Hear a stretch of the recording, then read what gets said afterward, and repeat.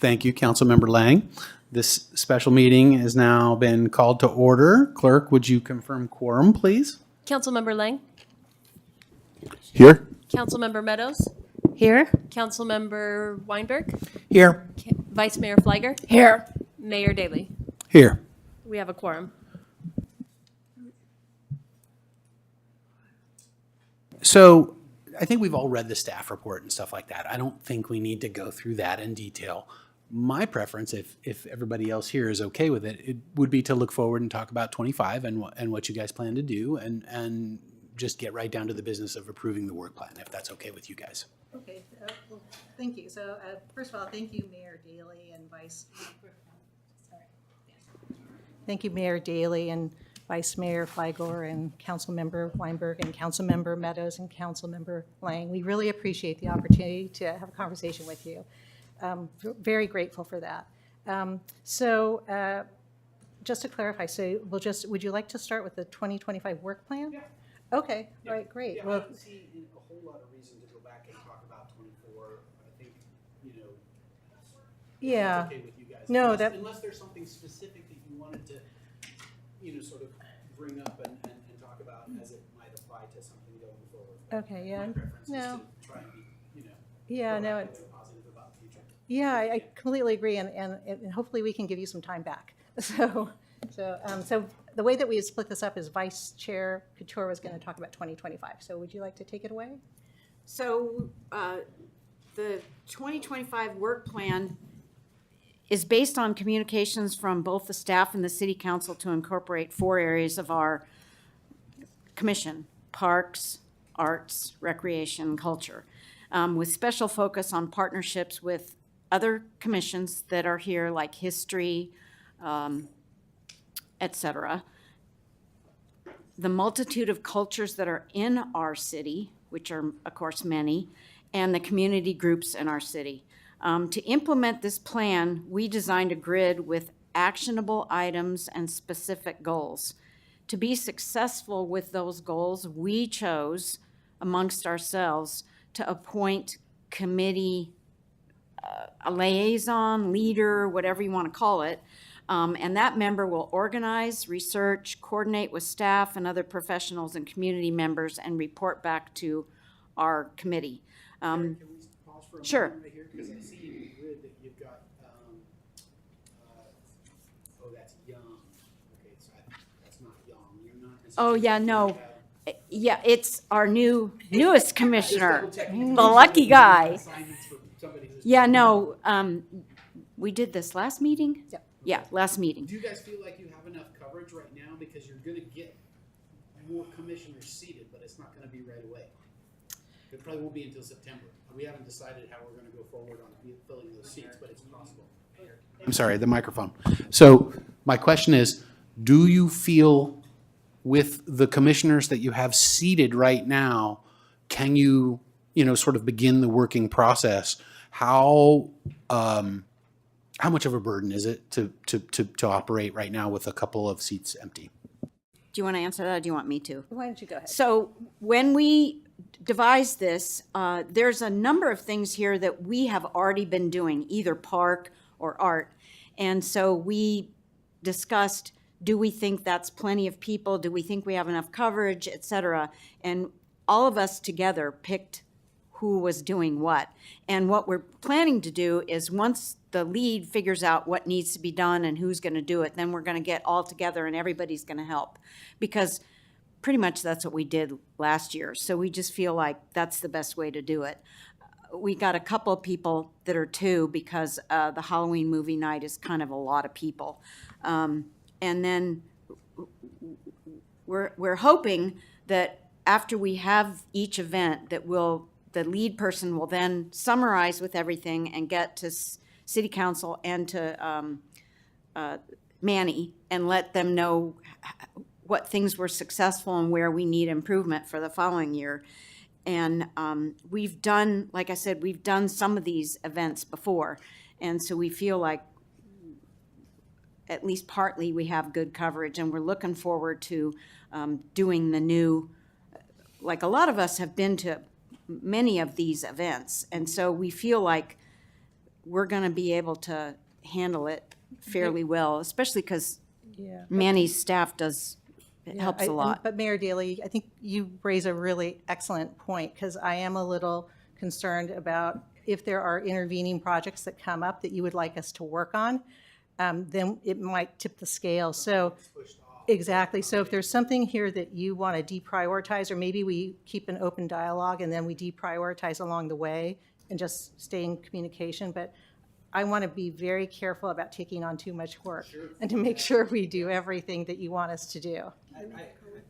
That makes perfect sense. And There's I the think that other- my colleagues may have different views about what's most important, and we'll have a chance to have that dialogue. We want So that from you. Yeah, yeah. No, I get that. We don't want you to be operating blind without that. Okay. Without that. Because, for example, if you find yourself in a situation where you do need to say, hey, there's this new priority we didn't think about, well, you need to know what should be deprioritized. Right. And as I look at this list, by the way, and we're talking about the cultural groups that you're partnering with, I notice a glaring absence. I would love to see us be doing something with Diwali. We have a huge South Asian Oh, community. cool. And we're doing something important for the North Asian community, for the Moon Festival, but I would just take note of Okay. whether it's Diwali or something similar, but I think we should be proactive in trying to engage the South Asian community. Yeah, half of my neighbors are Diwali on my street. And it's fun, too. Yeah. It's fun. A lot of good food and dancing and all kinds of Okay. fun stuff. I know that there was a resident who had sent in letters, I believe, suggesting a multicultural dinner or something like that. Is it, Well, what, Roberta came up with an idea. Yeah, I like think that was who it was. And we said, let's get you to engage the partners. Okay. I think it was a multicultural fair of some sort on a street. I don't like know how State it Street. would Okay. manifest itself, and that'd be for Yeah. you guys to sort of flesh that out before Okay. you recommend what you think should be done, but I thought the idea itself was certainly a good idea to Okay. take up. Yeah. great. And so did Gabe, I think. Yes. Sorry. What this work plan doesn't necessarily do, although we do have some dates, is that once we really get into it, we have to lay down, like a project manager, we have to lay down the schedules. And we may find that there may be periods of time where everybody's overloaded and we're panicking. So we may have to shovel things around, slide them. We haven't done project management on this work plan. We've just kind of estimated some of them, the seasonal things, well, they happen. So that's something that we still have to do.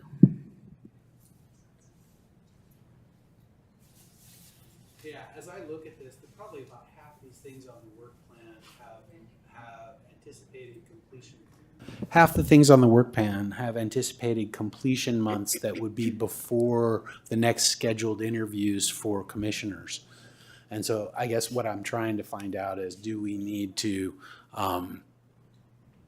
do special recruiting and special interviews before that, or can we wait until September? And by the way, in September, 4 of the 5 commissioners are up for Exactly. reappointment as well. Yeah. So that would leave you. Well, I'm not- I would hope that we're not going to have all of our institutional knowledge depart all at once, but Well, that's not up to us. no, well, I mean, it is if you don't want to serve again, but the point is, there will be a point in September where the commission is going to be in some degree of flux. Yep.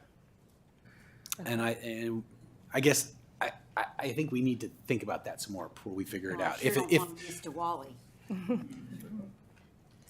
I'd like to meet one of anyway, I'm sorry for interrupting you. Please return to Yeah, your. go ahead. Basically, we're, like I said, we've contributed to some of these events already, and we're looking forward to any input that you all have for us, because like the fair sounded like a great idea.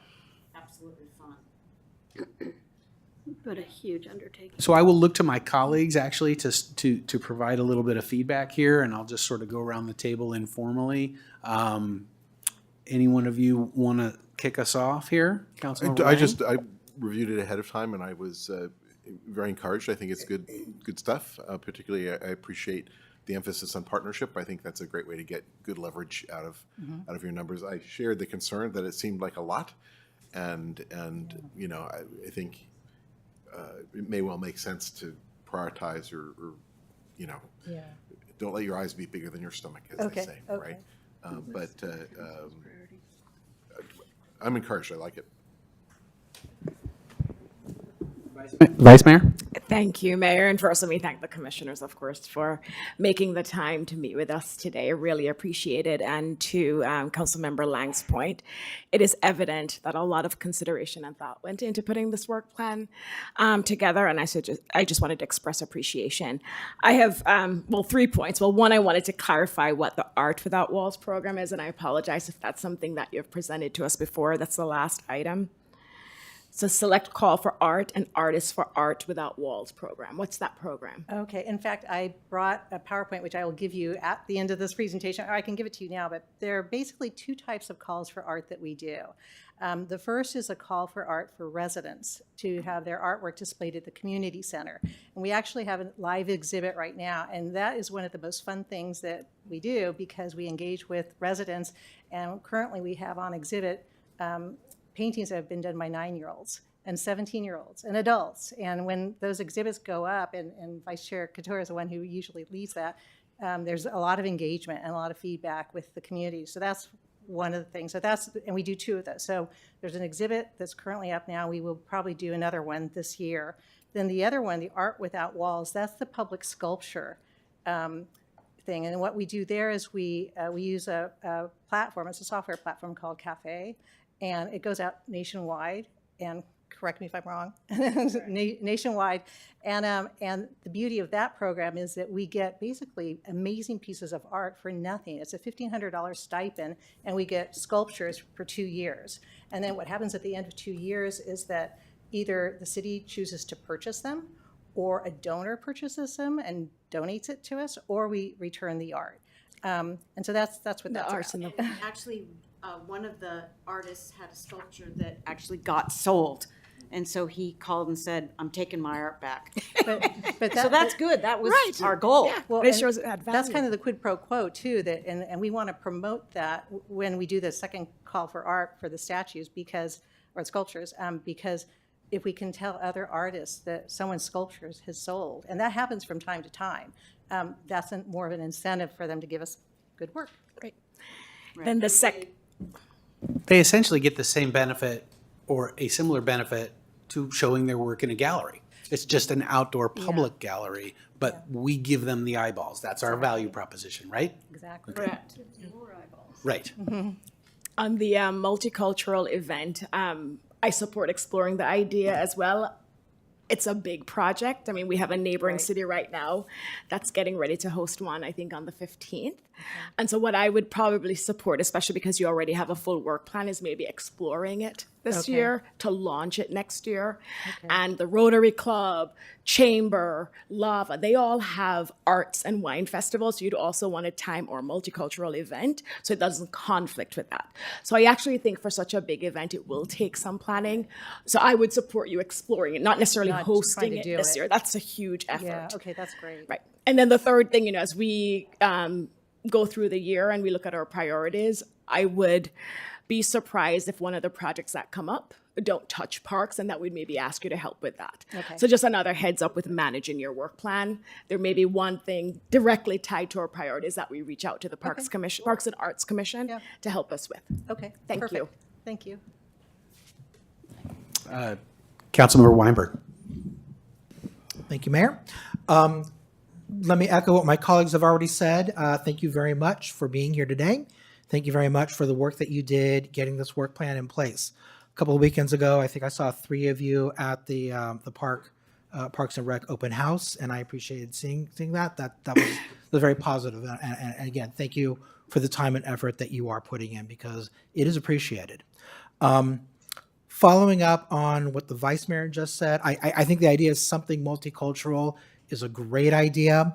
I think that the Vice Mayor was right. You don't want to rush into a major project, because I think that she's right, again, that it's going to be quite an endeavor, and we're going to need a lot of partners to do something positive. I would encourage you to be creative as you are engaging in this process. Having the same type of affair that a neighboring city does maybe is not the best way to move forward. Someone mentioned maybe it's going to be a multicultural meal or something like that. Go, you use your best judgment and explore, but doing the same thing that one of our neighbors is doing is not something that I want to say, yes, they're doing it, so let's do it. I would love to see something that is kind of unique, that is Los Altos doing things a little bit differently and gives a different spin to the same type of a message of we are living in a multicultural society and we can appreciate and learn from one another. Okay. The one thing that I don't see on the work plan is anything having to do with the dog parks. It was my understanding that Park was getting data and giving input to the director, and I see the director Hernandez is here, so maybe that's over with, I don't know. But could you just say a few words about what Park's role is? Let me speak to that. That was Commissioner, if you don't mind. That was Commissioner Morris, and she has all No, the it's me. Well, I'm the lead on we that. had okay. Yeah, so Commissioner Morris and I were doing it. And all we were doing was surveys of the parks, the 2 parks. So that is on the future agenda item list for our March meeting. We wanted to do it in January. We were prepared to do it in January, but we didn't have the January meeting. Then February was taken up with the whole thing. So it's on the future agenda item for March. And that is more, not so much about structure of the parks, because that's pretty much went through the community outreach and the workshops and all those, which Teresa and I attended every single event hosted by the staff and the planner and the designers. It's more about usage patterns and preferences and what if from the residents, do they like the hours? Do they like the surface? Do they like too many dogs, not enough dogs? Do they want programs? How many poops are on the yard? Things like that. Usage. Okay, so that you're anticipating that coming back onto your work plan? Or it's just a We matter weren't of... sure if it should go on the work plan because it was 2024 work that just needed to be received by the commission. So maybe Commissioner Morris, we're talking about the dog park feedback that you had discussed with Councilmember Weinberg when we were at the Fun Day. But what would be your expectation, or what would you want the commission to do? Well, I think I would actually defer to Director Hernandez, who is nodding his head, so I guess he'll talk about it with you. I mean, the dog parks are a very important project to me, and it's important to the entire council. I just want to make sure that the input that Park is giving to staff isn't falling by the wayside. Okay. Is everything okay, Teresa? Oh, yeah. Are you okay? Yes. All right, we were a little Did a worried. really good run on the way here. Thanks. Ran here? All right. Not So- all the way, but From Rosemont. I'm like, I'd be that's dead. a long run. Yeah. no. All right. So thank you very much. Councilmember Meadows. All right, thank you. So first of all, I want to thank you. I know we're not focused on 2024, but I want to thank you. I know there was some rocky discussion before, but thank you for the work that you've done. Thank you to former Chair Valadez. And I am sorry if you felt a little beat up in this process. As you can see, we're working constructively to move forward. So thank you for last year, and thank you for what we're seeing for this year. I want to ask about another thing that I saw was missing. Not that I'm recommending that it should be on the work plan, but it does need to be wrapped up gently and professionally, which is the artist who came in many times about the art on City Hall. So if there's a plan that staff has, we don't need to talk about it publicly, but I do want to be sure that we as a city thank the artist. Well, I don't even know, it's not here, so I shouldn't want to assume that you're not going forward with that, but if that's something we don't need to talk about today, that's also fine, but somebody needs to make sure we close the loop professionally. Manny's going to do that. Okay. Director Hernandez and I talked about that actually, and we're going to thank him. He's actually an artist who has other Yes. pieces around the city. I understand and he's very that. Yes. wonderful. And so maybe we can figure out a very nice way to thank him for all his Okay. time and trouble.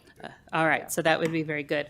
So then this is actually picking up on what the vice mayor said. I think it's very important that you remain flexible and we remain flexible and you're able to switch in and switch out projects. So again, thinking about being understaffed, especially if something new comes in or something turns out that it's going to take more time, then you got to come. I think we have to keep the communication open this year and just don't hesitate to let us know, say, we got to drop this because we want to focus on that, or whatever it is. Just don't let yourself get bogged down if we can help you get out of that.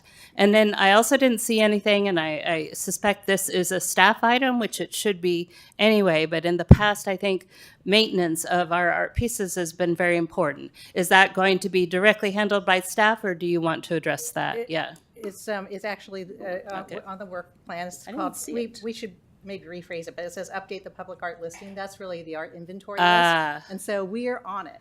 And I've been working with Director Hernandez on that. And so we're going to do another round of visiting the 40-plus sculptures that are there and checking them out, photographing them. So that's something that can be done. Right, and because the maintenance is super And so important. You all might Yeah. not know, but we had 4 sculptures that got repaired last year and in '23. So yeah, 2 of them were very big. They had to be removed and sent away and redone and came back. So Yeah. yeah. Does that include the Walter Sanger bust? Because I know we had No, to send that Walter one out Sanger is for repair, and Chamber. that was a chamber one. I'm trying to remember But the I name still of think that. I still think that would go like on our brochure. Yeah. Yeah, Yeah. I think that. But could go on I the think brochure. that's, it's kind of important, and next year, when you do the wrap-up, even though it's not on the work plan, I think we'd like to know, X number of major pieces. Yeah, we have, I think, 4 that need were plaques. and- repaired and, Yeah, right. whatever. Okay, got it. So, Yeah. And Commissioner Valdez was indicating to me, suggesting that the maintenance report, that we should get that to you so that you could take a look at it. And it's also on the future agenda item. Those are 2 Yeah. 2024 reports that were Yeah. ready to go, but we need to present. right. Because it could even just be like an informational item Yeah, or it could something, just- because I yeah. think we're probably all interested Yeah, in that. we could send it to you Since we have immediately. So the fund. Yeah. could I ask the city council and Mayor Daley, how would you like us to keep you informed? Do you want an email? Do you want us to come to public comment? I want to minimize the burden on you, and I'm thinking maybe an email, and then if you want to talk further, we can appear. Email is great. I may not be at every one of the park meetings, but I will watch them either in real time on Zoom as they are occurring, or I will watch them on YouTube the next day if Okay. I'm not there. Okay. But email is great. All right. The minutes of your meetings are part of the public record. So Yep. once you actually take an action, we're gonna know about it. I mean, it's not, so, Okay. yeah. Okay. We don't need to create a burden to be at the city council meeting or Okay. something like that. In fact, I've seen other commissions where they designate somebody to go to the meetings. And they end up taking a bunch of their time talking about what we talked about in our meeting. Oh. I would Okay. prefer you don't. Okay. Got it. Just to clarify, Mayor, were you asking about how to best communicate with the mayor because he's a liaison, or how to update the full council on what you're doing? I was thinking this full council. That's what I thought, and that's not a practice of ours. I mean, obviously, if you need something clarified from council, then you would come to us. But basically, when we meet for Got the it. work plan, that's when we normally get Okay. the update and the report. Actually, that's a good comment, because when we get done with a project, we were gonna send it to council, but you want us to send it to the mayor. you And can then- always brag to us. I mean, if you Well, want we're to. not gonna brag. I mean, it's just, this got done, there's 100 people. That'd be blah, blah, great. blah. Well, Okay. when you take action and it's something that you're sending to council, like here's our recommendation for art you should approve the purchase of, that in itself, just taking the action at your public meeting will get it onto our agenda, because then staff will work with us to find out when the right time is to put it on our agenda. Separate from items that get kicked up in that way from commission to council, if there are other things that you want to have a discussion about, as the liaison, I'm that's what I need to be available for. And, you know, I want you guys to have my cell phone number and my email and if we need to go have coffee and aren't sure exactly how we're going to discuss it, but we need to just sync up, that's fine too. In fact, the more coffee, the better. Yeah, before, as long as it's before 4 in the afternoon. Councilmember Lang. So just a sort of a meta point. It occurred to me with all these events, you're going to be interacting a lot with the public and may well come across people who are enthusiastic about the kind of things you're doing. And those would be good people to suggest they might want to keep, and I had to be a commissioner. So if you meet people that are cool and you think it would be fun to work with them, you know, feel free to suggest that they put their name into the commission I process. think it's a great idea. In fact, I had a former public arts chair who I was on the commission with her when she was there. She was like there 10 years ago. She reached out and said she would help out. So it was really nice. I think she misses her old job, but so I will definitely try to do that. Thank you for the suggestion. Councilmember Weinberg, you had something else you wanted to add? Thank you. Yeah, I just wanted to jump in on the prior conversation. If you need input from us or you want us to be aware of something, probably, in my opinion, the best way to do that is to let your staff know at the meeting. I mean, it's obviously it gets dicey if someone writes an email to the entire council, and you don't want to have to agendize for next month. Are you someone going to write? You know, are we going to do it during meeting time? If you just, I mean, you're at a meeting, you're on the record, and you let your staff liaison know, hey, you know, we'd like council to know this, or we'd like to get council's input. Then your liaison will let it percolate up the system, and eventually the appropriate person on staff can get feedback one way or another from the council. Okay, perfect. Thank you. Thank you, Councilmember Weinberg. All right. Mayor, I'm sorry, can I Go just, ahead, please. based on the previous conversation and the point that Vice Chair Couture made about, you know, whether or not, you know, they attend meetings, how they update us on what they're working on. We used to have a practice, and I don't know if it's documented, I don't know if the city attorney knows this. I remember there was a misunderstanding about whether or not commissions needed to have a representative attend all meetings or only when there was an agenda item relevant to their mission. And I don't know if we still have that practice. And so, for example, if there was not necessarily something on your work plan, but if council was discussing an item that really, remember back, we used to do that. If we were discussing an item related to your mission, you would attend that meeting and then obviously report back to your commission. Is that a practice you guys are still following? Yeah, I think so. I mean, we haven't set it up yet, but we were planning. Yeah, we were, exactly, yeah, Okay, so that's another way to keep apprised of. exactly. I'm pretty sure that's up to you as a commission. If you choose to do that yourselves for your commission, I don't think that that's a general policy adhered to by all commissions, but you certainly have the right to do that. So I want to wrap up here pretty quickly. So I'm going to look at my colleagues. I'm ready to approve the work plan. It's not something we vote on. We just give guidance on it. We're not taking formal action in that regard. But I'm looking around and not seeing any objections. So staff, our guidance is that the Park Commission's work plan is approved. Thank you. Do you guys have any other questions or anything before we wrap up? Go ahead, Janine. It's a matter of priority. We did not put in our work plan. Several times last year, a community member and her father came to talk about a community garden. And the impact we had on her was that she came in wanting to do a food-based garden, and we kind of moved her towards a more contemplative garden, an experiential garden versus a food garden, because we were aware of some community feedback that didn't want to farm so close to, and it wasn't a farm, but you know what I'm saying. So we were highly encouraging of this young lady. She had done a lot of homework, in fact, even worked with the artist that we were talking to about this. So we did not put it on the work plan, but instead wanted to maybe ask you folks, where does that sit on your idea of priority? If it's something that we should add, as far as continuing the exploration on the work plan, or if we should just allow, public comment to continue to be the source of our staying updated on that. I personally would prefer the former than the latter, because it just gives the community, the residents, a better feel if they feel that we're actually working towards something. But it's really, we seek your input on priority there. All right, hang on one second. Commissioner Morris, you wanted to chime in too, please.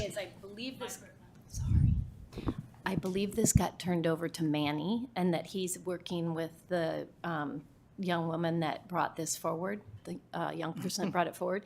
And the other is that the artist that was, that has been coming in about the steps and beyond, he volunteered to donate a sculpture to the process, is what I understand. So I think it's moving forward via staff. Is it? Okay. Councilmember Meadows. Just one final comment, and actually, former Chair Valadez and I have talked about this. Sometimes public comments are just public comments. They don't necessarily go on the work plan or become an action item.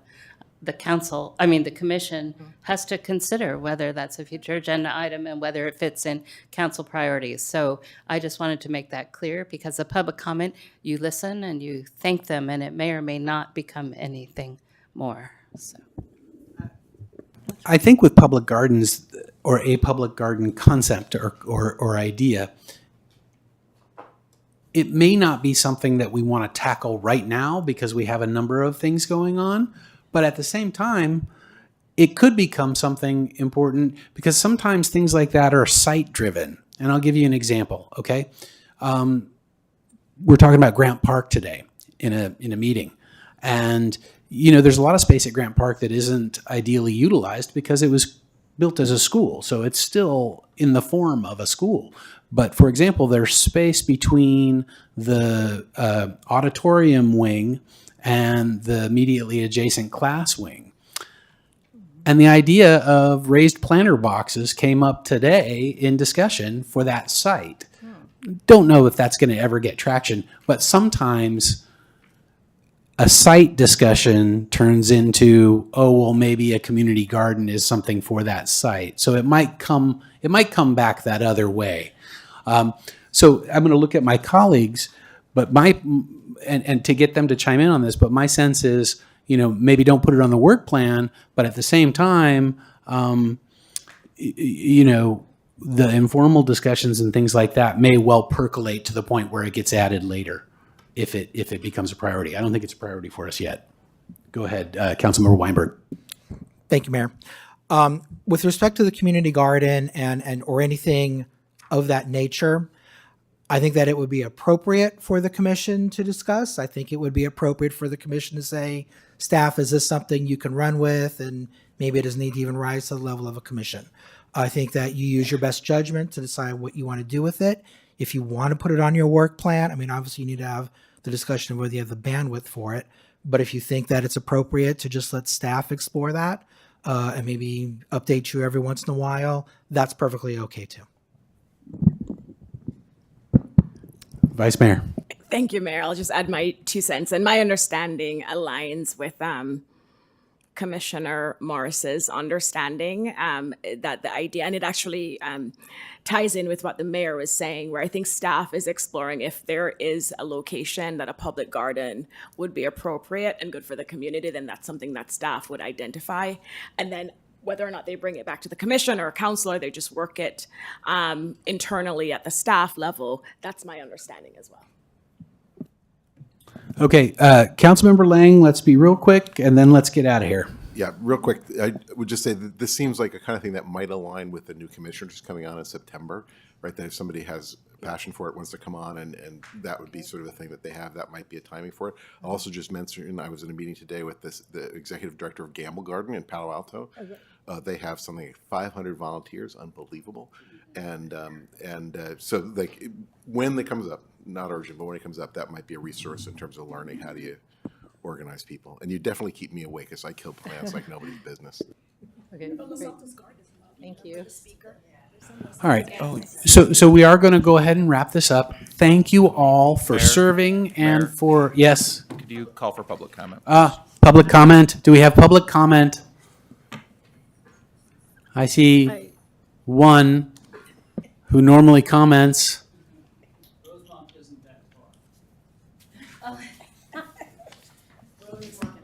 Okay, duly noted.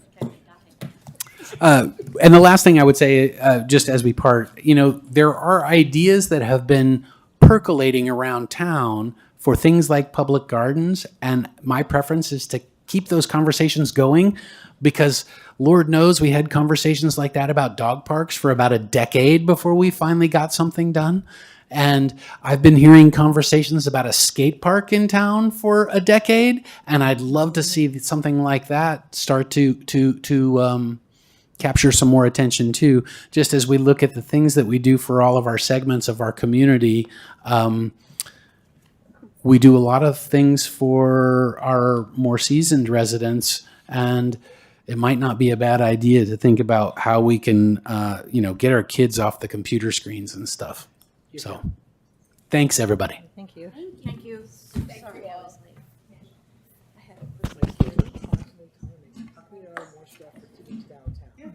I keep telling them, I think that we would, yes, well, it's near the high school, right? We would love to have more things for you downtown. What do you want? I can tell you a specific, I'll walk with you outside. interested to all of their peers. They said, we love downtown, and we do that about 20% of the future, 80% of the downtown. Okay. Streets closed. So as we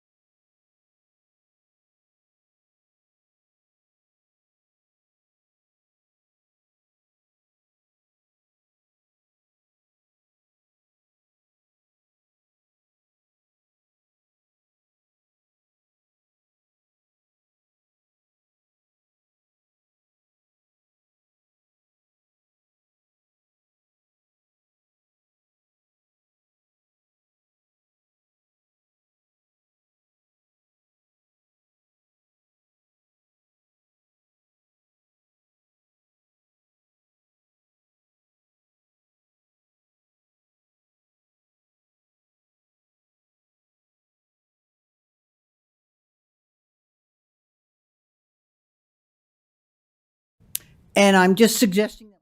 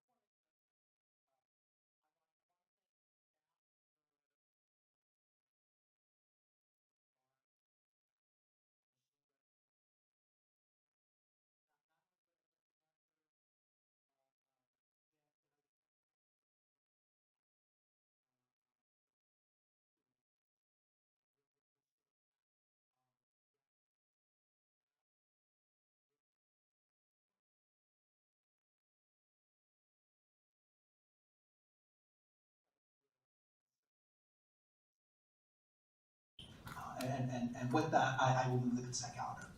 All right, do I have a second for?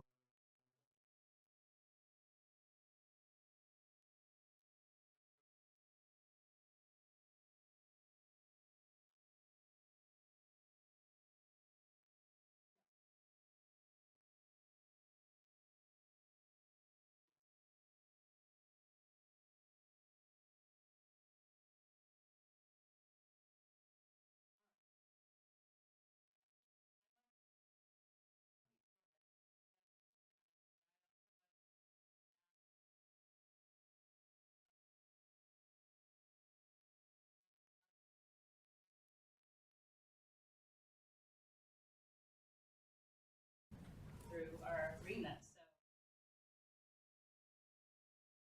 so we're making some. Report. Thank you. Thank you, Councilmember Meadows.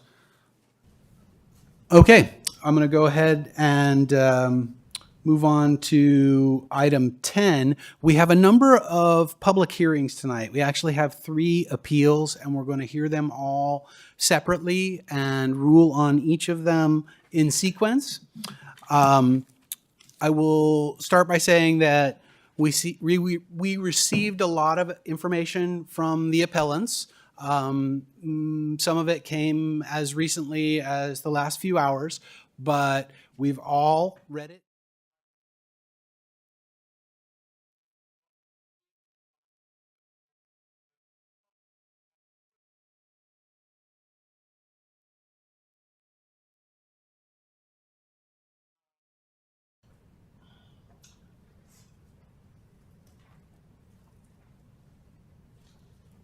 All right, so the first appeal is the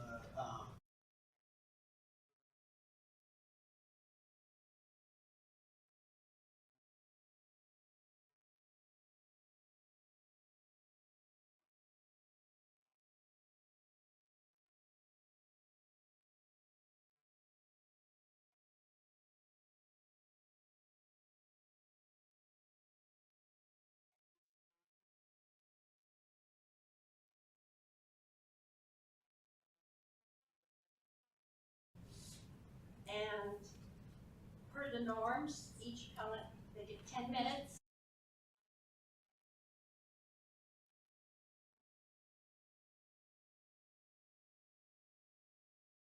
After appellant's 10 minutes, we will open the public comments, and then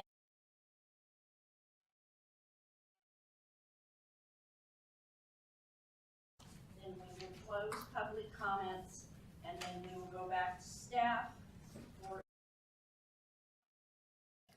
raised by the appellants or any information you would like to hear from staff. But this is really the appellants, 10 minutes, public comment, and then 5 minutes. Okay, so could we have the appellant for the historical alteration permit please step forward? All right. and this is Maria Bautista, correct? Good Thank you, evening. Maria. Wait, Before you're we not- actually begin, Are you- No, so the are you- appellant for appeal number 1 is Alice Menzel. so before we actually begin the, Hang on a second. Yep. I want to make sure that we get the appellants correct first, and I suspect I know what you're going to ask, but you'll have a moment to ask in a moment, okay? Go ahead, Director Zorns. So appeal number 1 is an appeal of a historic alteration permit, and the applicant that filed is Alice Menzel. Is the appellant here? Alice Menzel is not present. How do we handle that, City Attorney? Well, her appeal, she didn't show, so it would be a denial. We would have to deny it. But if you want to hear from this appellant about, I think it's about the continuance. yeah, may I speak? Is it- Yeah, go ahead No, and speak so- about, Hang on, Oh, please. yeah. Hang go on. ahead ready, and speak about the continuance. What? This particular public hearing is about the historic alteration permit. So unless the request is for a continuance about that appeal, but you're not the appellant. So how can somebody who's not the appellant request a continuance for an action that they're not party to? So Mayor, can I also ask a clarifying question for the city attorney? Please, Vice Mayor. So with regards to appeal number 1, I understand the appellant isn't here, but as part of the public hearing, before council rules on the appeal, should we still allow for public comment? Yes, you can take public comment on appeal number 1, which is the historic alteration permit. And then when we get to appeal 2 and 3, we can discuss continuances if it comes up. All right, So- which appeal is Ms. Batista? Which appeal is the one that Ms. Batista is for which Ms. Batista is the appellant? Appeal number 2. All right, so we're going to go ahead and handle number 1, and then you come back up So for number 2. But I'd also like to add two things. Is Mr. England had offered that before the hearing actually began, that we could speak to the continuance. In an email exchange we had yesterday, that the appropriate time to discuss the continuance was before you actually began the public hearing.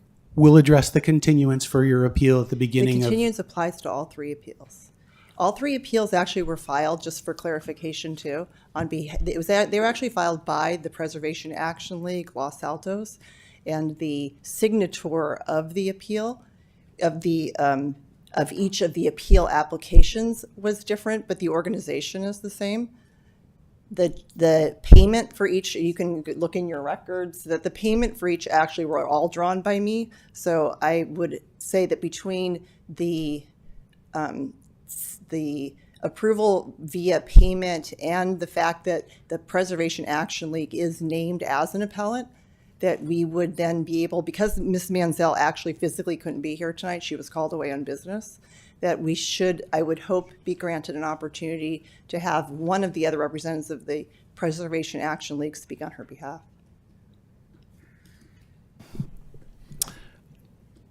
Madam City Attorney, do you have guidance to us on how we should consider who is the appellant?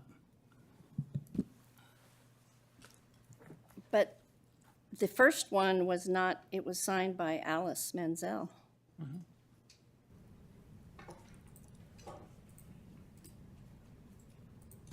All right, I am going to hear public comment on the first appeal, and then we will close the public hearing and deliberate. And Ms. Bautista, you will have your opportunity to seek a continuance when we start the public hearing for the second appeal. Can I raise a point of inquiry? Has staff received, or Ms. Batista, do you have anything in writing from Ms. Mansell appointing you to speak on her behalf, or otherwise formally requesting you to have authority to act on her behalf? Certainly, we would have done that if we thought it had been a problem, given that the Preservation Action League is identified on the Okay, application. no, as no, the so appellant. I think the answer to the question is no, there's The nothing in writing is from her. No, and I certainly right can now. attempt to seek that right now if I can catch her before she boards an airplane. Okay. if you would move, because one of the other requests we had is for the logic of the public hearing. It actually makes more sense for you to hear them in a different order. So, well, I'm going to defer to the mayor on the agenda and the process. I just want a clarification whether staff had received or you have in your possession now any kind of writing giving you authority. And I understand the answer is at this moment, no. That's all I wanted to know. Thank you. Okay. All right. So as I said, we're going to hear the public comment for the first appeal and deliberate and rule on the first appeal, and then we will take up the next one after that, and you will come back up and. So with all due respect, though, is I would like some clarification, because we, again, the city manager and myself, we had a conversation around the continuance, and the continuance didn't just apply, it applied to all three appeals. And so I'm just concerned about the order of not considering the continuance before moving to act on the first appeal by council. I'm going to rule that since we do not have the appellant here for the first appeal, there is no legitimate request for continuance for that appeal. So again, that the information provided to us then for the way this would be handled tonight was inaccurate. So the email exchange says, would let council know that a continuance was going to be requested. And I specifically said a council may decide to approve or not approve that continuance request. Correct. So I'm not sure that there's been any miscommunication on that part. It's a discretionary action on council. But they're not. If there's nothing else to add, we should probably move to the appeal. Well, I would say that that's the secondary part of the email and the email exchange. The primary communication, or the initial communication, was about when this would take place. And if you go back to that email, this was going to take place before the start of the public hearing. And so again, I'm confused as to why then we would put one of the appeals then ahead of the statement of, or the request for continuance. So, Ms. Batista, you've made the request. The appropriate time is before the public hearing is heard. You've made the request. I haven't made the request yet, though. So if you would grant me the opportunity to make the continuance request. I am not going to grant you the opportunity to request a continuance because I have made a finding that you are not the appellant for the first appeal. The appeal is signed by Ms. Manzel. Were she here, or had she given you power in writing to speak for her, then we would entertain your request for a continuance on this appeal. Since the appellant is not here, we're going to go to public comment on that appeal, and perhaps the public will have things to say that will stand in for what the appellant might have said had she been here. I won't know until I hear from the public. Just one point of clarification then, am I permitted to speak as a member of the public? Yes, you are. Thank you. Thank you. All right. So how many public comments do we have? Public comment cards, assuming that we're going to get an additional one from Ms. Batista. 3 total with Okay. the lineup that's happening. 4, maybe. Yeah. I have 1 physical, and it looks like 3 more are coming. Okay. 3 minutes each. First speaker is John Baer.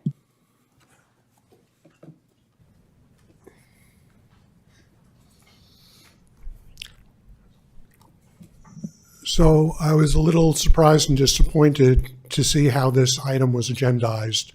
And you've gotten public comment on that in writing.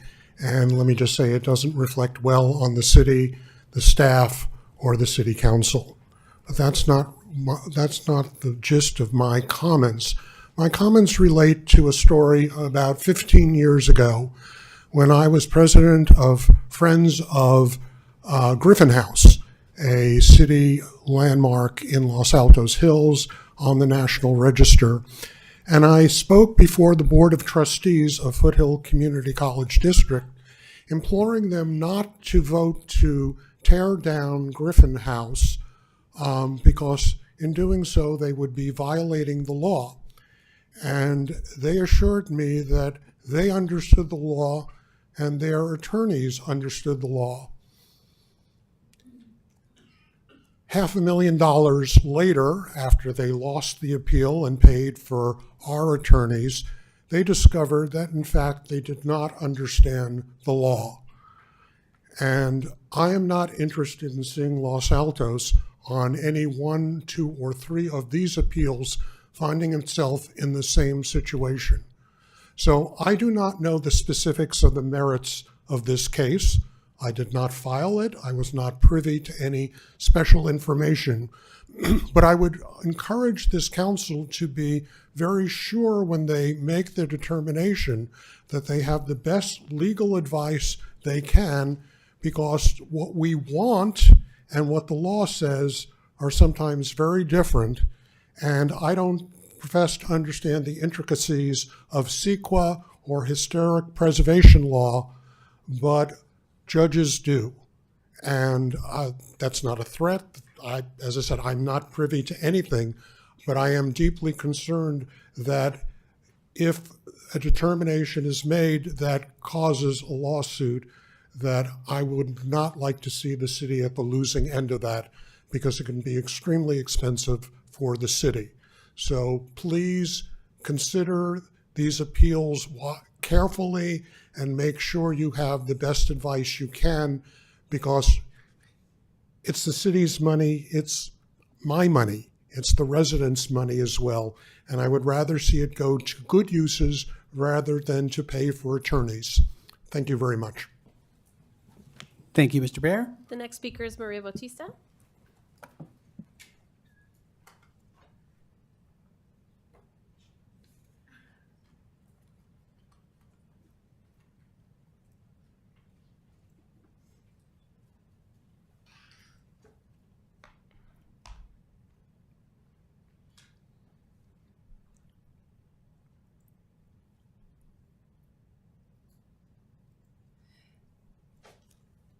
So Go ahead, Marie.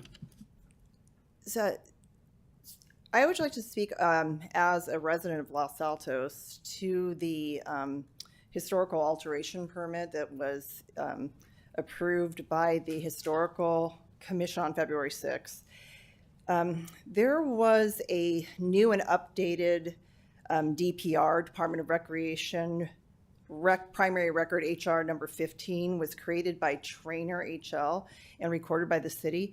That new DPR is in itself a project and is as such needs to be considered both under the requirements of CEQA, and it requires consideration by the Historical Commission under our own historical preservation ordinance. At its inclusions and omissions in a historic primary record can have an adverse effect. That document needs to be properly assessed. Also, I think it's important to recognize that the Los Altos Library and the Civic Center themselves actually were completely overlooked in the analysis for the library courtyard project.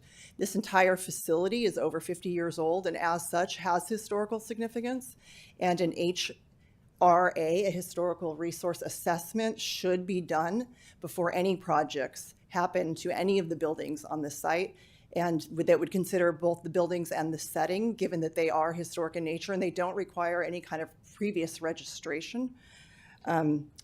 The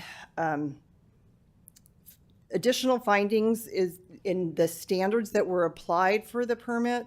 There clearly has been anticipatory demolition in with regards to the historic orchard. We have in the packets that you've seen that there's evidence that Dr. Jane Packard from the Orchard Commons Committee has been engaged in altering the orchard under some direction since 2023, including a new drip irrigation system, reconfiguring the trees, creating broader perimeter land area. In Library Commission meetings, it was noted that that was done in anticipation of projects.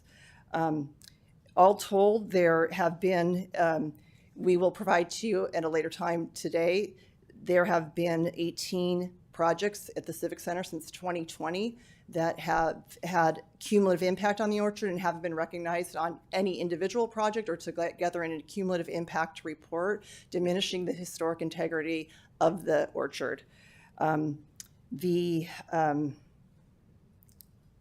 Cumulative impact, of course, is the thing that we're most concerned about, that we're piecemealing projects and we're not considering the whole. As a resident, the historic orchard, again, is more than just trees. It is the setting, it is the historic nature of the civic center in which it sits. And I would ask you to please consider. Thank you. The next speaker is Robert Becker.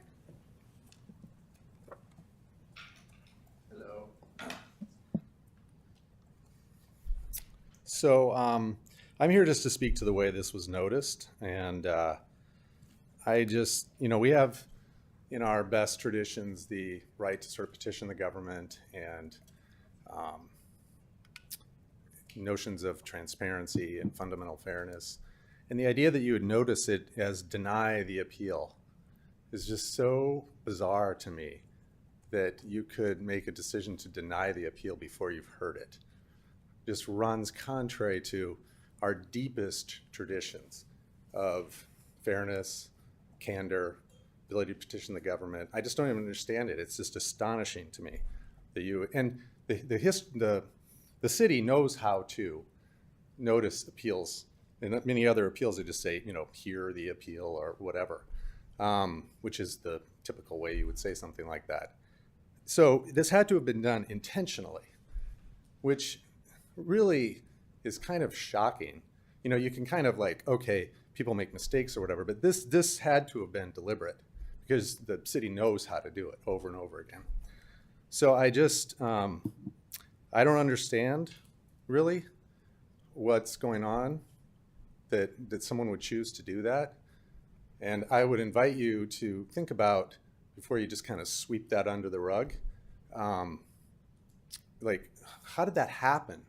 Who looked at it?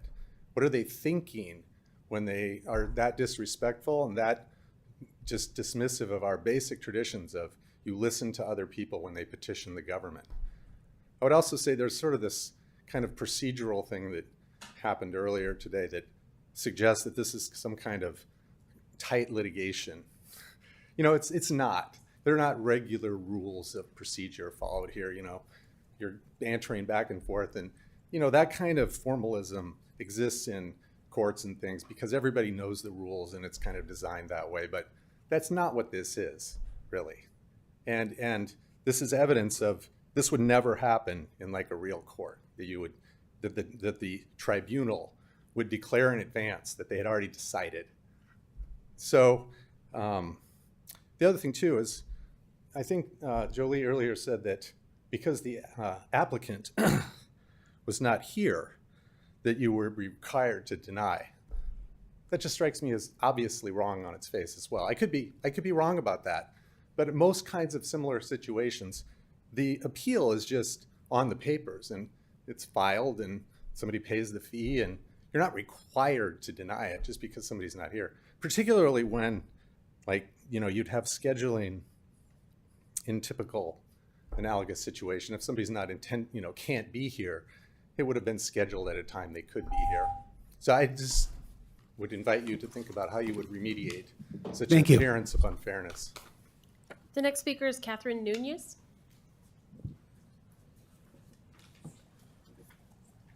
Hi, it's Catherine Nunes. Hi, good to see you.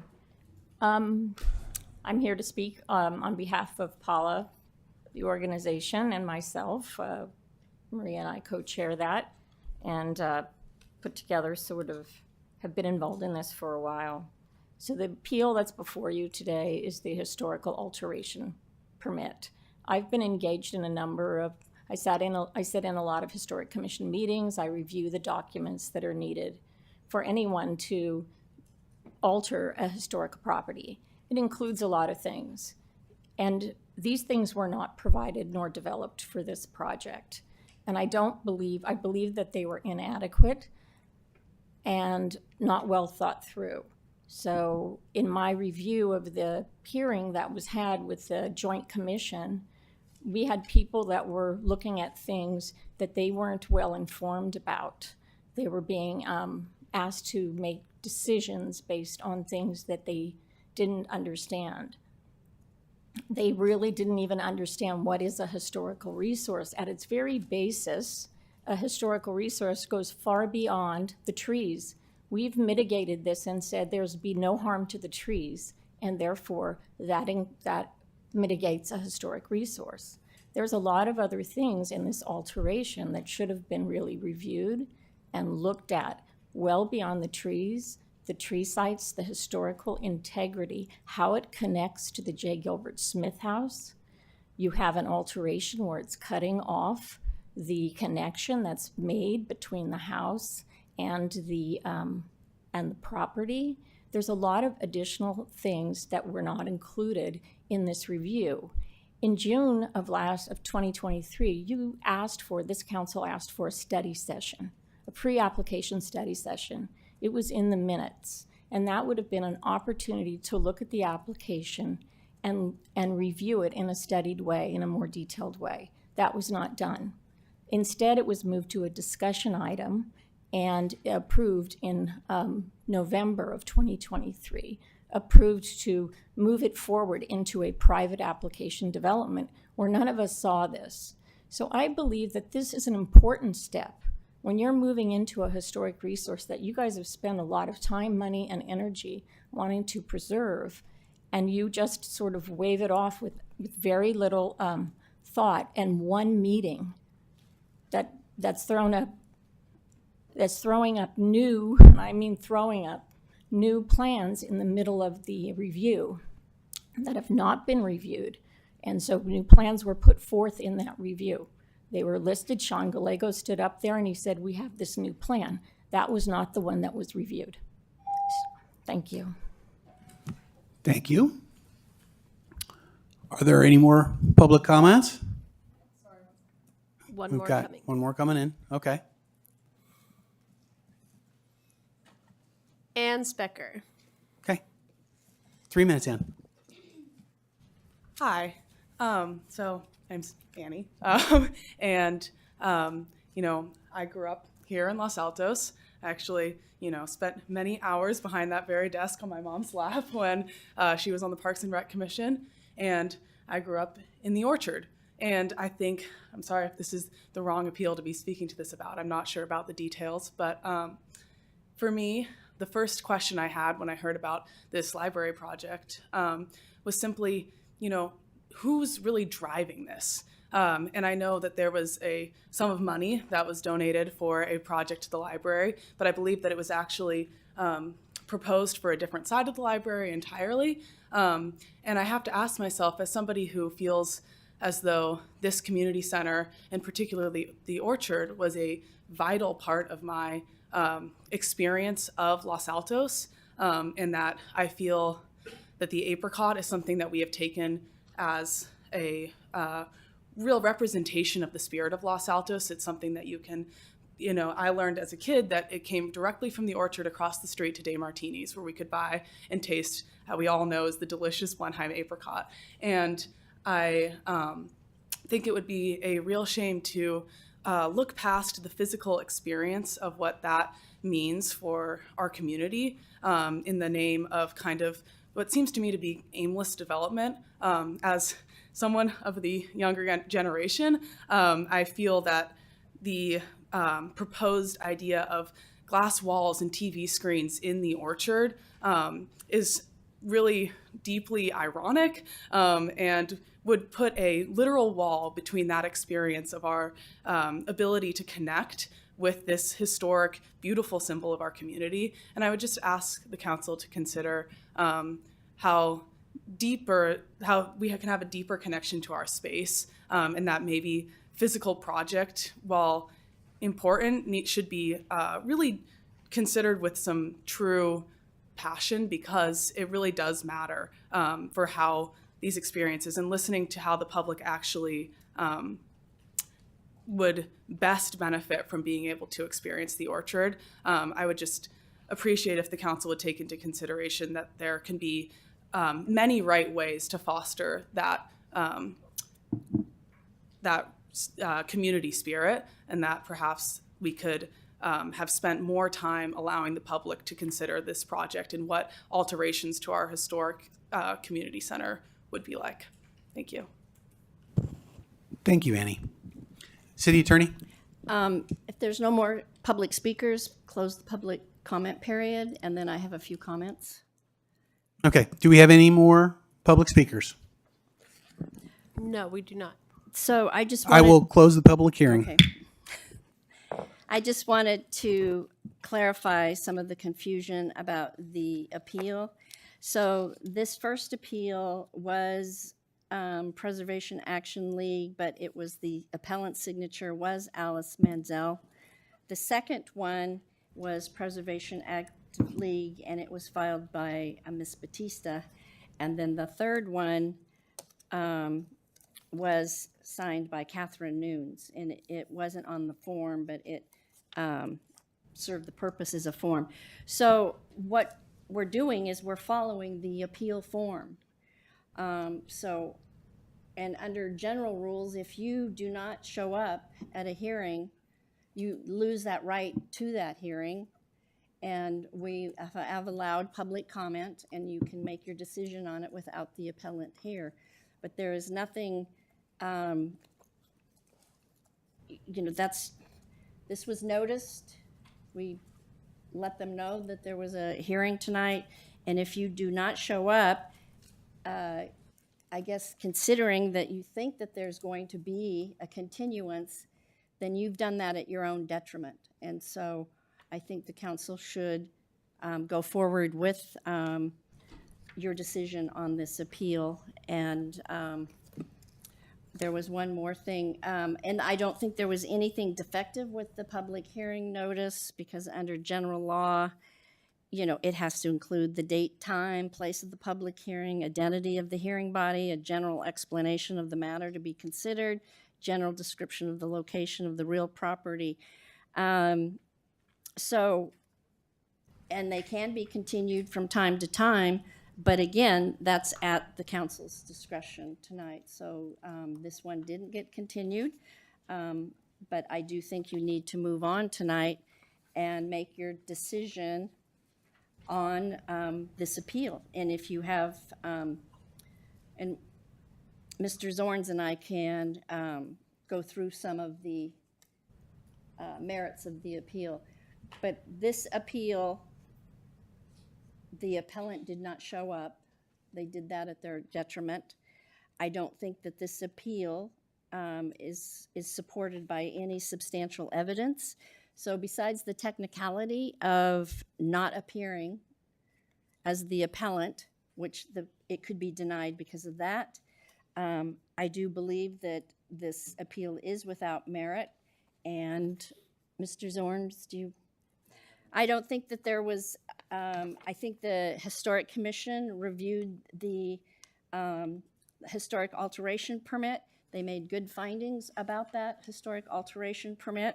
I don't think that the Historic Commission was not well informed, or they didn't understand. I think they truly did understand their task that night, because I was at that hearing, and they did read from the resolution. So unless you, if you have some questions, Mr. Zorns and I will be happy to answer those questions. Let me go ahead and check with my colleagues. We're going to go ahead and deliberate this now, and I will look for your comments. And then if you do have questions of the city attorney or any city staff that you need answered before you can render your decision on this, please ask those questions at that time.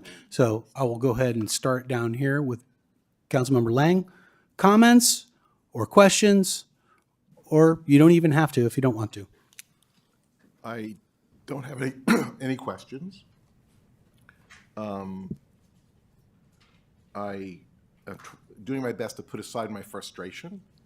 I spent hours this afternoon, as I suspect my colleagues did as well, making a point to be prepared. We received much last-minute input for this meeting.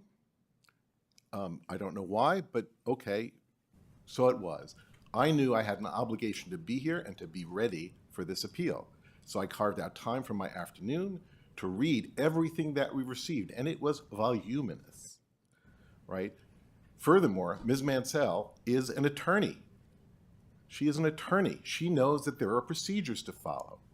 and she has chosen not even to give us the courtesy of telling us that she would not show up. But I want to park all of that, park that emotion, and look at the reality of this situation. First of all, there's the pattern. The orchard is not being demolished by neglect. The orchard is in better shape than it's been in a decade. Furthermore, the notion that there hasn't been due process, there has been intense due process. I used to be part of the Historical Commission. I spoke with the new chair, Chair Coe, as she was preparing. She took that job very seriously. She knew that this was an important decision, and she and the other commissioners took it very seriously. You may disagree with her understanding of it, but the notion that she was in any way careless or ill-informed or didn't do her work, it's wrong. That's not correct. I feel like both in terms of the content of the project and the process that was followed, I don't see any grounds for this appeal, and I plan to vote against it. Councilmember Weinberg. Thank you, Mayor. I concur entirely with what Councilmember Lang just said. The only thing that I would add is that if one were to look at the agenda for the entire meeting, every single item of the agenda lists as a description the staff recommendation. When I am preparing for an appeal or any other item, I note the staff recommendation if there is one, but that is not determinative of how I vote. I don't believe that is determinative how any of my colleagues vote. It is simply the way that the agenda is put together. It is not an indication of what the outcome is going to be. And one can find instances where 1, 2, 3, 4, or 5 council members have voted contrary to what staff has recommended in the past.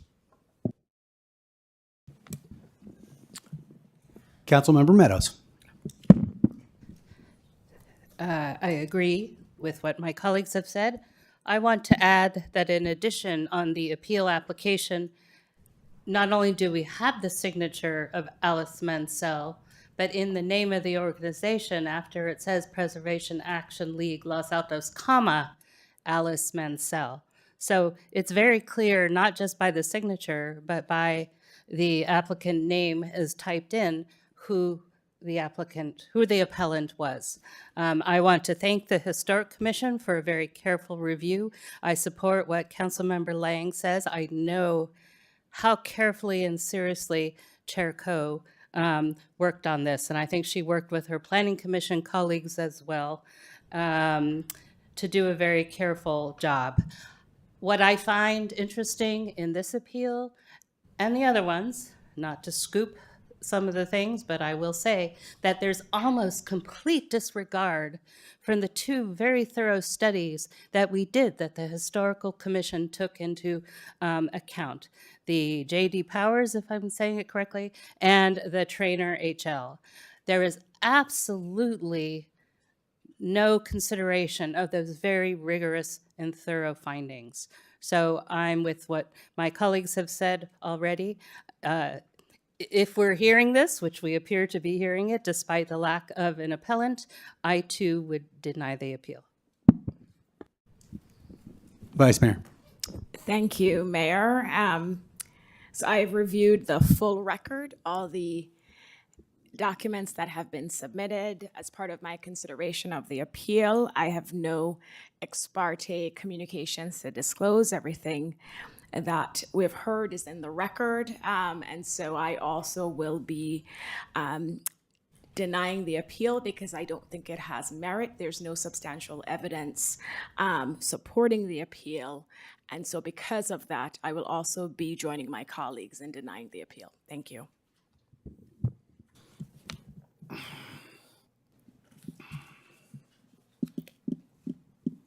So this is a judicial process, and it does follow rigorous rules. I don't know all the rules as well as mayors who have served longer than I have might. So I do look to colleagues to help me get through the process.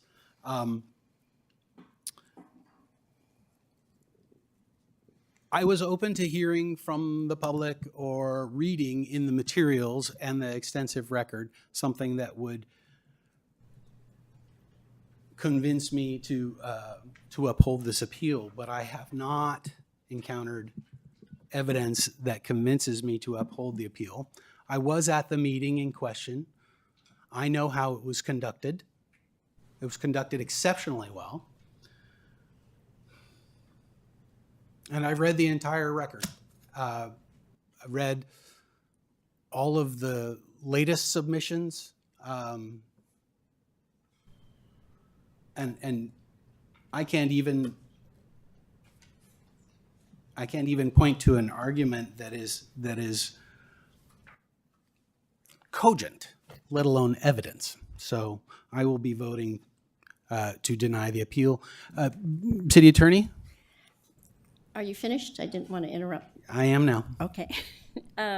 So with this failure to appear, the recommendation is deny the appeal, but I would put in there that the appellant failed to exhaust her administrative remedies by failing to attend this appeal hearing, and the city council will go forward, and then you can read the rest of that. But I do think we need to put it in the record that the appellant failed to exhaust her administrative remedies by not appearing tonight. Okay, so I will note before we call the roll that the appellant failed to exhaust all of her administrative remedies by not being here tonight, present for the appeal, and that despite the technical issues with the appeal, the council is choosing to decide the appeal based on the merits, not based solely on the technical issue of the appellant's absence.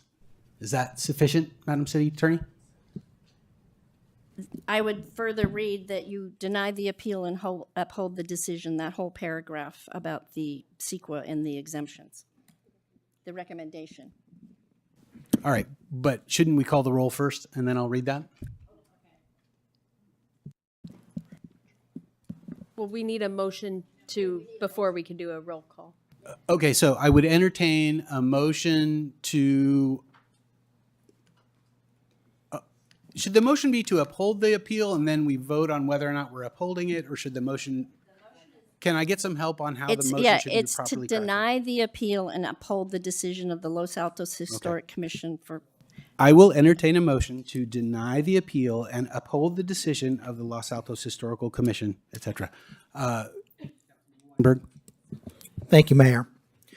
I move that the City Council deny the appeal and uphold the decision of the Los Altos Historical Commission for Historical Alteration Permit H24-0003 for a new library courtyard, and affirming that the proposed project is categorically exempt from environmental review pursuant to Section 15301, Existing Facilities, and Section 15303, New Construction and Conversion of Small Structures, of the state guidelines implementing the California Environmental Quality Act, CEQA, of 1970, and that none of the exemptions outlined in Section 15300.2 apply, and further that the council find that the appellant has not exhausted her administrative remedies because she has failed to appear for today's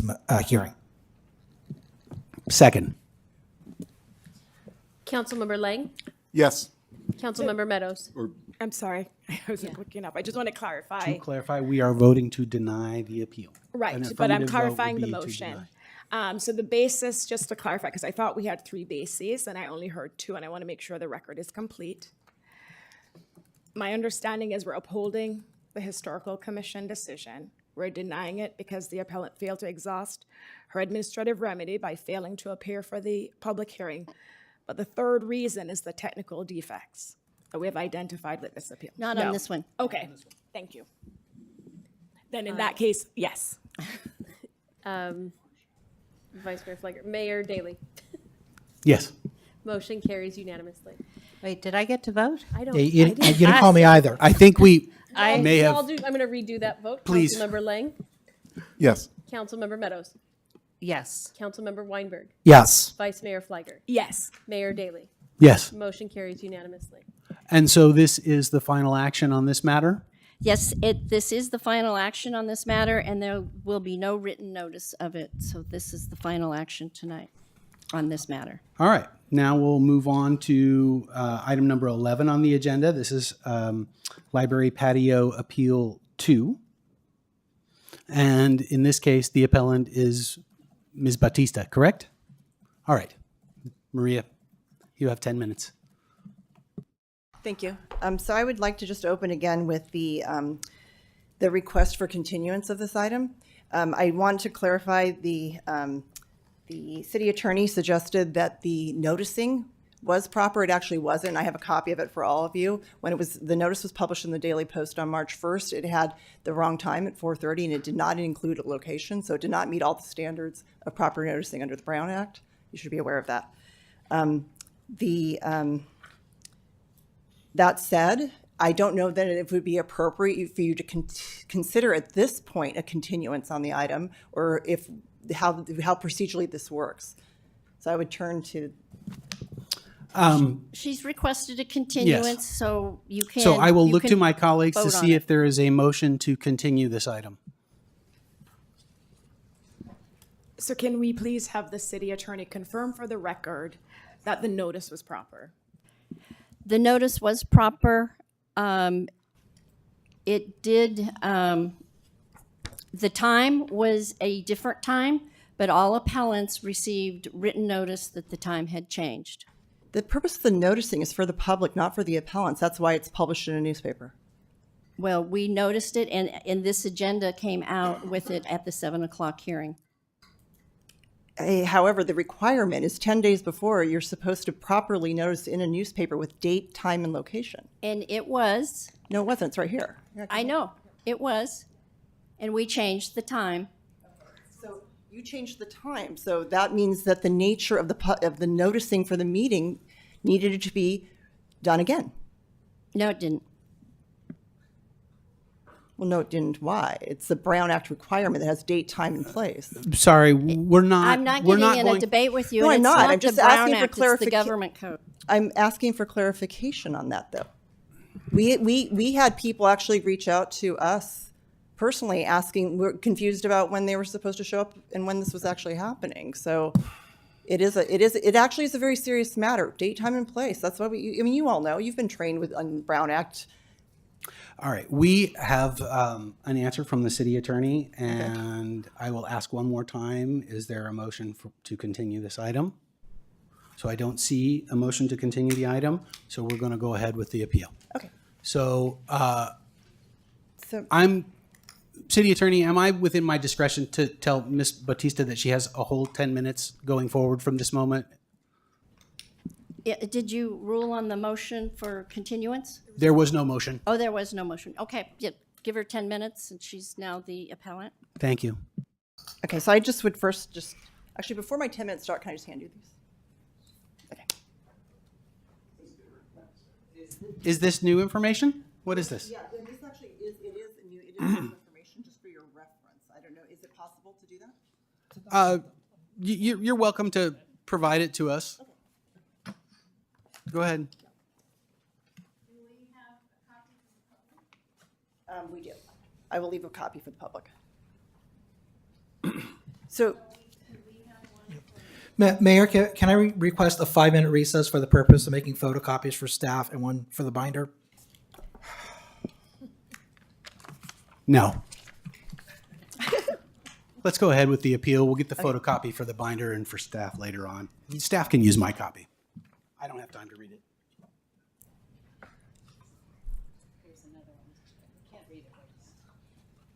Just hang on to it for now. If you're able to summarize what's in that document, that might be helpful, because I would prefer to listen to you than to read. I appreciate that. Thank you. Okay, so I will begin. One of the items that I think you need to also take serious consideration of is during the Planning Commission meeting on February 6th, there was a new site plan presented that has not been part of any record. And it's in that packet because I took a screenshot of it from the video. That site plan was held up to the commissions, both Historical and Planning Commission, as the site plan that they should consider in their decision-making. That site plan had been seen for the first time at that meeting. It had not been part of the agenda packet. It just currently is still not part of the agenda packet, but they were instructed that they were supposed to refer to that site plan. So I would say that the Planning Commission actually was looking at a plan that actually hadn't been addressed in the analysis, making the analysis that they were relying on for their decision-making void. So with that, I hope again that these seem like small technical items, but we clearly are taking every technicality very seriously, which we should. And I would hope that you would take these kinds of technicalities equally seriously. So essentially, I would suggest that you remand this back to the Planning Commission and ask them to consider and allow the public to consider this site plan, the reasoning around this site plan, and any other new information that was presented that night anew. And so that we could have a conversation where Trainer and JD Powers actually had an opportunity to speak to the site plan and present it accordingly. The other items that were discussed that night that I think need to be considered in light of the whether or not the design itself meets the requirements and are items such as for example, again, the Civic Center and library building themselves were not assessed in relation to the design. And I think it's critically important. Really, we've had this amazing campus here designed by Ernst Kump in the 1960s that represents ranch-style architecture, represents the burgeoning of a municipal campus in a agrarian setting, in a burgeoning suburban moment. Our campus represents a period in and of itself that is never spoken to. The way we move about through this space with the orchard and the buildings that face into it with their floor-to-ceiling windows, with our low-hanging eaves, it actually is a vernacular that is not only significant to this area, but it's widely recognized. And we have this amazing example of it. And anything that we introduce into this environment should be studied accordingly. There isn't even reference to the nature of the library buildings in considering the courtyard patio. So I don't think it meets standards. The other thing is that the plan actually talks about in great detail the introduction of landscape that includes shade trees, includes native grasses and native plants. And that in and of itself alters the context and the setting of the orchard and this entire campus. So I would just ask you to send this back to Planning Commission to look at it anew with an assessment of the historic resource and the historic significance of the campus itself.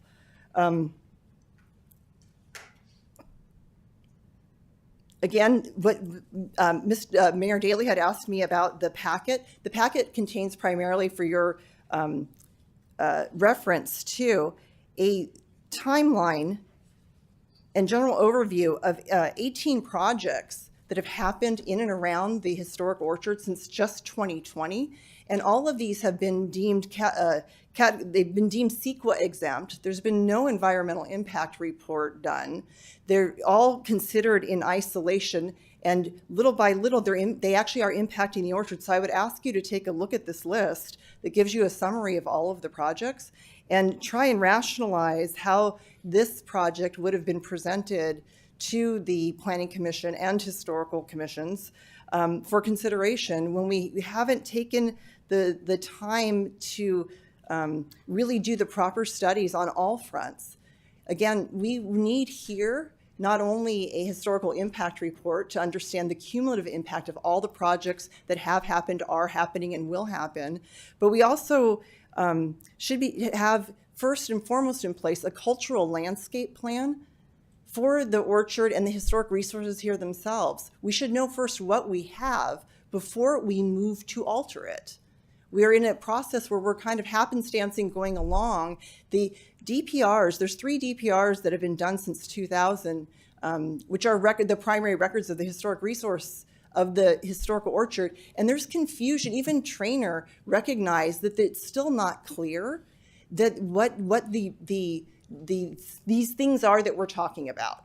And I think it is worthy, and we really, I think our community deserves to, for once, sit down and figure out what we're talking about. Because I feel like we're not really taking the opportunity to sit down and figure out what we're talking about. And for planning purposes, we need to be providing our commissions with accurate information that has been vetted by the public. When we change the historic resource inventory details, the historical commission should look at that. We should have in public, we should get a public blessing, and we should then move our documents along so that each commission is fully informed of a common set of agreements on all of the elements that we are talking about.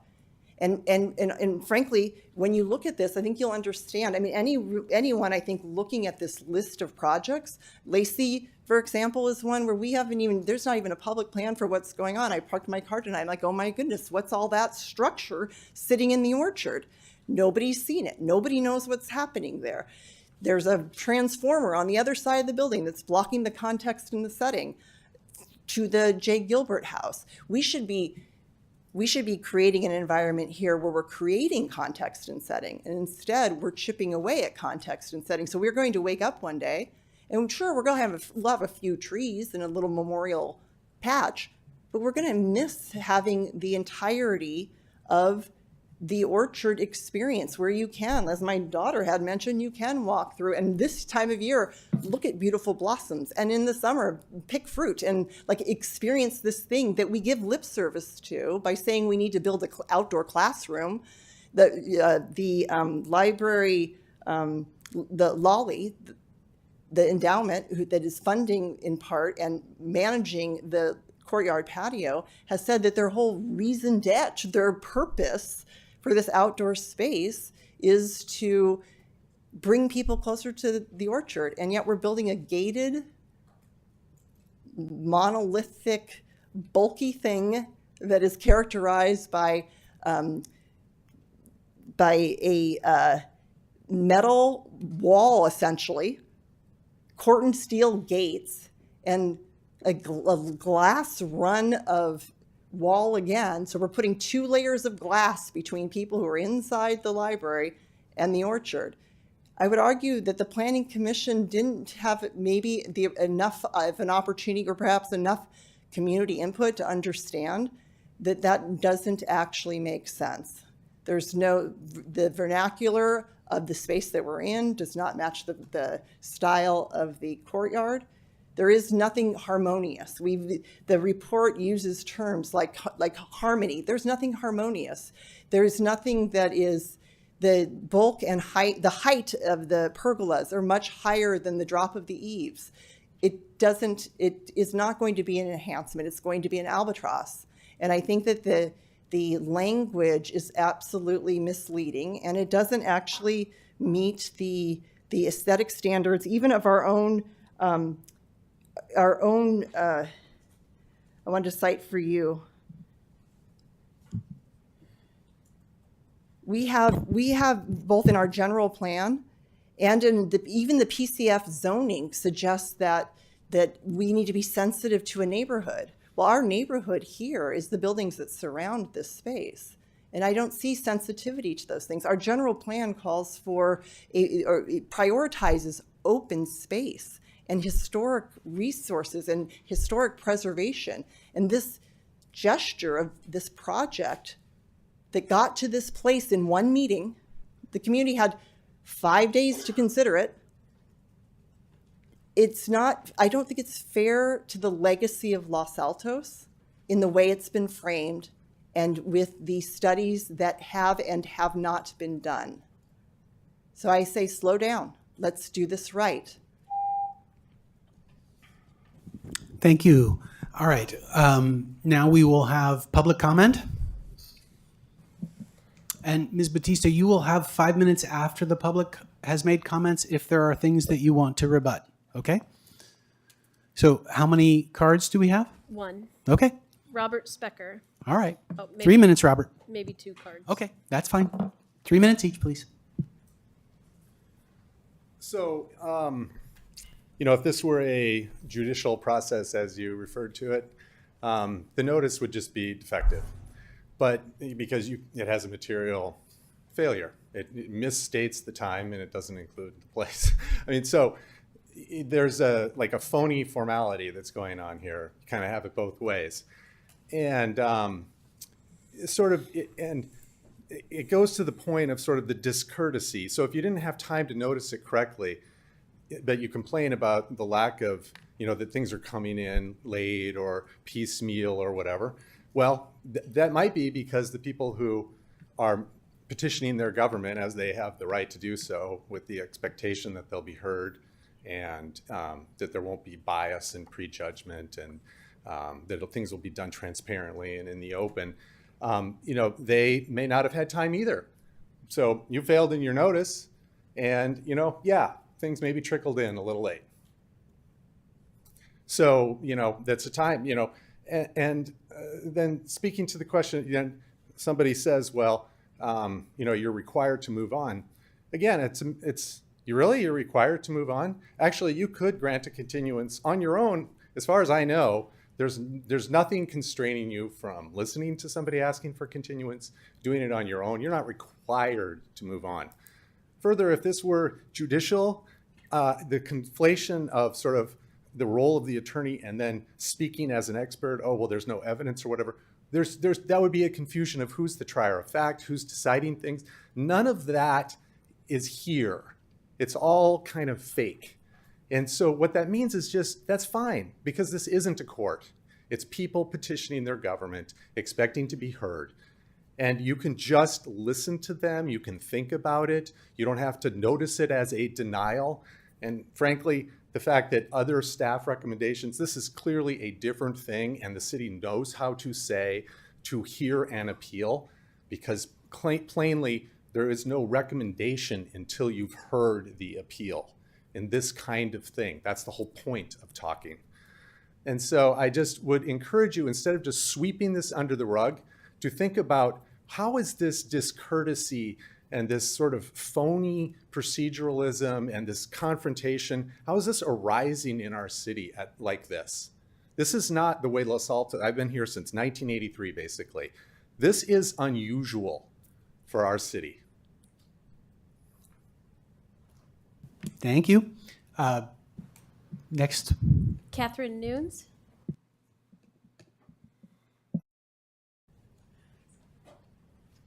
Hello again. So I think this time we're talking about the Planning Commission and the design review that was done. I concur that with what Maria's statement, that a new site plan, if reviewed and presented and brought forth, really depends on it going back to them for proper review of all of the various documents and papers and extensive work that was done. And the same is true of the historic work and all the reporting. It has to rely on what is presented forth as the site plan, because we're deciding on the library patio project. The one thing I wanted to bring up is that there is a real need and an understanding for how to do a cumulative impact review so that you don't get projects that added up together create things like having a 30% loss in our acreage, which is what currently is happening, or that trees are removed or some moved for irrigation. And I think we've done a lot of work preemptively trying to prepare for something and facilities that we don't even know what the plan is. So the overall plan. So when they irrigated did the irrigation, they moved irrigation only to a certain number of the trees and parts of the orchard in preparation for the patio that no one had even seen, that hadn't been filed as an application. You can't take preemptive action. You're kind of trying to make a plan in the field, so it looks a little Wild West in our orchard, and the library patio project did that. They cited in an area that they did not irrigate. They chose not to irrigate, and then claimed there were no trees there. And so therefore, they don't have to touch any trees because that area was considered a wasteland. Well, it hadn't been irrigated and the trees had already been removed. In 2016, trees were there. Trees were in many of those spots. And I think with the culmination of all of these projects, it just needs to be looked at in a plan. So for the library patio project, it really does require us to look across it and understand all of the impacts. And this isn't just doing it because we have to, but I believe there's also some legal reasons why we would want to understand things cumulatively of an impact when we're doing a full sequel analysis, which is what I think all of you wanted to do. I mean, I've heard from everyone that that's your intent. Thank you. All right, do we have any more public comments? No. Okay, so at this point, I will close the public hearing portion. The rebuttal comes after the close, correct? No, rebuttal before the Okay, close. rebuttal before the close. There's I 5 stand minutes corrected. rebuttal. All right, so Ms. Batista, if you would like to rebut or to extend your remarks, you have 5 minutes. So I would like to just loop back onto the continuance request too, because it has been brought up, the language that was used to deny.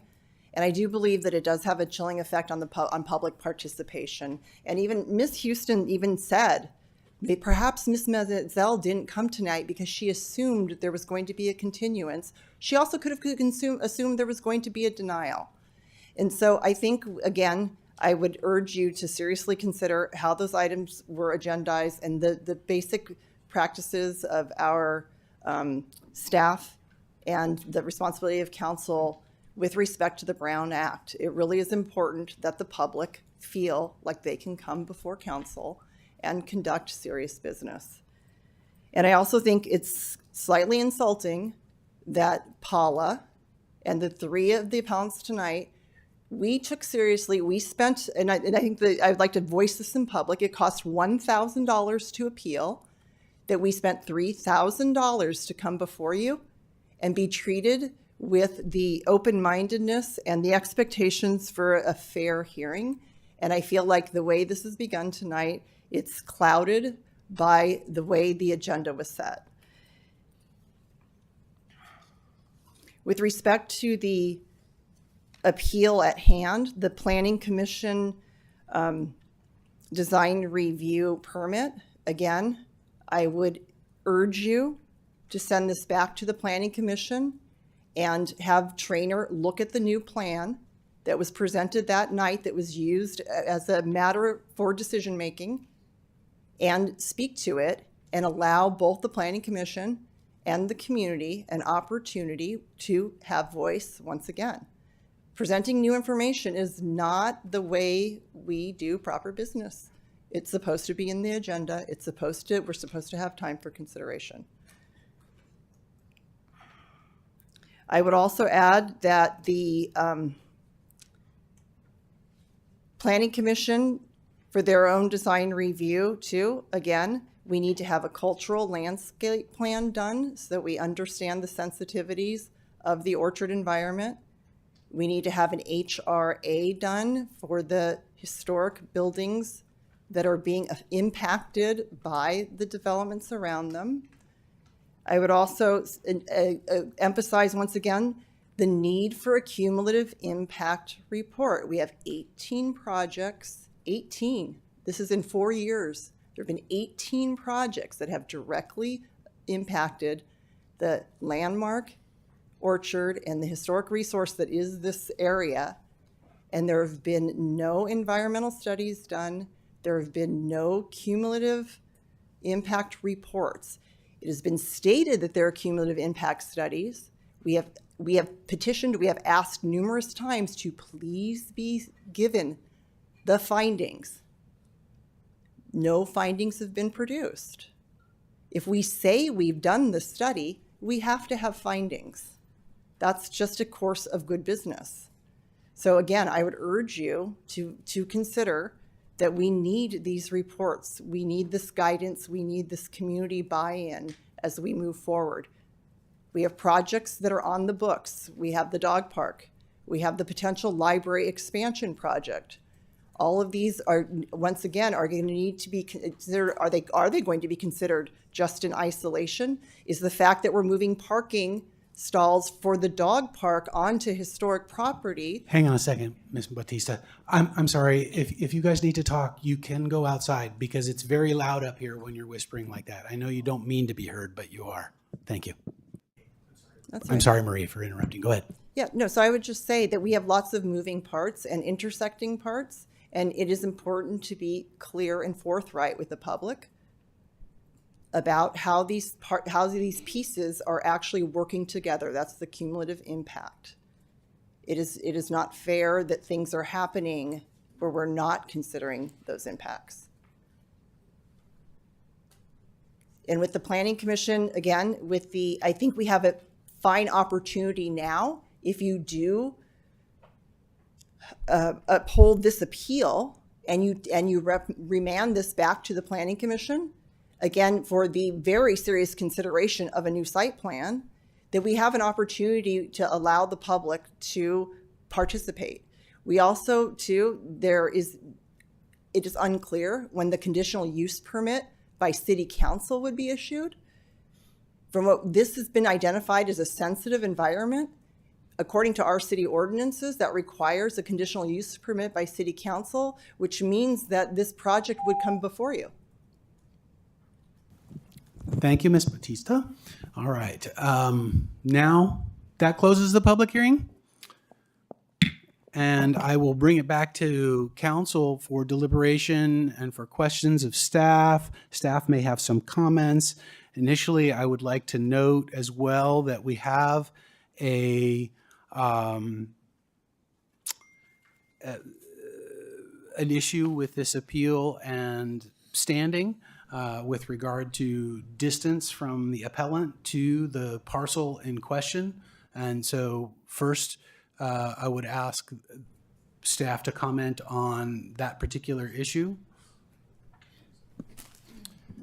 So the appeal that was filed with the application, so this was looked at both ways since the city has addresses of all residents within the city.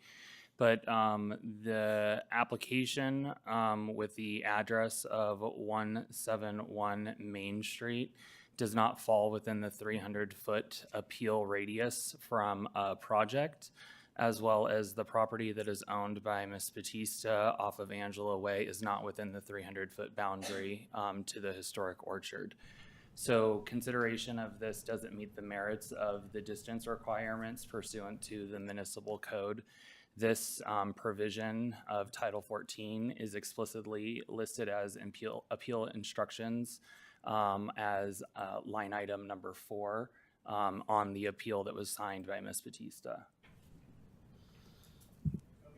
So more clarification, what we are not saying is that any appeal has this 300-foot perimeter, but what we are saying is that this particular appeal under the section of our code that governs this issue does have that 300-foot requirement. Is that a fair explanation? That's correct. Okay.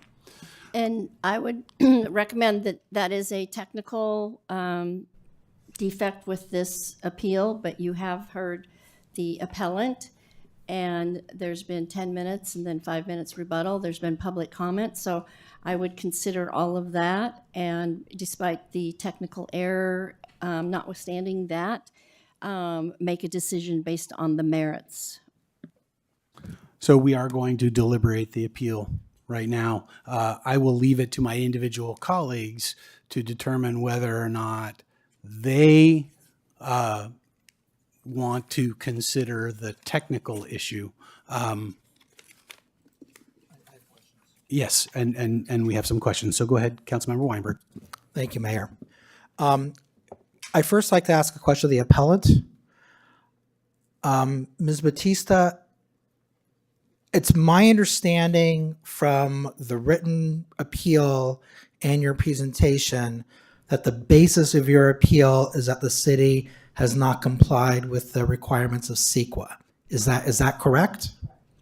Are there any other bases that you are submitting your appeal? In other words, is there any other determinative factor outside of whether or not the city complied with CEQA that is a part of your appeal? Yes, the introduction of the new site plan. Yes, please approach the dais and use the microphone so we get it on the record. Yes, in addition to the CEQA is the, sorry, I'm measuring my footsteps because I'm within 300 feet. In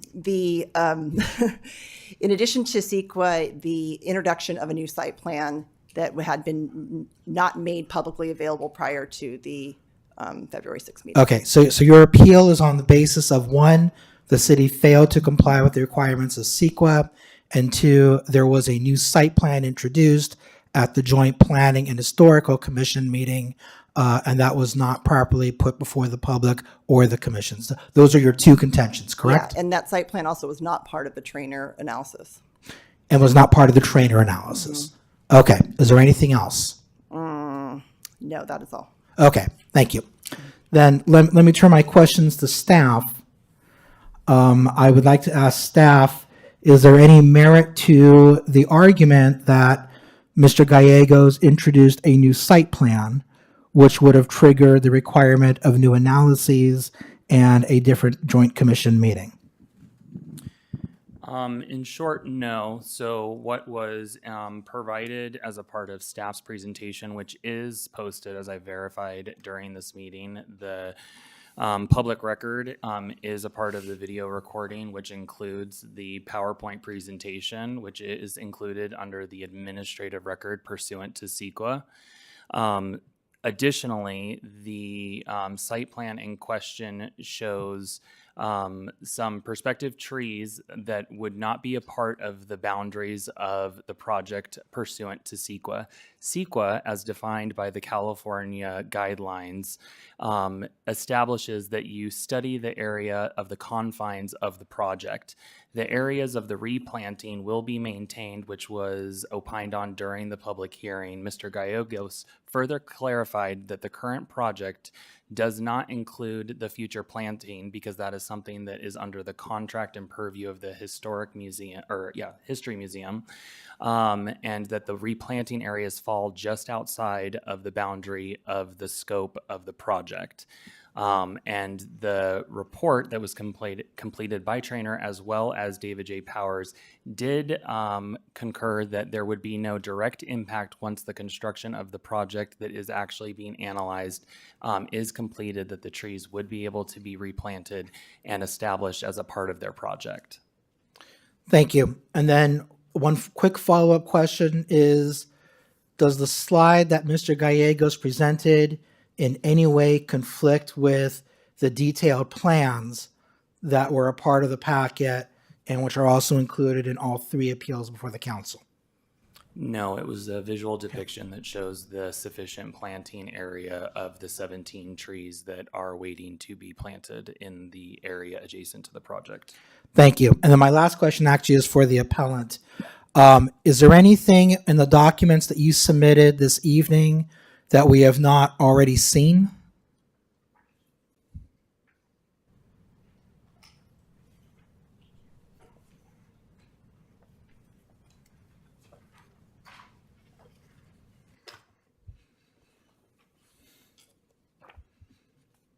I mean, I'm looking through it and it's all looking familiar to me. Some of it was submitted earlier today, but I think it was submitted before the hearing this evening. And like my colleagues, I have read and reviewed the documents that were sent before the hearing today. Yes, no, so the only thing that would be new there are the copies of the newspaper, 2 newspaper ads that ran that did not properly notice the meeting. Okay, thank you very much. Mayor, I have no further questions. Do any of my other colleagues have questions? All right.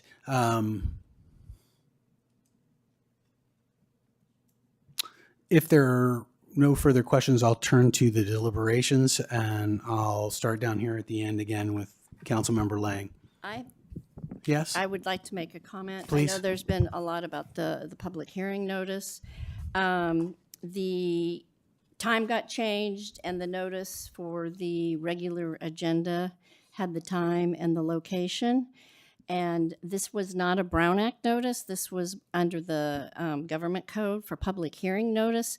And there is a section in there where a public hearing, the 10-day public notice section, there's a subsequent section there that says failure to receive notice will not invalidate the proceedings. And I think it's 65010.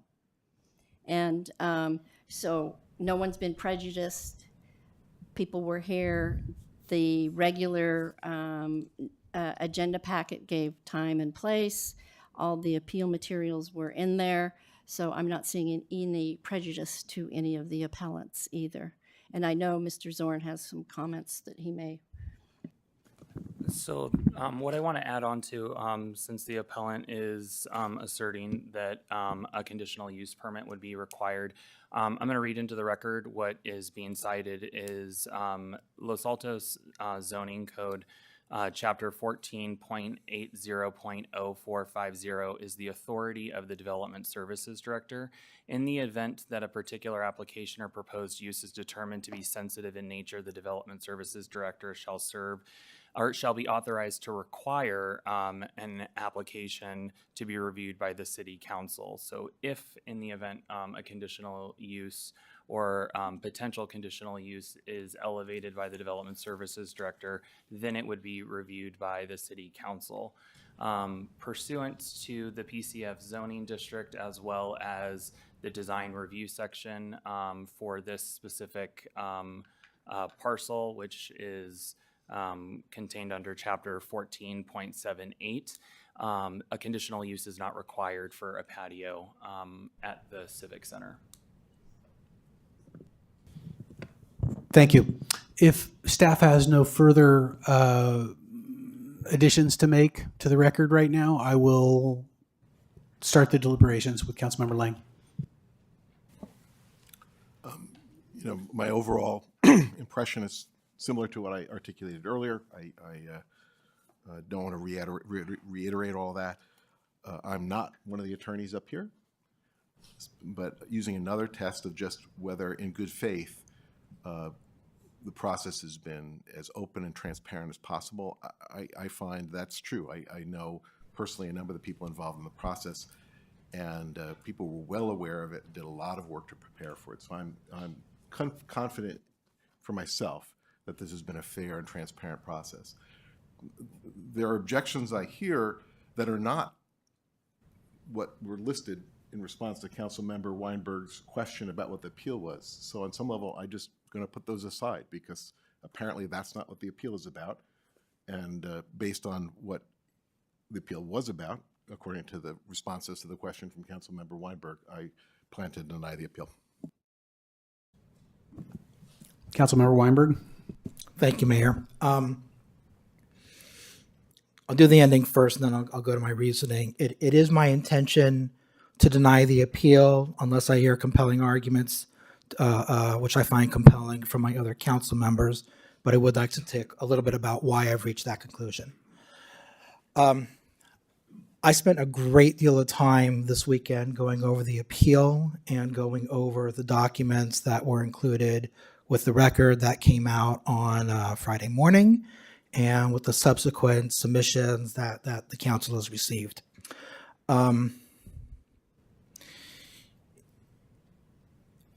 Where I believe that the appellants are weakest is that there is very little reference to or discussion of the Traynor report. And frankly, there is absolutely no discussion whatsoever of the David Powers report. The David Powers report contains a cumulative impact analysis. I believe that is in section 5 of the report. I started my research by looking at,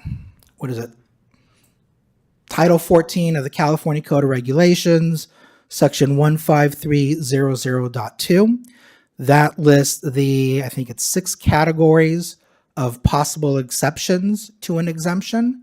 From there, I went to the enacting statutes that authorize the bureaucracy to create those regulations. And from there, I looked at some of the cases and I even shepherdized some of them. I'm not going to go through that process here. I know that the appellant is not an attorney.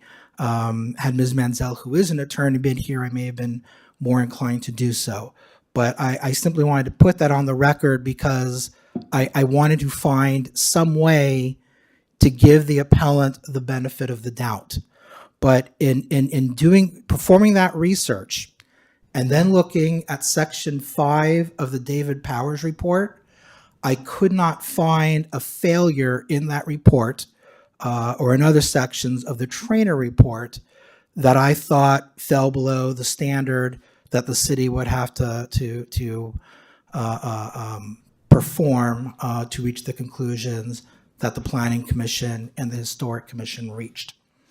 I will note that on March 8th, I think it was Saturday, a little bit before 3, I sent an email to the appellant acknowledging that she was looking for a slide that was not part of the public record. I did not receive a reply to that request. I asked the appellant, show me where, go to the recording of the commission meeting and tell me what the timestamp is to find this slide that no one can seem to find for you. And I got no response. And had I gotten a response to that, of course, I would have disclosed it as an ex parte communication, but it turned out that it was one way.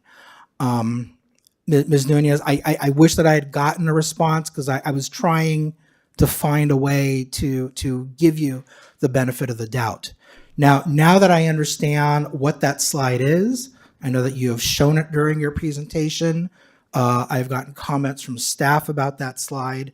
I am considering what the purpose of that slide was, and I am looking at the detailed planning and, well, I guess they're not architecture reports, but the detailed slides that were presented to the commissions. And I simply don't think that it is reasonable for anyone to conclude that Mr. Gallego's one slide having to do with some tree sites in any way was a new or supplemental site plan. The site plans are part of the extensive series of documents. I mean, they'd be printed out on large pieces of paper normally in the industry. We have them in PDF form. But again, I simply don't think that it is credible to think that Mr. Gallego's one slide either contradicted what these slides, which was presented to the commission, show, or that they in any way modified or superseded those slides. Getting down to the brass tacks, I have the David Powers report. I have the trainer report. And I recognize that they reach conclusions with which you disagree. But what I have not heard is any kind of an objective legal standard that you can point to me to show me why the trainer report and the Powers reports themselves do not comply with the requirements of CEQA. I don't believe that you're ever going to agree with them, and I respect that. But frankly, I find that those reports are credible. I think they present substantive evidence. And again, I haven't seen any legally compelling argument to indicate that there's a reason I should not believe that, other than they reach a conclusion with which you disagree. I do want to say that there was one very, very frustrating part of my research, and that really happened yesterday. We received a letter from attorney Rachel Mansfield Howlett, dated March 10th. This is, it's a lawyer letter advocating for a client. I understand that, and it's going to take a certain position, and there are legal citations in there. However, this letter, dated March 10th, claims that the council needs to look at other substantive evidence, one of which is a letter from Alvin Christian Newval, dated March 11th, 2025, which raises the question, how can a letter dated and actually emailed on March 10th refer to a letter that was submitted on March 11th? I have a real problem with that. And then the assistant city manager kind of took some of my thunder, but I actually did look up all the citations that your attorney submitted to us. And then your attorney said that under our municipal code, section 14.80.045, the council is required to review an application for a proposed use that is determined to be sensitive in nature. In fact, that municipal code section says that in the event that a particular application or proposed use is determined to be sensitive in nature, the Development Services Director shall be authorized to require any application to be reviewed by the City Council. I take a very dim view of an attorney or a lobbyist who is trying to convince me to take a position to what I believe. I mean, this attorney has practiced in this area for a very long time. I don't believe that attorney didn't realize that she was misrepresenting the law. Now, that being said, that dim view of the attorney's letter, because I don't feel that it was accurate or factual or fair to the law, I do not hold that against you. Are not attorneys. I understand that you're hiring an advocate to advocate on your defense. But I do think it's important that I put into the record that I looked into the legal arguments that were made. And not only did I find them not compelling, but I found them to be what I can only believe to be deliberately misleading. Ultimately, I believe that the record gives substantive evidence for the council to rely on. I find both the Traynor and the David Powers reports to be credible evidence. I think that the arguments that I have heard against that are substantive. I think that they are also extremely heartfelt. I truly believe that these appeals were filed in the spirit of we are doing the right thing. We are trying to protect the city's resources, and I am sensitive to that. I don't want to seem that I'm not. But given the fact that there simply is not sufficient argument to explain why the David Powers report fell beneath the legal standard of care, or the Traynor report also falls beneath the standard of care, I simply cannot find in favor of the appeal. So again, depending on what my colleagues say, I'm going to keep an open mind. But at this point, I'm going to vote to deny the appeal. Councilmember Meadows.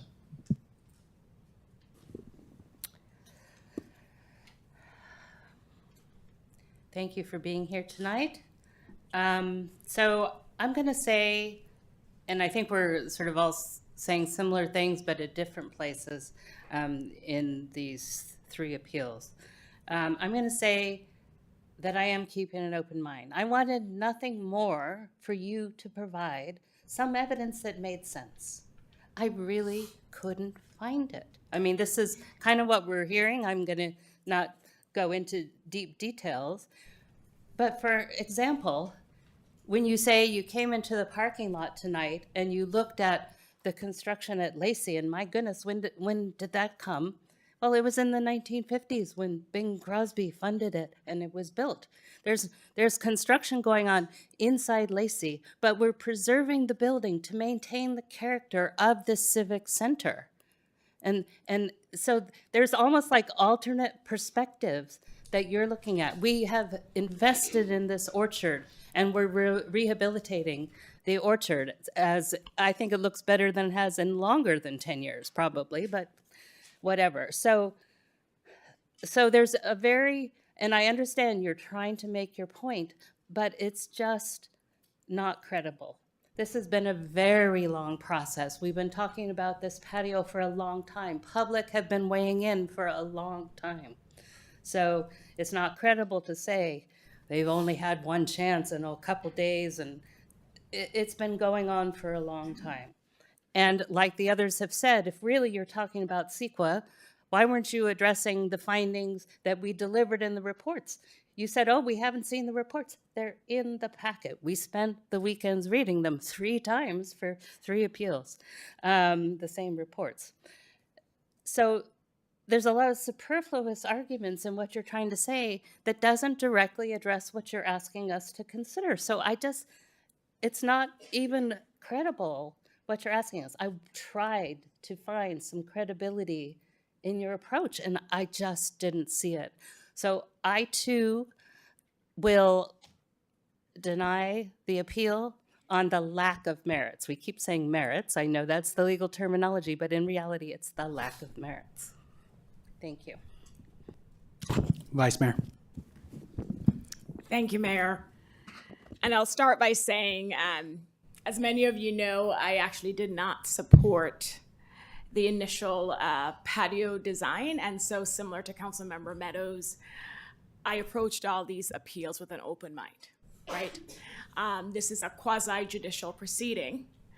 And so we have to look at legal standards and SEQA requirements in determining whether or not we uphold the appeal or deny the appeal. And so through those lens, it's not a matter if you like the design or not, it's through the lens of determining whether or not there's substantial evidence to support the appeal. Like my colleagues, I have reviewed the full record, and I do not believe this appeal, based on the oral presentation, based on the written documentation, that it has any merit to support upholding the appeal. And so as a result of that, for the record, I do not believe there's substantial evidence to uphold this appeal, and accordingly, I will be joining my colleagues in denying the appeal. Thank you.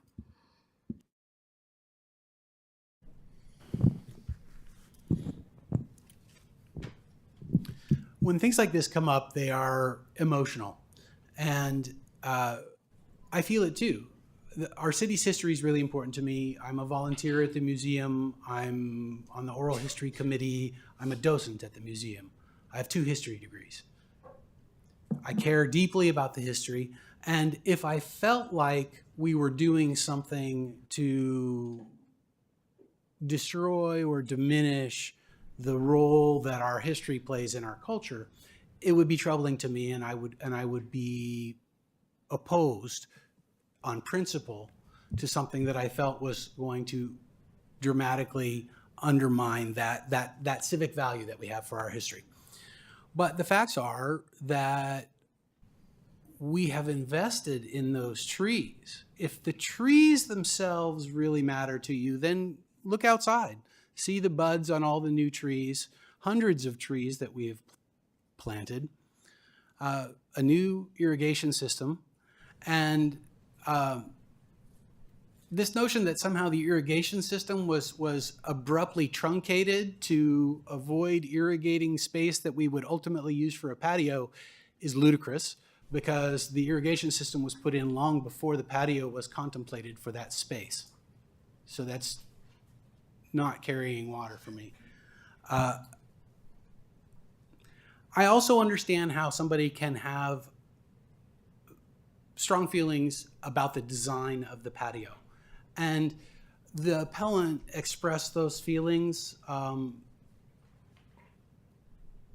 they're valid, but they're also not germane to the issue at hand. And we aren't deciding this matter based on the presence of television screens in the design or the use of metal or any of the materiality of the design, which doesn't undermine or doesn't diminish the significance of how you feel about it. And I want to recognize, that's a real legitimate concern. And I also want to express gratitude to everybody who has been engaged in this process. And it has been a robust public process. I myself have been involved in at least 4 public meetings where this has been on the agenda. That includes Library Commission, Planning Commission, History Commission, City Council. In fact, it's probably 6, just there alone.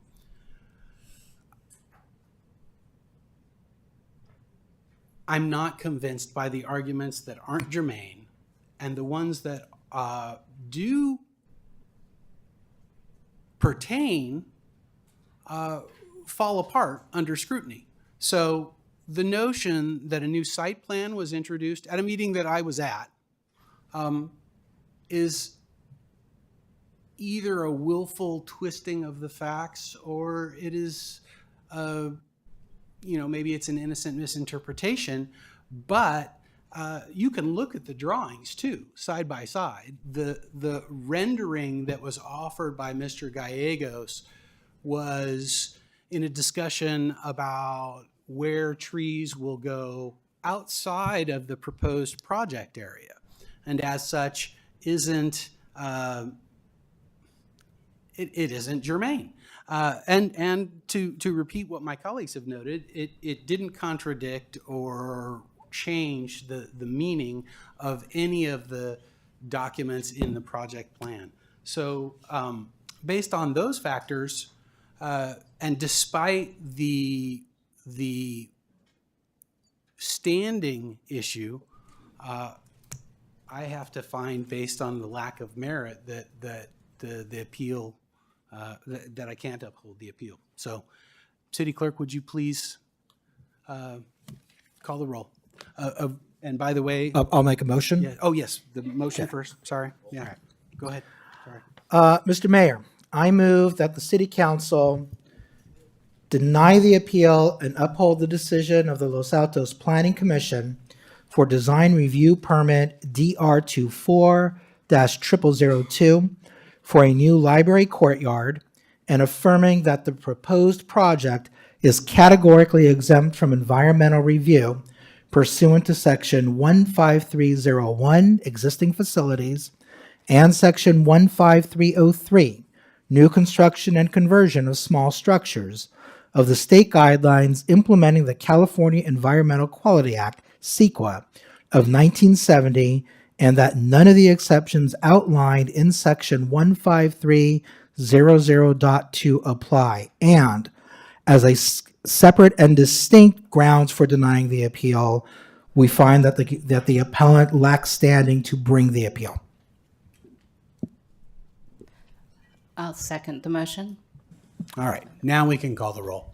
Councilmember Lang. Yes. Councilmember Meadows. Yes. Councilmember Weinberg. Yes. Vice Mayor Fliger. Yes. Mayor Daley. Yes. Motion carries. All right. Now we are going to move on to item number Mayor? 12. Yes. You need to read into the record that the council's decision is final and there will be no written notice. This is the final action on this matter, and there will be no written notice. Now we'll move on to number 12 on the agenda, Library Patio Appeal number 3. Who is the appellant on this one? Okay. 10 minutes, please. Great. Okay, a couple pieces of clarification. So first, let's just get, I understand that you would like us to have the evidence which is more legal in nature.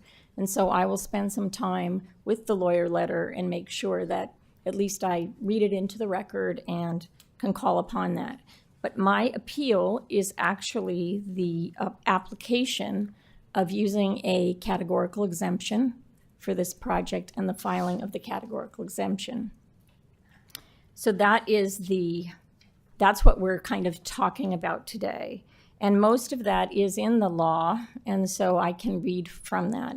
But a few fact information, just respectfully, Mr. Mayor Daley, the irrigation was added on January of 2024. That's when all the re-irrigation went into place. And also there was a letter from Jane Packard which discussed mitigations about the orchard that was in the record, and that was not considered in the Planning Commission meeting. So just 2 points of record. So anyway, let me just start off. I don't really like to read. I'm going to do a greater reading, but I will do it. A letter was written. We asked somebody who knew about the law, hoping, because I know this is a semi-legal, quasi-legal thing, to write something for the public, the Joint Commission. And so I am going to read you that letter and hopefully put it into record. So I'm writing to you on behalf of Catherine Nunes and the Unincorporated Association PALA regarding the library courtyard projects, request for an alteration permit, and a design review and a categorical exemption that will be considered upcoming Joint Planning Commission. So it's for all three of the of them. The proposed library courtyard project involves constructing a new courtyard, and a portion overlaps with the historic orchard boundaries. The orchard also proposes the permanent removal of 7 planting sites and the loss of, and it concludes that the loss does not affect the orchard's significance or integrity. So the removal of 7 planting sites cannot be dismissed so easily for the following reasons. As a preliminary matter, prior to the consideration of the issuance of the historic alteration permit, the adequacy of the updated DPR for an established historic resource must first be determined by the Historic Commission and the City Council prior to its consideration of any further development. It's its own action, city action. And the new historic study prepared by Traynor also is a city action that needs confirmation and process just to fix corrections and make sure that we have adequately taken into account any changes. So that's one part that I want to read you, but the main part is back to the categorical exemption. We use 15301 and 15302. The first of that is a 1531 is for existing facilities. And when you read the law, it says the key consideration is whether the project involves negligible or no expansion of use. That's how the law reads. I would say that an 8,250 square foot project and expansion from a 650 square foot sidewalk is considered beyond negligible and expands into it. It also says that in the report, it says that they're referring to a part of the code which says it doesn't have to be considered because of 10,000 square feet. But there's another piece to that same clause which says additions to existing structure addition will not result in more than 50% of the floor area of existing structures to be considered categorically exempt. When you look at that, this is a 650 square foot space that's going to 8,250 square feet. I think it disqualifies it from 15301. It says the key consideration is whether the project involves negligible or no expansion of use. Okay? Then under number 2, it says 15303, new construction of conversion of small structures, and its limited numbers of new small structures or facilities. That's what the law says associated with those. So we can have council discuss those, but those are actually those are the words from it. But the main thing is that categorical exemptions also do not apply when the cumulative impact of successive projects of the same type in the same place over time are significant. That's the CEQA guidelines that you referred to, 15300.2. There's a series of things that are, I don't even think they're called exemptions. They're called, there's another term they use for them because it's like an application of it. Oh, here it is. I have copies if you'd like it from 15300. I have copies if you would like to read them from race law. But it says here that these are called exceptions, which means you can't use those other exemptions if any of these things comes into effect. One is the location. If it's a project that's ordinarily insignificant in its impact on the environment, may in particularly sensitive be significant. That's the case thing. I'm happy to give you this, but under B, if it has a cumulative impact, all exemptions for these classes are inapplicable when the cumulative impact of successive projects of the same type in the same place over time occur. That's why we said you need to not just study when you're doing a project like this.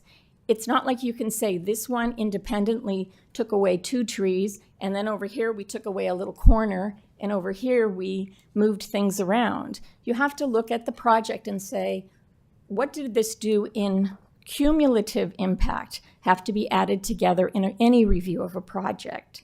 The other and final one that's on the same list, which make neither of those categorical exemptions work, is historical resources. A categorical exemption shall not be used for any project which may cause substantive adverse change in the significance of a historical resource. So those significance is about the DPR, the character, the changes, the things that you're supposed to review. That would have put you into a full CEQA process. When an exemption is made, you don't do an initial study. You don't go into the next steps. You don't look at the full EIR.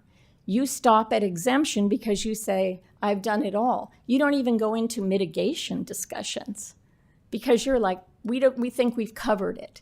So anytime that you think you have to mitigate or it has cumulative impact, historical resources, or the location is ordinarily insignificant, but it may be particularly sensitive environment, and would be significant, that requires you not to accept either of those other exemptions. So on their face value, we can talk about small structures and the intent of those classifications for exemptions, but in this case, hands down, there are 3 other exceptions to that should be considered, and this project should be put into a full cumulative impact review and a full EIR for it to be able to proceed.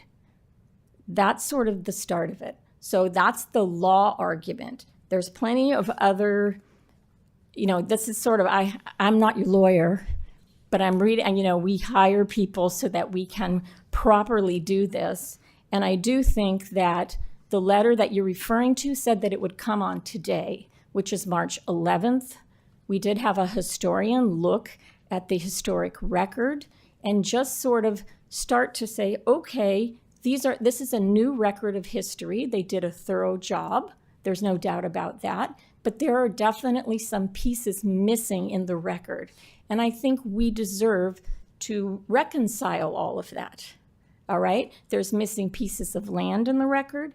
It says that apricot trees should not be removed and they should be replanted. That's a part of the record that's missing. But the most interesting one that was removed was the discussion of the context and connection between the J. Gilbert Smith House and the historic resource itself and how those two things dovetail together. So I don't think that we are saying that somebody wasn't thorough and these are awful, but somebody needs to go through that process because that in and of itself is part of a cumulative impact. If you change the record, any city action, moving irrigation, change in who you contract, that's all in a sensitive environment like that, that's considered cumulative in its impact. And that is why this is important. Thank you. Thank you. All right, we will have public comment and then you'll have an opportunity to rebut, okay? So how many cards do we have? It looks like 4. Okay. First speaker is Robert Specker. Next speaker is Chip Lyon.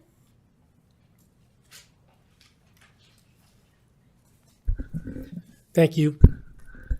I thought I did you guys a favor by only speaking on one of these appeals as opposed to all 3 of them. I rose in 2023 to speak to this auspicious group regarding the library project, which is challenging for me because Freddie Park back there is a friend of mine and I support a lot of the things that she does and I really support the library. But my concern back then was that that the orchard was going to suffer death by 1,000 cuts. And since I rose in 2023, there's 25 or so trees have been removed on the northeast section of the orchard. The Lacey project has been developed. We've lost numerous trees. Feels like that a lot of people are unaware of that process. I'm very aware of that process because not only did we lose trees, but my daughter, as a gift to my wife in 2024, purchased for $5,000 a bench to be put out in the orchard in that spot over there by Lacey to overlook the orchard. And that spot's now gone. The bench has never been erected. So I asked myself, and this is not a technical argument, I thought Catherine did a fabulous job explaining the technical issues. My issue is the cumulative impact, not from a legal standpoint, which I'm concerned about, but the cumulative impact on what the library project, with the Lacey project, with the northeast section has caused irreparable harm to our orchard.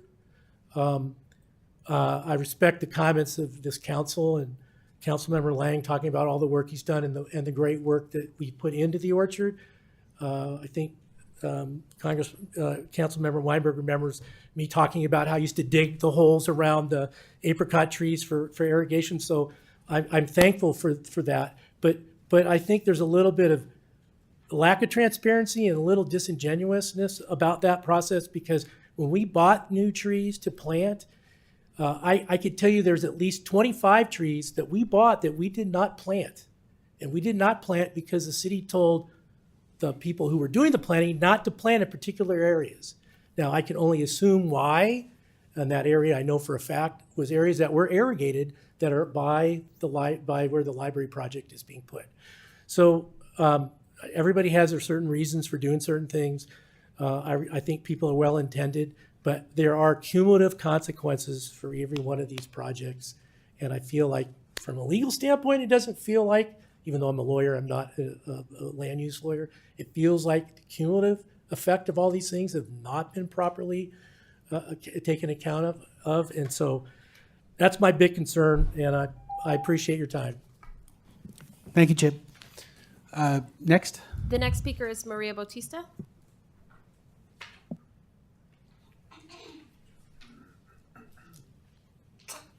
I'd like to open just one item of business. This is the chattel letter that is referred to by the Rachel Hallett's letter that I'd like to enter into the record that was drafted on March 11th. I'll hand it to you. Also, there, with respect to the plan, I just want to, again, take my time to address this concept that I somehow misunderstood this new plan that was waved around at the February 6th meeting.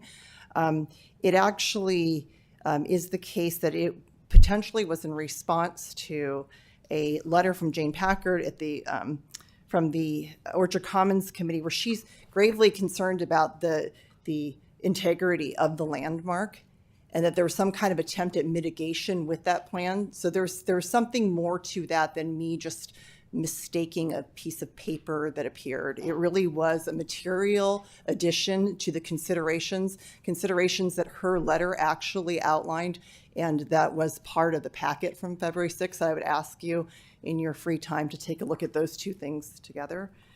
I also wanted just a couple of things to also clarify, Ms. Meadows. I appreciate that you pointed out the Lacey project and how I had commented upon entry today. I wasn't commenting upon the fact that the building is there. I appreciate that it's there. What I was commenting upon is the fact that there's construction all around it. There's been boring. We have pictures of beautiful old apricot trees in backhoes being ripped out of there. What we don't have, though, is we have no public plan. That whatever's going on at Lacey has never been made public, and certainly if it has been, please direct me to it, because I've done quite a bit of public records research, and I can't find any information on that. So every time I walk by, which is almost daily, that building and talk to the construction workers there, I'm really interested to understand everything that's being added to and altered around the building. So again, as part of cumulative impact, I think it would be really helpful for the community to engage in a cumulative impact exercise, so that we really can understand how all these things are playing against one another and really impacting our environment here. I would also say the same with the new irrigation system that was done in 2024. There's no plan for that. We have a historic resource that we're bound by our historic ordinances and our status as a certified local government to protect. It's a misdemeanor actually to damage our orchard.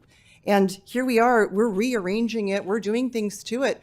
Where's the plan? No one's ever again, we've asked 100 times, can we please see the plan? Like, who's driving the rearrangement of this space?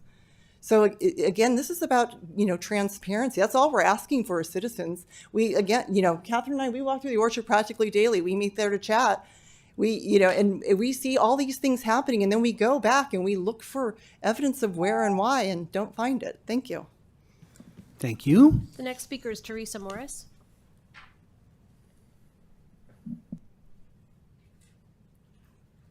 Good evening. Teresa Morris, speaking as a resident, not as a commissioner, although I have the pleasure of serving on a commission.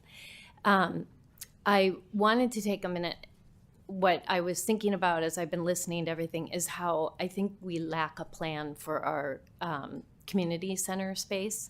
And I know this has been brought up over the years, but it would be lovely if we spent time coming up with an overall plan for our community center area. So all of the land that's around here, this has come up year after year.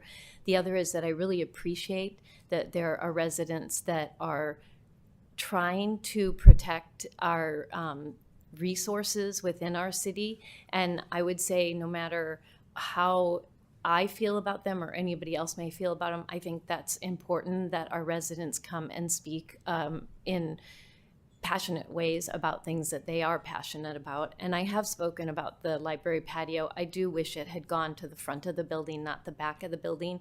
I am concerned about the orchard as well.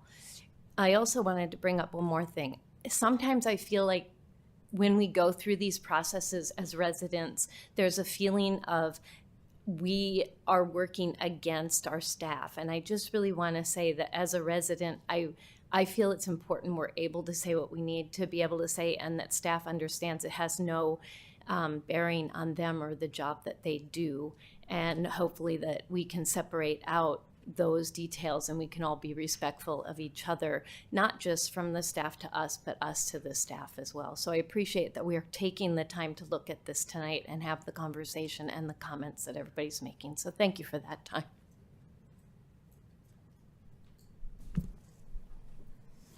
All right, I don't see any other comments, so we'll have 5 minutes for rebuttal or extension if you need.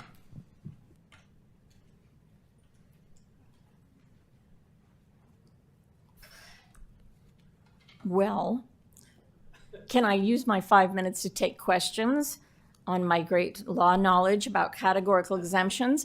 I do want to make one comment about exemptions. I've looked a lot. I've talked to we're involved with the Preservation Action Council, with the California Preservation Group, with the state, and we're also involved with the Santa Clara County, and I've talked to them excessively, and we really have a pretty poor track record of actually filing our exemptions. And we seem to want to exempt everything and not really study it.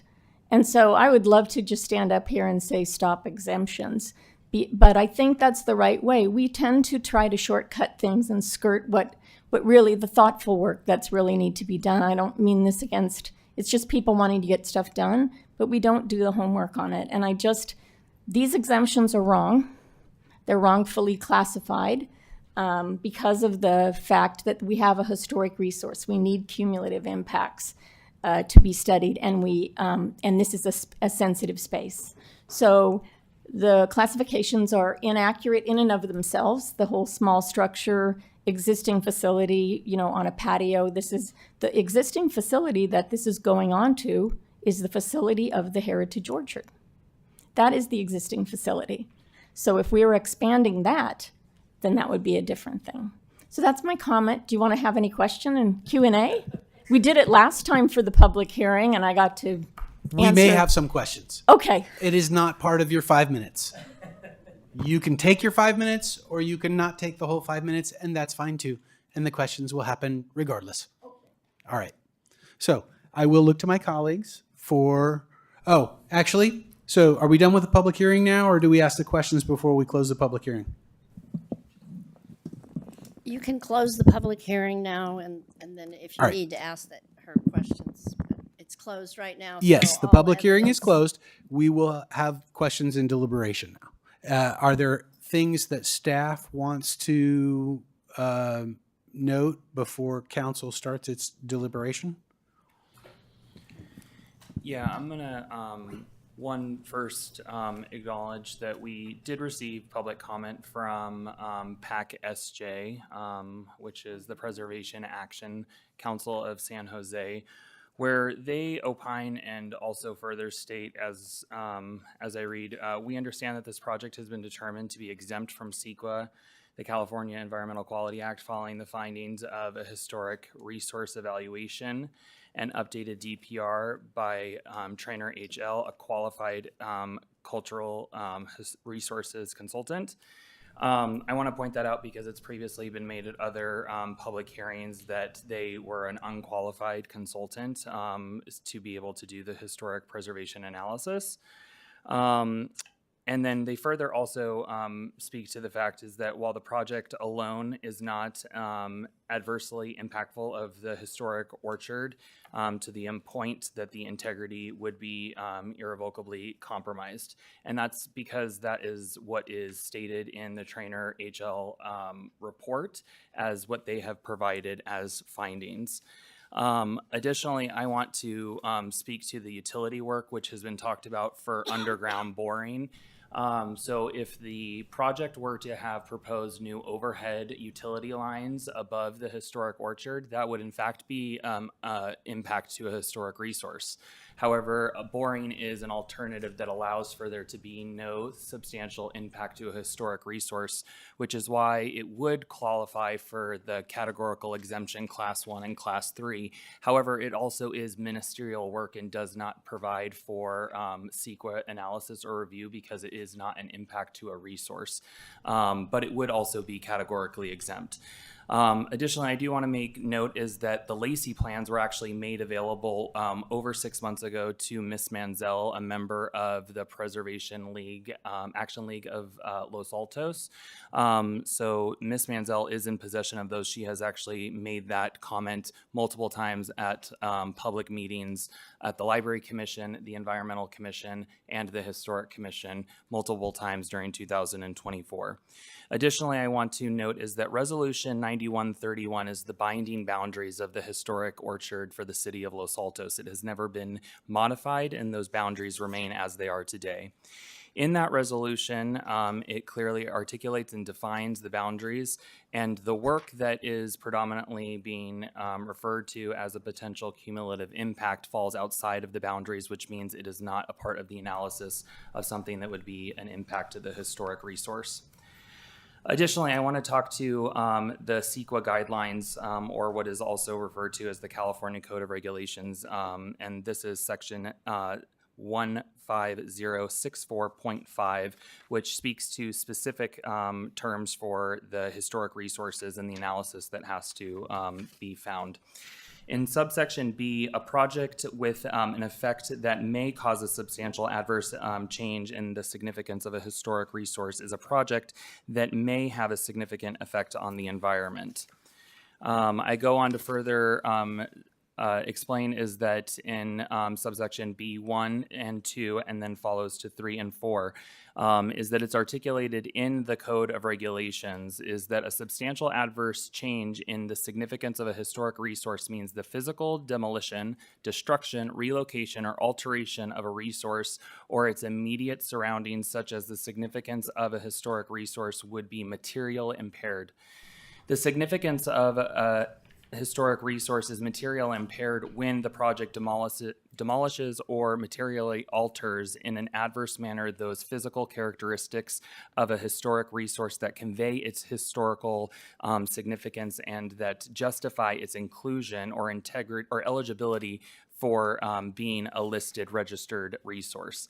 As contained in the Trainer HL report, which is identified as a qualified historian in the state of California, is that it has been identified as well as mentioned previously that the manner of the planting is actually the historical significance of the Los Altos apricot orchard, in that the grid-like pattern is actually what helps to make it a determined working orchard from the present or from the period that it refers to.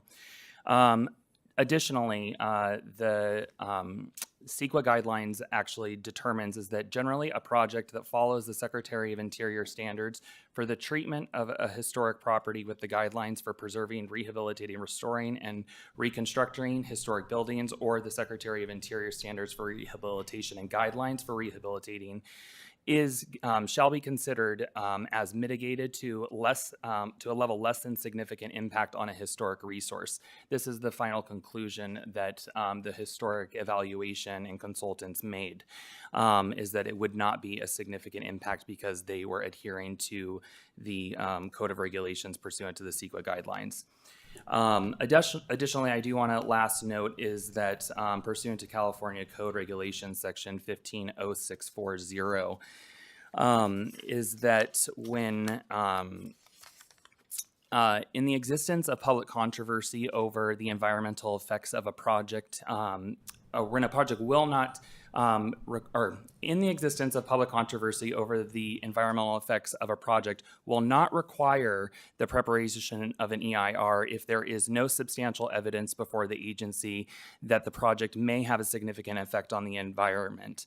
Argument, speculation, unsubstantiated opinions, and narrative of evidence is clear that is inaccurate or erroneous, or the evidence that is not credible shall not constitute substantial evidence. Substantial evidence shall include facts and reasonable assumptions that are supported by expert opinion, which are supported by fact. That is the California law or regulations and the CEQA guidelines that are applicable to this project. So based on David J. Powers and Trainer, as well as city staff, is that we find that the project does comply with the Secretary of Interior's standards, as well as the CEQA guidelines, which outlines the process for us to undertake the review and consideration of CEQA analysis for the proposed project. Thank you, Director Zorns. Can I add a few things? I want to go Yes, back please. to the Powers report. And it found that the proposed project and successive projects of the same type as the project within the Civic Center area would not result in a significant cumulative impact. So they said for that reason, exception B is not applicable. And you read about the Trainer report, but the Trainer report also says that the proposed project is compliant with Secretary of Interior standards for rehabilitation. The project is compliant with the applicable criteria listed in the community design and historic resource elements 1 and 12. The project also complies with the standards and meets the requirements of Chapter 12.44 of the Los Altos Municipal Code, including 12.44140 through an historic alteration permit. And lastly, there's been a lot of discussion about the exemptions and how they can apply or not be applicable. So there's case law that supports this. When an agency finds that a proposed project is subject to a categorical exemption, it is not required to also determine that none of the exceptions apply. A determination that an activity is categorically exempt constitutes an implied finding that none of the exceptions to the exemptions, so it's exceptions to the exemptions, exist. Once an agency determines that a project falls within a category exemption, the burden shifts to the objecting party to produce evidence that one of the exceptions to the category exemptions applies. And that is the Berkeley Hills California Supreme Court case on that matter. And that is what we've been saying tonight is we have 2 categoric exemptions that have been applied to this project, 15301 and 15303. And one was existing facilities, and 15303 actually includes patios as one of the, what would be included as part of the project. It actually lists patios. So with that, there are a couple other things that I think should be put on the record at this time. The attorney's letter, and people have spoken about mitigation measures. I just would like to say that reliance on the salmon protection case, I think, is misplaced. And projects may be designed to qualify for an exemption. And what we have here is we don't have mitigation measures. We have standard conditions of approval. And so the city is allowed to apply standard conditions of approval without making them mitigation measures. So I've addressed cumulative impacts, whose burden of proof, and I think that's it. Oh, no, this one doesn't have a table. Okay. That's all I have right now, except that, sorry. That's, I'm here for more questions if you have them. But I think we've covered about everything. Councilmember Weinberg, I'm going to start with you. Thank you, Mr. Mayor. I have two questions for staff. First question is, has this appeal been timely filed, and does the applicant have standing? So the applicant filed the appeal on Friday, which was one day late, on the 15th day. The project was approved under Title 12 and Title 14 of the Los Altos Municipal Code, which requires adherence to a 14-day appeal period. Utilizing Title 1 is provisions for administrative actions of the city, which then requires a 15-day appeal period. You cannot choose one or the other when a project is approved under one. It is subject to the specific appeal procedures in that title. So I think what I heard was that the appeal was not timely? Correct. Thank you. Yes, but as we've said before, that's a procedural defect, but please consider the evidence and make a determination on the merits. I have one more question. The appellant read a paragraph from the Mansfield Howlett letter of February 5th. On the first page, she read the paragraph, as a preliminary matter prior to consideration of the issuance of a historic alteration permit, the adequacy of the updated DPR for an established historic resource must first be determined by the Historic Commission and the City Council prior to the consideration of any further development or alteration of the historic site that relies on the updated DPR. Is that statement in the letter correct? That's incorrect. Staff has verified with the Office of Preservation and spoken directly to staff that confirmed that that's not necessary. Okay. Thank you. I have no further questions. Do we have any other questions before we deliberate? All right, Sally, I will look to you, Councilmember Meadows, to start. I think these hearings are having a cumulative impact on me. So, again, I appreciate you being here tonight, and I do think that we all agree you have the right to be here and you have the right to present your case as you choose. I appreciate that you read from the letter, but that wasn't, and I'm not a lawyer either, you probably figured that out, but I wasn't looking for you to read from your attorney's letter. What I was looking for was you or your attorneys or somebody to have actually read the evidence that we presented. So instead of these statements and findings, and I understand that you believe them to be true, but it appears to me there's been no consideration of the two reports done by reputable firms that made findings and recommendations which we are following. And I can assure you, if those findings and recommendations weren't made and weren't supportive, then I'd be in your court. But I didn't know, this is just the deliberation. So I just didn't hear that. So I'm at the same place that I've been in these other two items, which is I deny the appeal and I, on its lack of merits. Thank you. Councilmember Lang. Thank you. So we're getting to the end of this. I will say that one of the challenges of these quasi-judicial hearings is that they inevitably feel somewhat confrontational. It's just the nature of judicial things. For all that, I don't think in our hearts we're that far apart.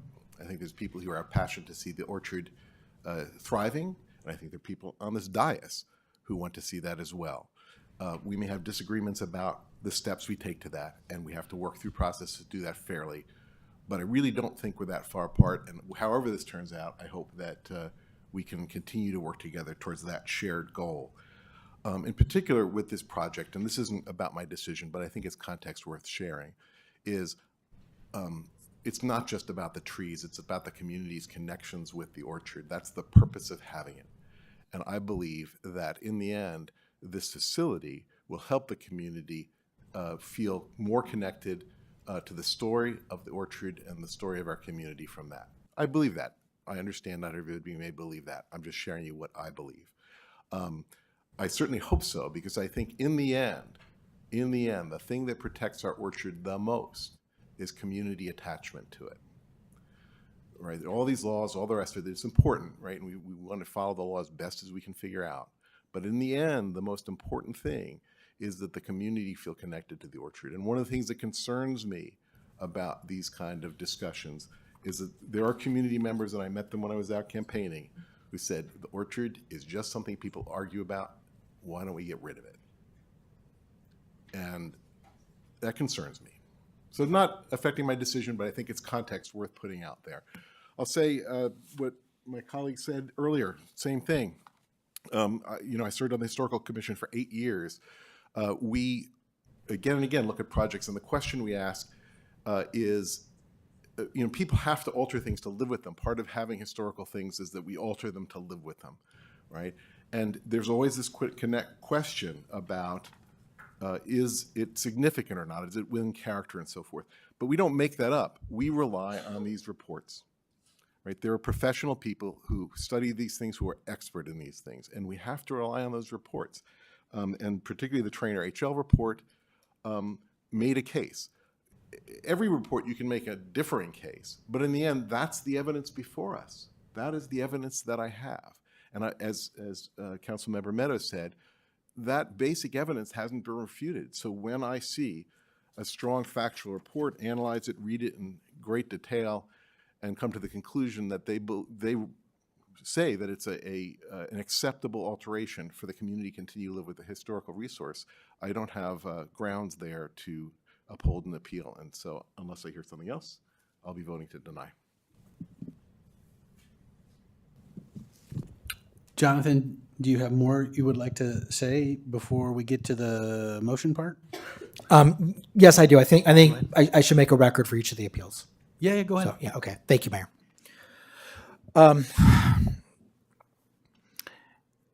Thank you for filing the appeal and for presenting your arguments to us.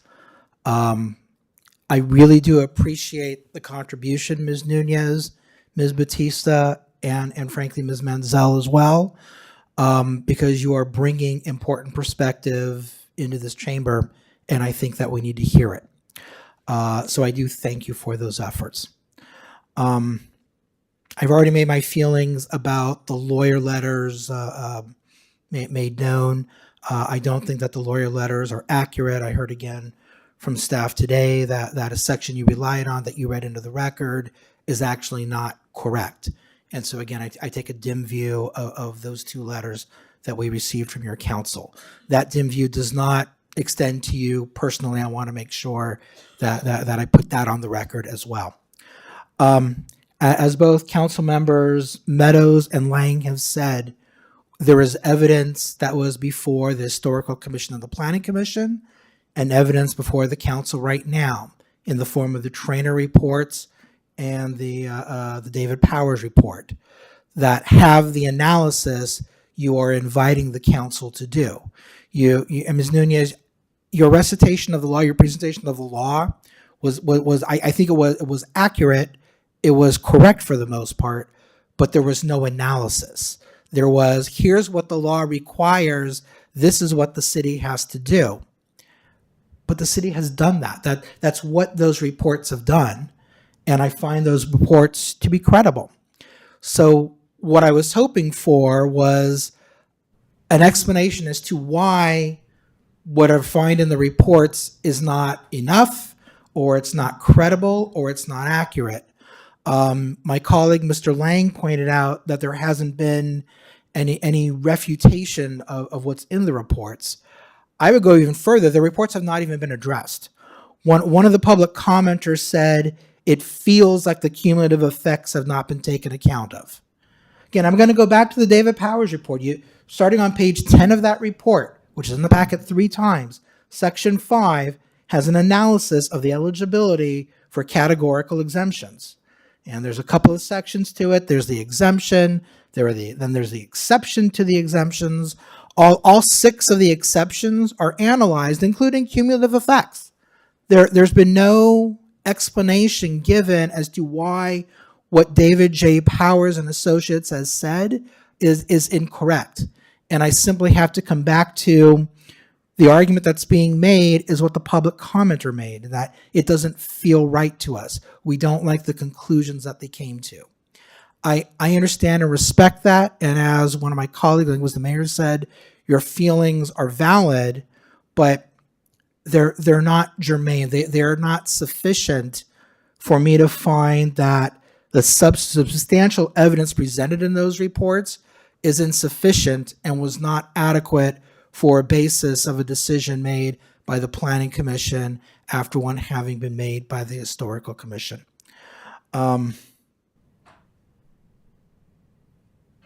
I guess I'll leave it at that. Again, barring any compelling arguments by the Vice Mayor or the Mayor that may sway me, at this point, I plan to vote in denial.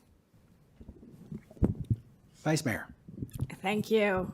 And Councilmember Weinberg, I don't think I'll be presenting anything to sway you because I think we're all aligned. So notwithstanding the late filing issue, our role here, as we've all said, is really to hear this appeal. And look at the full record and the evidence that was presented and the oral statements today and determine whether or not the project is categorically exempt under CEQA and whether any of the exceptions apply. And the Trainer report, the powers analysis, and all the evidence that is in the record, even going back to what was presented to the commissions, it is clear to me that the project does qualify as categorically exempt under CEQA. We have not seen any evidence, as Councilmember Lang said, refuting that. As I said at the beginning, I came with an open mind and looking for arguments either today or in the record or the written record refuting the analysis that was done in the documentation in the Trainer report and the powers, and it's just not here in the record. And so based on that, again, I find that this appeal has no merit and there's no substantial evidence to support the appeal. And as a result, I'll be joining my colleagues in denying the appeal. Thank you.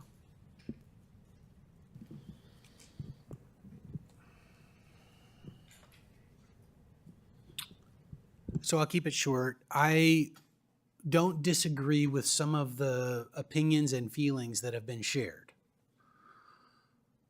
But we're limited to how we can adjudicate this matter. And in order to uphold the appeal, I would need to have substantial evidence that the contentions about CEQA exemptions have been incorrectly handled. And there hasn't been any evidence presented. There has been some assertions, for example, an assertion that we haven't paid sufficient mind to cumulative impacts. Well, if that was to be an argument for this appeal, you should have gone to the Trainer report, to the specific paragraph that said that our expert has reviewed the cumulative impact and determined that there isn't a sufficient cumulative impact. You should have gone to that section and refuted it and said why he's wrong. And simply listing 19 projects that have occurred over multiple years on the Civic Center does not make that argument. Because in fact, the text of the law requires the cumulative impact to change the significance of the historic resource, okay? And so you would have to make 2 pieces of an argument to prevail there. You would have to first say that there is a cumulative impact that matters and that it is changing the character of the historic resource in a significant way. Now, that hasn't been argued. So I cannot uphold the appeal based on assertions that run counter to reports prepared by professionals. You have to come with something that offsets the substantial evidence that already exists for the decisions that have been made if you want those decisions overturned. So based on that, I am not inclined to uphold the appeal, and I would look for a motion at this time. Go ahead. Mr. Mayor, I move that the council deny the appeal and uphold the decision of the Los Altos Historical Commission for Historical Alteration Permit H24-0003 and the Los Altos Planning Commission for Design Review Permit DR 24-0002 for a new library courtyard and affirming that the proposed project is categorically exempt from environmental review pursuant to section 15301, existing facilities, and section 15303, new construction and conversion of small structures, of the state guidelines implementing the California Environmental Quality Act, CEQA, of 1970, and that none of the exceptions outlined in section 15300.2 apply, and that as a separate and distinct basis for denial, that the council find that the appeal is untimely. Second. Councilmember Lang? Yes. Councilmember Meadows? Yes. Councilmember Weinberg? Yes. Vice Mayor Fliger? Yes. Mayor Daley? Yes. Motion carries. Okay, that is the final action on this item. We will take no written notice will be provided, and we are going to take a 10-minute break. And Mayor, are we going to go through the whole agenda tonight? So Yes. I will look to my colleagues. We have yes, I'm pretty sure we're going to make it through. Yes. I just want to be sure Okay. because that gentleman is All right. here again on Yes, Underground. indeed, Yes. indeed. All right, We don't thank want you. to continue. No. No, yeah. So 10 minutes.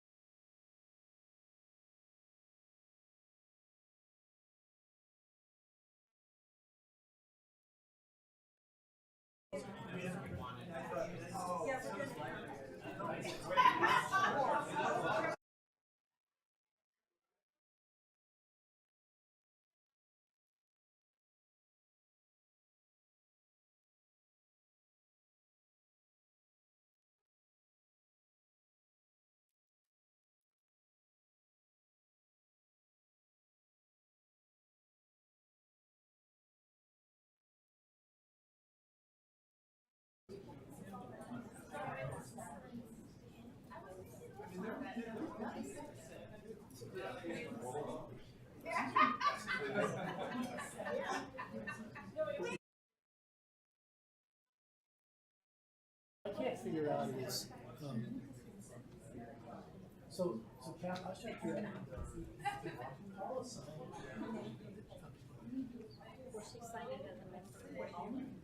So she's, here's the thing, she should get her money back.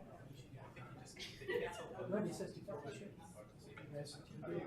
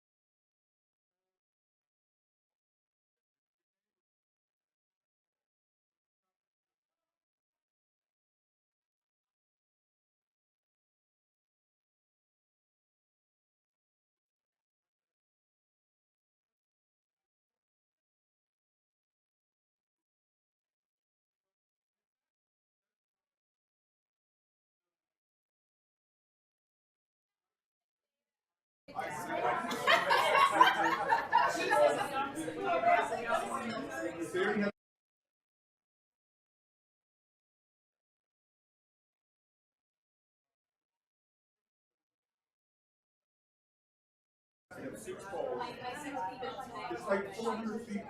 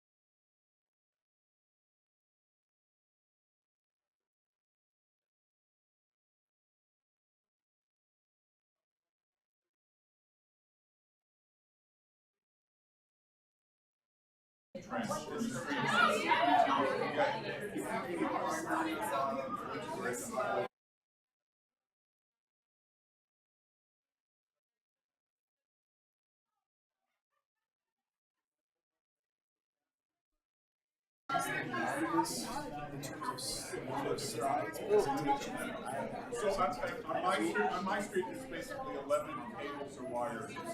Okay, so that's an enter slide and a closing slide. There's only like 3 slides of content. I would like to find a way to do this, because I'm for.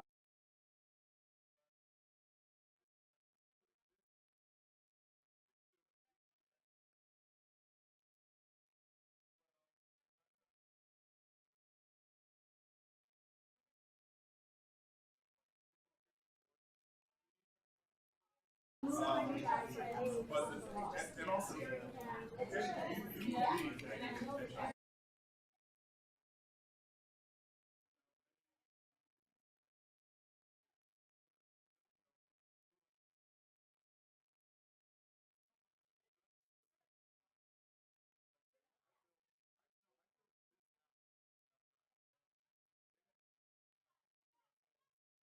they had to put a new, so they had to put in a new the whole day.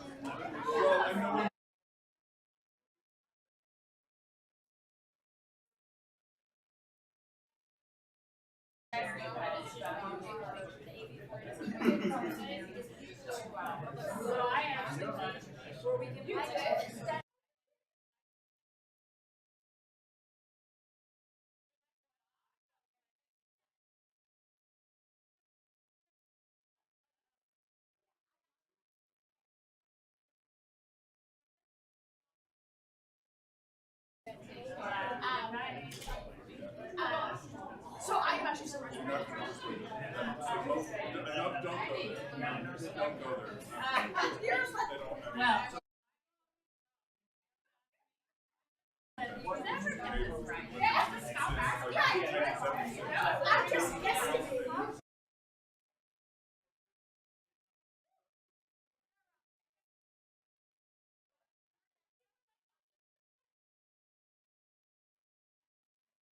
How are you? Well, nice to see you. I like your hair. Well, thank you. When you're up there, I guess you can. When you're up there, the adrenaline. The one you have 3 minutes. And I'm gonna.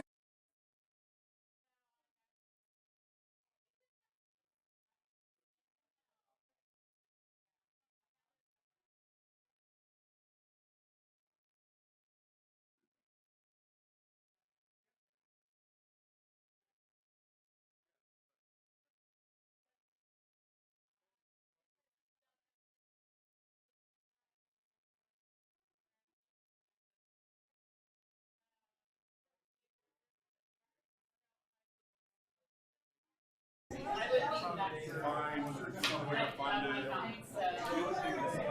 Other cities.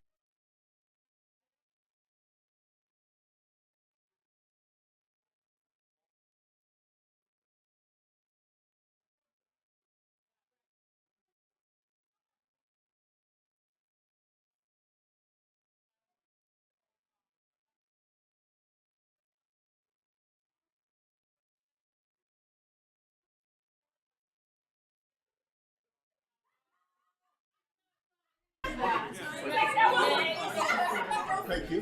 I just wanted to say thank you.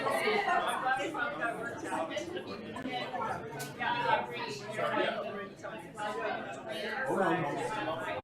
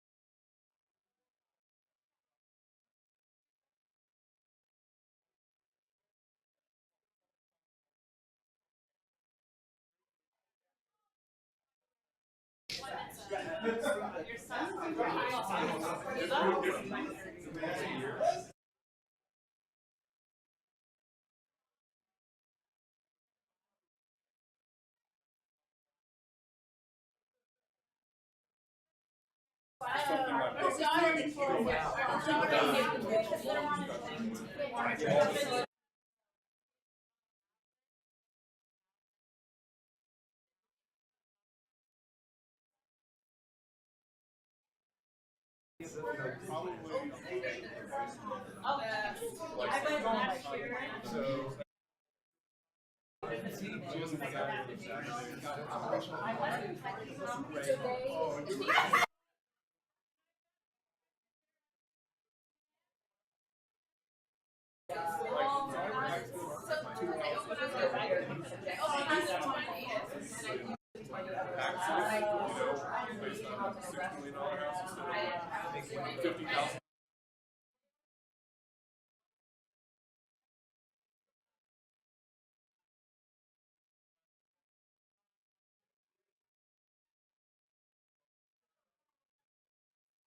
So it's not, they're not getting this. So, but even so, I mean, there was like.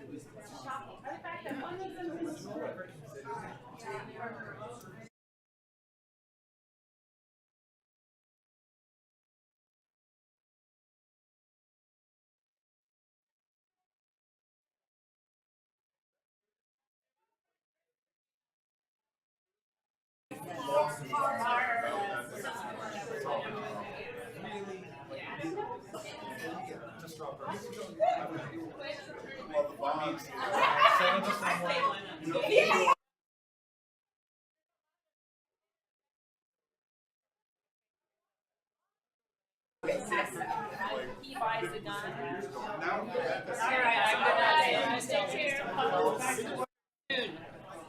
So a gun company will say that way to get the gun.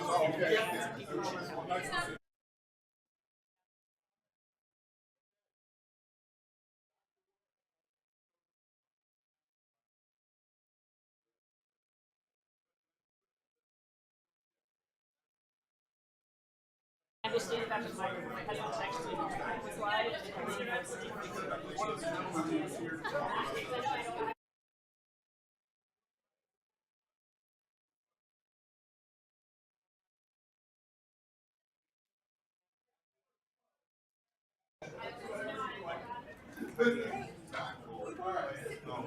All right, if I could get people to resume their seats, please. We are behind schedule, and we have a couple of more really important items that we want to get to tonight. So,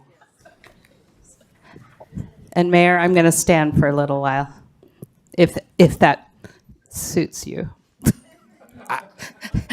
I'm going to look to my colleagues and see if I can get a motion on that. No. Thank you. You're fine, Sally, of course. All right, so we are back in session, and we are on item 13. This is AB 481, Military Equipment Use Annual Report for 2024. And I see one of my favorite Los Altos PD officers, Captain Kraus, and I will turn the floor over to you. Thank you. So my computer wouldn't work, so John Maginot is going to be my clicker today. So he's going to pull out the presentation for us.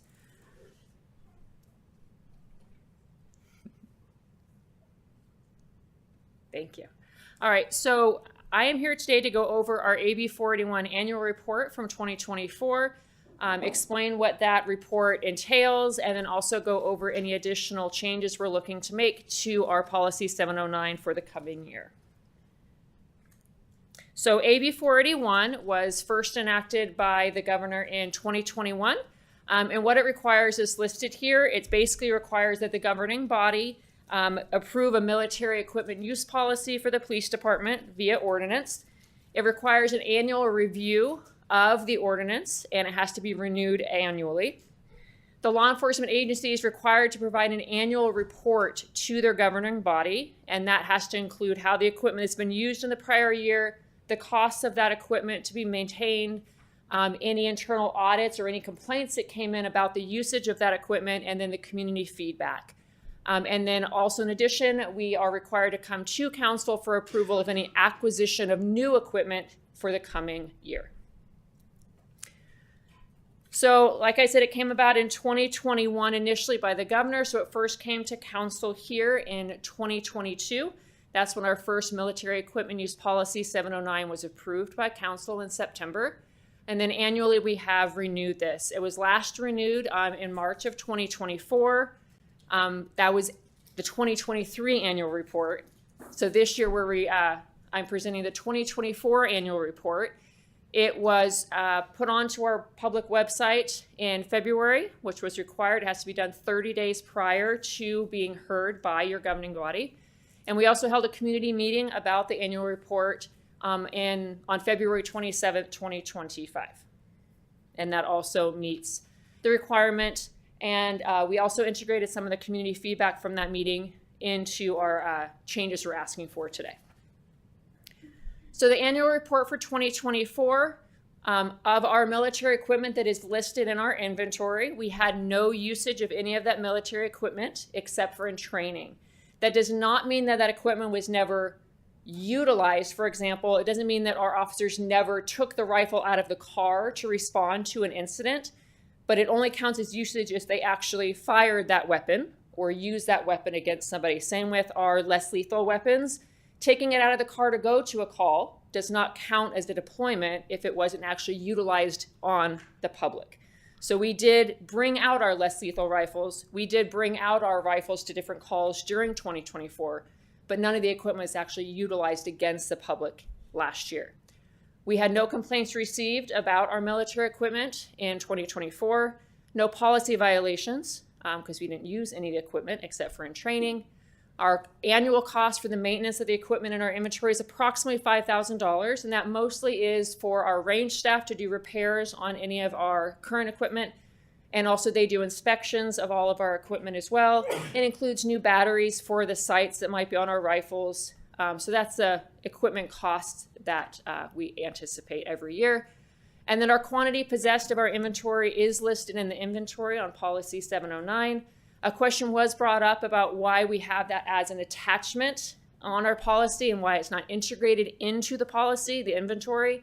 It is simply because with Lexipol, which is our policy management system, if you make changes within the document, it's a very cumbersome process to do so. If we do it as an attachment, then each year when we get any updates for things from council that you guys approve, we can just make those updates and make a new attachment and attach it to the policy rather than having to go through and add it within the policy. So it's still, anytime you pull up policy 709, that attached inventory comes with it. It is part of the policy. It just is shown as an attachment. It does not mean it's not part of the policy. So I just wanted to address that. So for the coming year, we are asking for a few things to be added to our military equipment inventory. The first is drones. So if you remember from last year, if you were on council, we asked last year for 4 drones. It was 2 exterior drones and 2 interior drones. Those were all approved by council last year. However, the 2 interior drones were not purchased just due to budget constraints. So we held off on purchasing the interior drones last year. So we would like to purchase them this coming year. However, those drones that we got approval for last year are no longer on the market for us to purchase. That exact model that we asked for. So therefore, I'm coming back to say that model, it was bought by Axon Corporation, and they're not making it available to purchase for law enforcement. It's for their own company. And so we are just switching the model from that model we asked for last year to the DJI Avata 2 drones, which are actually similar in cost to what they were last year. In addition, we are asking for 1 additional training drone. That's the DJI Mini Pro. Costs about $1,200. They sell it at Costco, to be honest with you. The reason we want that particular model is that we have those really nice beautiful exterior drones that got approved last year and we purchased, but the cost of those is about, I think, $25,000 to $30,000 for those drones. We really don't want our UAS pilots practicing training flights with that expensive piece of equipment. The DJI Mini Pro uses the same controller and the same technology. It's just in a much smaller scale and only costs $1,200. So if something were to happen to that drone, replacement of batteries, so forth, it's a lot less expensive. It is just a smaller model of it. We currently have, I believe, 6 pilots that have gone through certification. And so our person who runs the unit would really love to get everybody together to do more trainings, but he does not want to use the expensive piece of equipment to do so. And then the other thing that we're asking for new equipment this year is our Daniel Defense rifles. We already have 5 in the inventory. We are hoping to increase that number to 36. So I want to explain why that huge increase. We currently have 27 Colt rifles in our inventory. So we have Colt rifles that were purchased in 2003. Their lifespan is about 15 years. So we are past the lifespan of our current rifles, the 27 that we currently have of the Colt rifles. So we need to replace those rifles. So we're hoping to replace them with Daniel Defense rifles instead. They are a slightly higher quality rifle. Those are the ones that we purchased previously for our SWAT team. And so they cost about $500 more per rifle than the Colts. If you looked at our inventory, it says that the Colt rifles are $1,500, the Daniel Defense are about $3,000. That's because the cost of them at the time was a lot less. Now for us to purchase them, the difference is going to be about $500 between the Colts and the Daniel Defense. The reason we're trying to go, so right now we have 32 rifles total. We have 27 Colt and we have 5 Daniel Defense SWAT rifles for a total of 32. We are hoping to increase from 32 total rifles to 36 total rifles. And the reason for that is right now we do not have enough rifles in our inventory to individually issue them to an officer. So we have rifles that go into the patrol car. So I have a rifle for a patrol car. It has a number on it. So patrol car 36 is labeled with rifle 36. And so that's how all of them are. So we have enough that are in all our patrol cars. We have some extra that go just to range for training. And then we have some spares in case any of our rifles go down. What our range staff would really like to do ideally is to have a rifle issued to each individual officer. And the reason for that is rifles are a little bit different than handguns, is that they're supposed to be used at longer range. So they have sights on them, optics. And those optics are set based on the height of the officer, their shooting stance, how they hold their hands, their eye positioning, if they're left or right dominant. When we have rifles that are issued just to the vehicle, they are sighted into a generic officer. So they go kind of with a generic officer height, generic officer stance, and officers just learn to adapt to that when they're shooting. If we had individually issued rifles, they would be individually sighted in for each specific officer, making them more accurate if they ever were to have to be used. So that's the reason for that. Yes, sir. Stocks are adjustable too, right, Katie?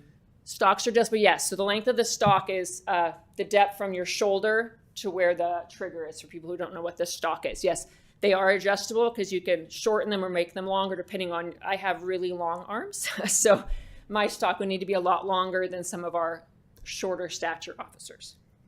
So that was our new equipment request that we put in the annual report. And then some additional changes that we were looking to make are a couple items we would like to remove from the inventory, and I want to explain the reason for that.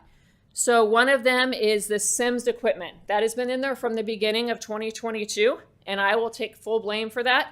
It's called in the policy, in AB 41's policy in the law, they call it a Sim weapon, and they give a definition of what that is. But when they just gave it, it said Sims.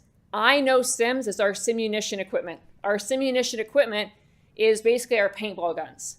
They are the handguns we carry, but they're made inert. They're used to shoot little paintballs during training exercises so that we are actually shooting a Glock weapon, but it's shooting water-based paint for simunitions.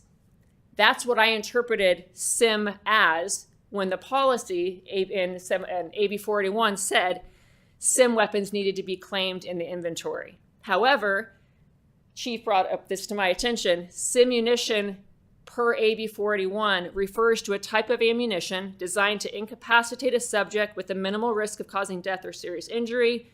It includes specialized launchers like the 40 mil launcher, which we do have in our inventory claimed, and other less lethal options that are used to subdue individuals without deadly force. Basically, it's a projectile intended to cause pain and disruption through impact rather than penetration. That is what AB 41 defines as a SIM weapon. I put in our simunition equipment, which is used only for training and is never used against the public. Therefore, it should not be a part of our inventory because it is not something that ever impacts the public at all. The second one is our flashbang training kit.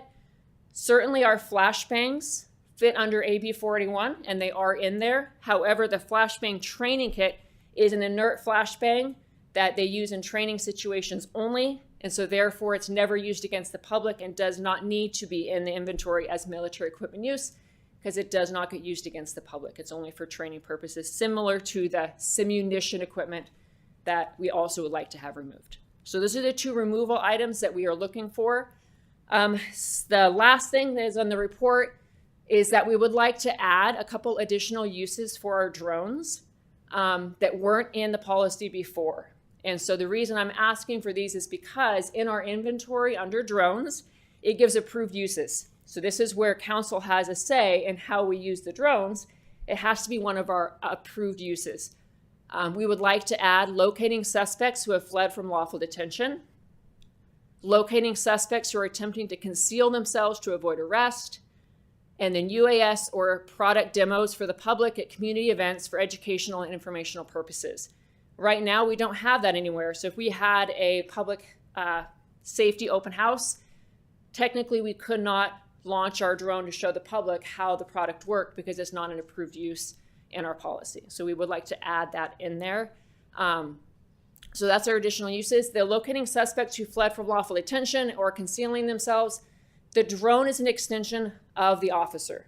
So if we have the legal right to be in a backyard because we have probable cause to find a suspect who has fled there, then we have the legal right to use a drone to go in that backyard to locate the suspect because we're basically trying to protect the officers from harm by sending the drone in first to have eyes on the yard to see if the suspect is there.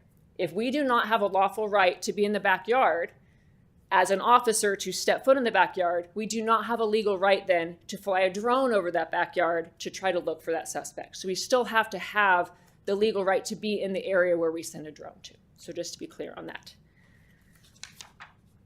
And that concludes my presentation. I'm happy to answer any questions you may have. Yes, sir. Katie, do you have approved use for when there was the break-in on 2nd Street, the apartment complex, and we actually got the call while the robbery was in progress?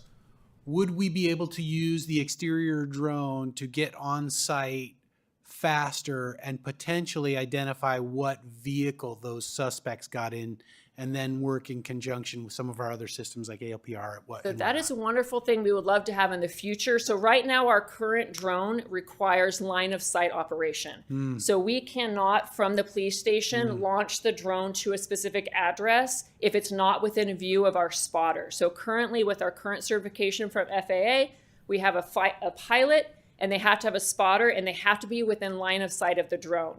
There's a different certification that you can get, which is called a Drone as First Responders program that a lot of agencies are going towards.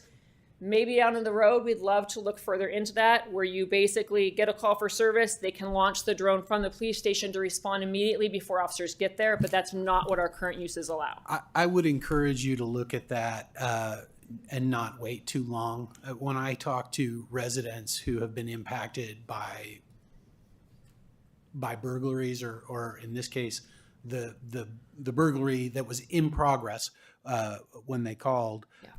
The idea of being able to get a drone on site, because we had a slower than usual response time to that particular call for a variety of reasons. So it would certainly help our response times and work in conjunction with other systems.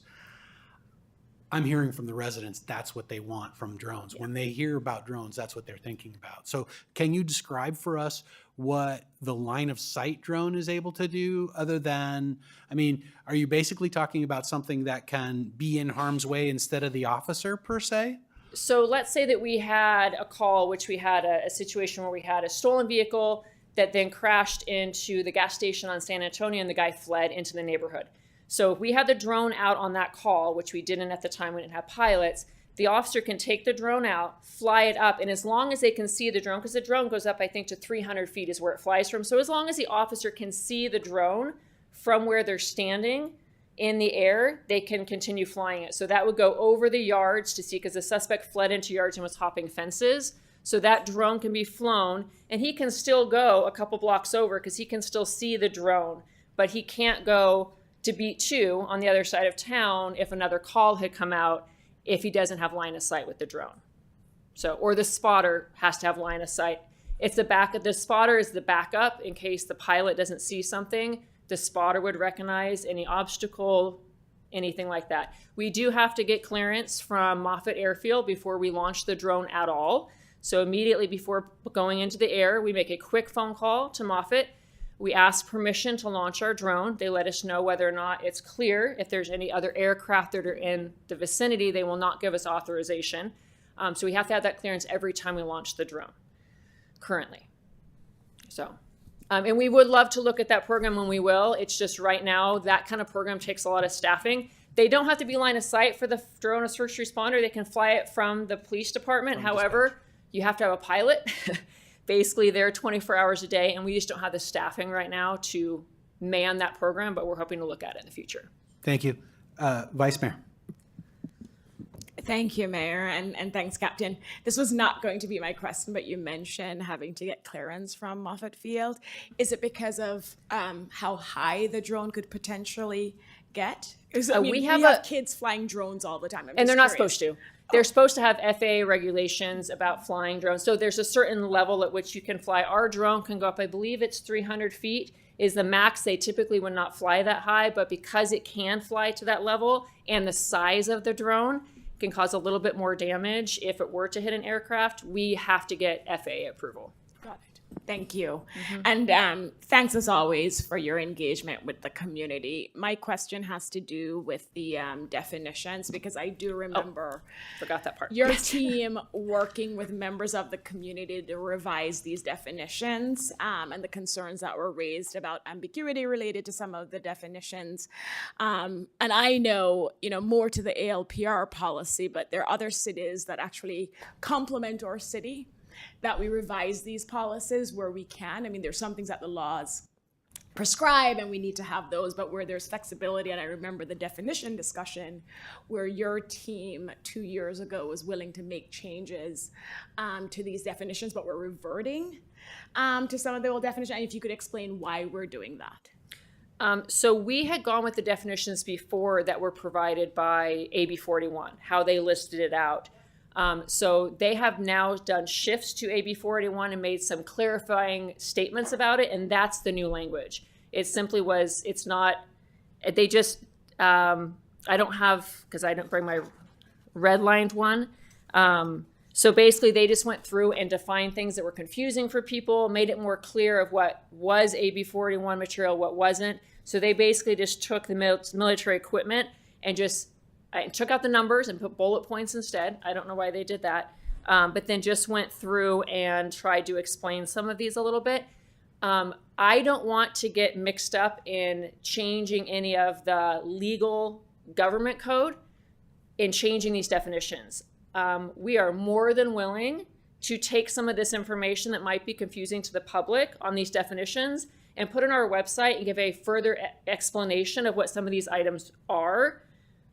So that people have a better understanding, but this terminology comes from the government code for AB 481. I don't want to be changing that language within the policy. I'd rather just stick with the language from 481 and give further explanation of some of these things on our website if we feel we need to. So just to clarify, so this is Yes. a change then, because I think 2 years ago we were willing to change the definition from what was in the government code. Am I not remembering correctly? I don't think we did. We took the definition straight from the government code, is my understanding. I could be mistaken. I've been back here a lot on this. No. So I know we changed some of it for, Okay. for our policy. Yes. We clarified some things, maybe some of what we see the state doing right now. We did. We clarified some Okay. of the language just to make sure it was clear what we were referring to in our city. So thanks for the explanation. Obviously, we'll have a discussion later, but I just wanted to better understand why it appears, and you just confirmed that we're just basically going back to what the government code specifically says, and I understand the reasoning, but I know we had allowed for some tweaks a couple years ago. If I can go into Lexipol and make any changes that you guys want us to make in this, I just went with what they had done some updates. So what Lexipol does is they put the updates into the system. That's why that red line version was a little confusing. I didn't want to go through and take that out because that was, if I approve it, then in the system it says approved. Right. So I didn't want to do that without you guys saying yes first. Thank you. Councilmember Weinberg. Thank you, Mayor. Captain Kraus, thank you very much for the presentation. As always, it was very informative, very useful. And thank you for the public, not a public hearing, but for the Community meeting? yes, the community meeting. Thank you that you conducted. I appreciate that you were there. I see at least one person from that meeting is here, and I'm glad to see that as well. Maybe this is something that will have to be saved for discussion, but following up on what the vice mayor said with respect to definitions, I recall a very robust discussion about identifying the governing body. And the model policy uses what the police department is proposing to use now, which is elected or appointed body. And we very deliberately decided to identify the city council.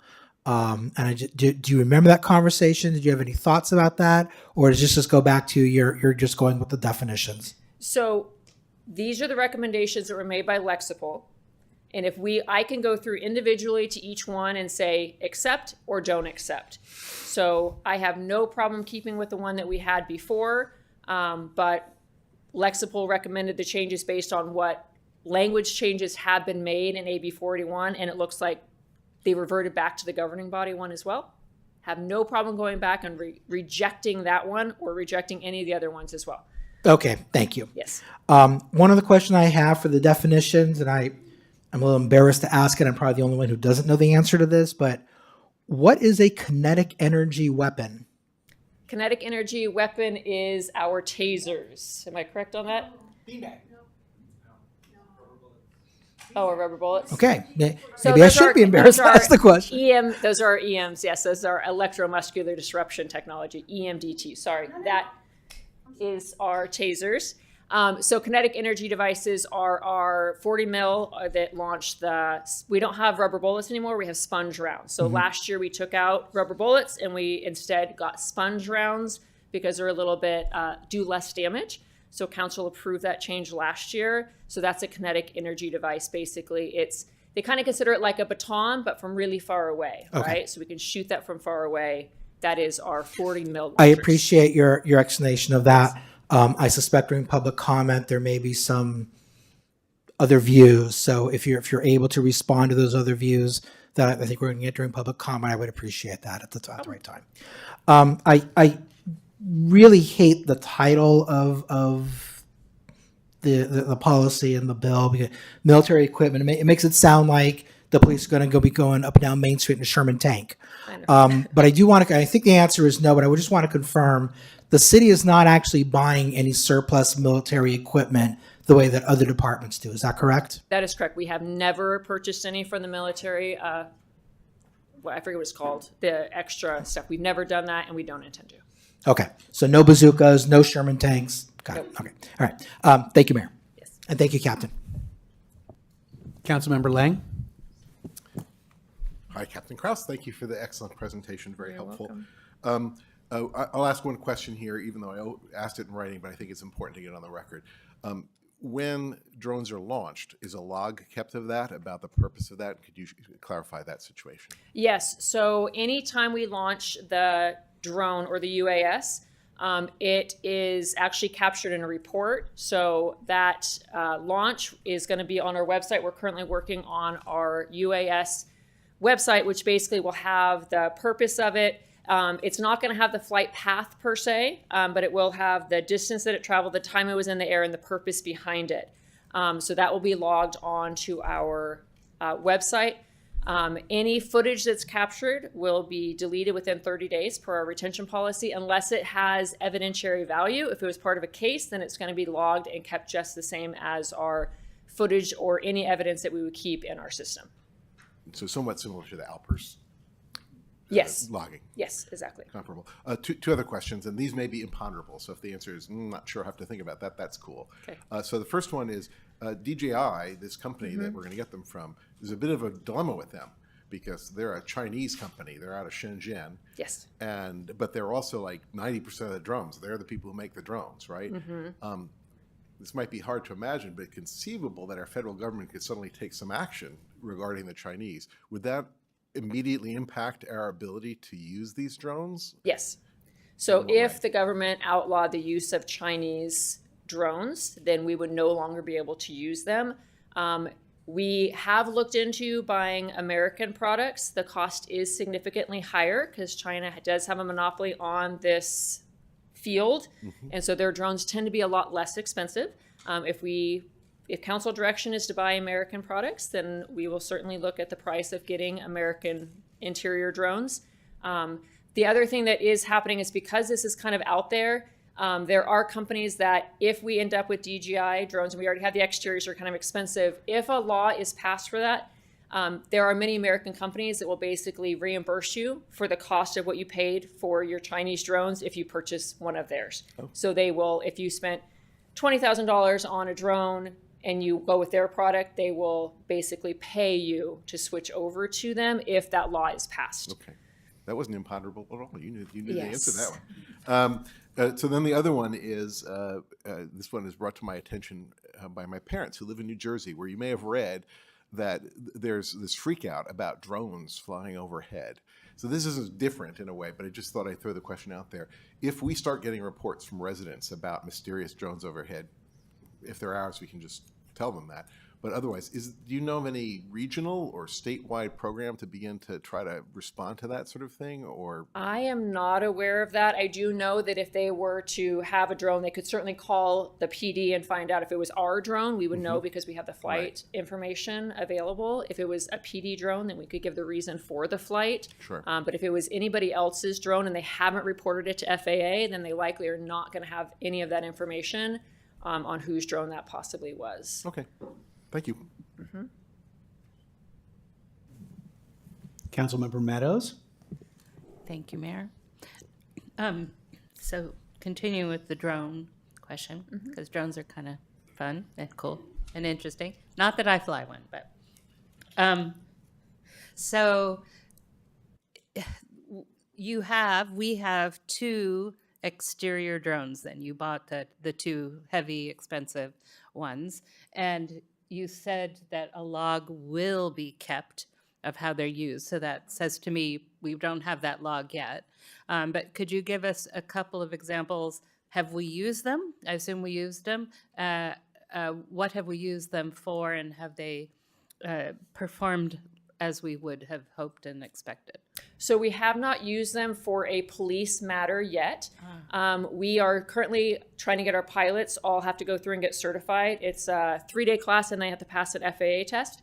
And so we just now got, I think we have 5 people now certified, but our first 2 people just recently went through the class and got their certification at the end of 2024. So it's very recent that they even got their certification to fly. And again, we have to have 2 people certified in order to fly it. And so when we only had 2 of them, if they were working on the same shift, that was amazing. But if they weren't, we couldn't launch the drone. Now that we have 5, I think we're eventually going to have 7, including some of our dispatchers and even a records clerk are going to be certified. Pilots already are certified, which is great because the records person's there every weekday, right? So the flexibility is there. We'll be able to fly them more often. So we will have 7 certified pilots by the end of March. We have used it one time. And that was recently, I think it was 2 weeks ago. MSC Public Works actually asked if they could have us assist them in doing a roof inspection of History House. There's a really steep pitch at one area, and they needed to do a roof inspection, but it was going to be unsafe for them to go up on a ladder. And so they asked if we would utilize our drone to do so.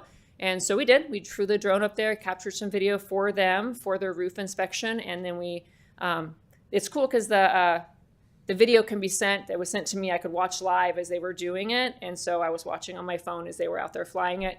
And then they did do the report with the log of that. And that's going to be our very first one put up on our webpage, is that it was an MSC Public Works usage.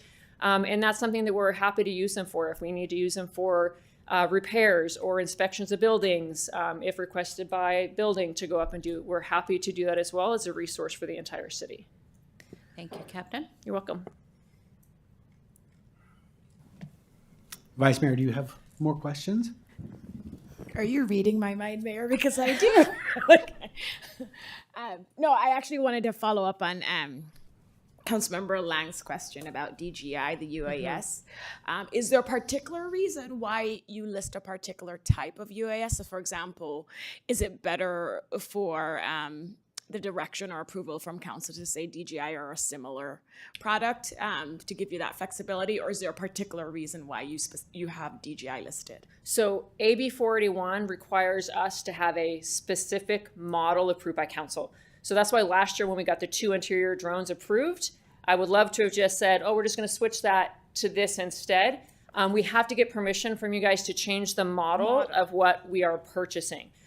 If we do replacement, it's different. So say our DJI drone, we purchase breaks and we need to buy a new one. We don't have to come back and ask you guys for permission to buy a replacement on something you've already approved. That's in the policy as well. We can replace something without getting council approval. But if we're changing the model or increasing the quantity of something, we have to come back and council approval first. That's why we brought this back to change the model number, because in the inventory it's listed.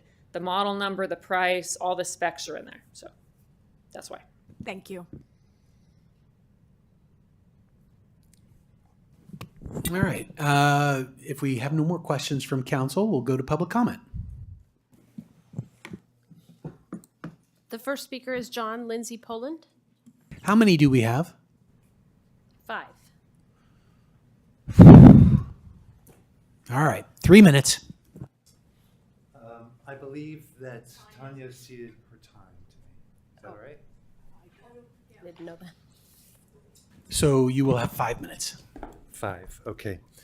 Good evening, council members, staff, and public. My name is, what? You're shaking your head. Oh, okay. My name is John Lindsay Poland. I work for the American Friends Service Committee. Actually, don't live in Los Altos. I drove here from Oakland tonight. But I work on AB 41 policies and annual reports statewide. I've probably read more than 100 AB 41 policies from jurisdictions across the state, as well as probably hundreds of annual reports on uses of military equipment under AB 41. We do lots of analysis, and so I hope I can be of service to you. One of the most important things about AB 41 is that it puts in the hands of governing bodies, and that's city councils, boards of supervisors, transit commissions, decisions about the policies that will protect civil liberties and will are the best, most reasonable and cost-effective alternatives to any kind of equipment to meet the same public safety objectives. It does not put those decisions in the hands of the department. It does not put those decisions in the hands of the city attorney. And honestly, it doesn't put the hands in the decisions of people in the public. It puts it in your hands. And you are required under the state law to reach a finding that the policies that have been submitted to you are protective of civil liberties and that there is no reasonable or cost-effective alternative to that equipment to reach the same public safety objective. I want to comment on something that was said earlier. The AB 41 has not undergone any amendments. The California Department of Justice did issue a clarification about what different definitions and parts of the statute mean, but the law itself has not undergone any changes. One of the disadvantages of Lexipol templates is that while they provide lots of information and models for different pieces of AB 41, they do not lay out the components of a use policy. There's 7 components of a use policy, including authorized uses, which for us is one of the key pieces. It also lays out that there's a requirement for an independent oversight entity to be named in the use policy, an independent oversight entity for implementation of the AB 41 military equipment policies. And I think someone else is going to speak to that. So this is an annual process, meaning that if at any point a council majority finds that policies for use don't protect civil liberties, or that there is no reasonable or cost-effective alternative to achieve the same public safety objectives, you are actually required to reach a finding that sends the policy back to the department or amends it yourself. So that brings me to assault rifles. In the policy for patrol rifles, for sniper rifles, for launchers of the less lethal projectiles or SIMs, kinetic impact projectiles, there is language that lists examples of potential authorized uses, but has this phrase, includes but not limited to the following list. And what that means is that they can be used for anything. So for an example, for an assault rifle, if there's a fist fight at the junior high school and then the department would be authorized to send out people brandishing their rifles. They're not going to do that. But under that language, you would be authorizing that use, which is not protective of civil liberties. So that's why we would like you to reverse that or send it back. Even if you decide to approve an unsafe policy like that, I would urge you to instruct the department to report on uses as authorized in the policy, right? So you heard that they were not utilized against the public, right? Or many departments say we didn't fire it, so therefore it wasn't used. But if the policy says use is authorized in any situation, they're not talking about firing the weapon, they're talking about deploying it. So if the weapon has been deployed, then the report, and there weren't any deployments of it in the last year of the assault rifle, but the report should include all uses that are deployments. And so I would encourage you to give that instruction to the department. I would also encourage you to ask the department when they do, so they're doing a drone log, which is great. Are we at 3 or 5? That's 5. Okay. I will ask someone else to see time later, but I'll be back. So the person who seated you time can't talk, but other members of the public can. There's no more time to cede. 5 minutes is the maximum when you cede time to somebody. So there's no point in anybody else trying to cede time. What I would suggest you do is if one of you is familiar with the other things that didn't get out, go up and say them. The next speaker is Tony Moose. Tony Mose, thank you for having me here tonight. And thank you so much to the chief and captain for all the work they've done on this policy. It really means a lot. So Captain Krause already addressed one of the things that I had a concern about, which was data retention. And you mentioned the 30-day retention unless they have to extend it for use for any law enforcement policy purpose. The other things that I wanted to recommend is that we also consider a policy that clearly prohibits the data is used or shared with ICE or any federal agencies, so that's clearly stated, as well as prohibiting the drone footage to be used for any immigration enforcement purposes. And the fourth and last thing that I thought we should add to the policy on drones is to specifically state that our Fourth Amendment rights would be protected. Thank you. The next speaker is Brian Jones.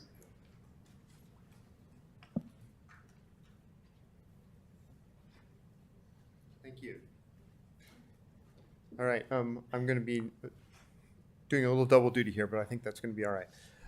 I think one of the things that I'm actually personally interested in, so this is not just something I'm sharing from John, but the increase in number and capacity of the Daniel rifles seems to me to be sort of an unwarranted escalation, if you will. We haven't used those rifles in several years. I think we haven't seen a lot of demonstrated, need for that kind of thing. So I think it's our responsibility to be as judicious as possible with these extremely dangerous weapons in the community. We need what we need for sure, but we shouldn't have more just because we need more. So what I'm struggling with is what sort of situation has changed that says that we need rifles of greater capacity, that we, I understand that the sighting is an issue, but we've got a pretty large outlay of money that, maybe we don't actually need to have rifles for all of those officers, and we can get by with a smaller number. I think in general, we should be looking at this, and I want to thank the captain and the chief for their cooperation. They've been great talking to us and working with us. I really appreciate that. And I think that Captain Krause's report was fantastic. I think that as we look at this, our responsibility is to, we've granted the police department the trust of the state monopoly on violence. And that's an important civil thing that we do, that you do as a body. And with that trust has to come oversight. And with especially the trust of something as important as the monopoly on violence, we should expect to have a lot of oversight and a lot of careful control over what's going on. So I think our bias should be to minimize as much as possible what that capability is, while still doing what we need to do to protect our community. So in light of the fact that our community has been so safe, I think we should be asking ourselves, where is that line, and do we have it in the right place? Again, I thank them for their transparency. I think this has been a great process where we have much better understanding of what's going on than we did 5 years ago, and I think that's good for the whole community. Thanks. And the last speaker is Janine Valadez.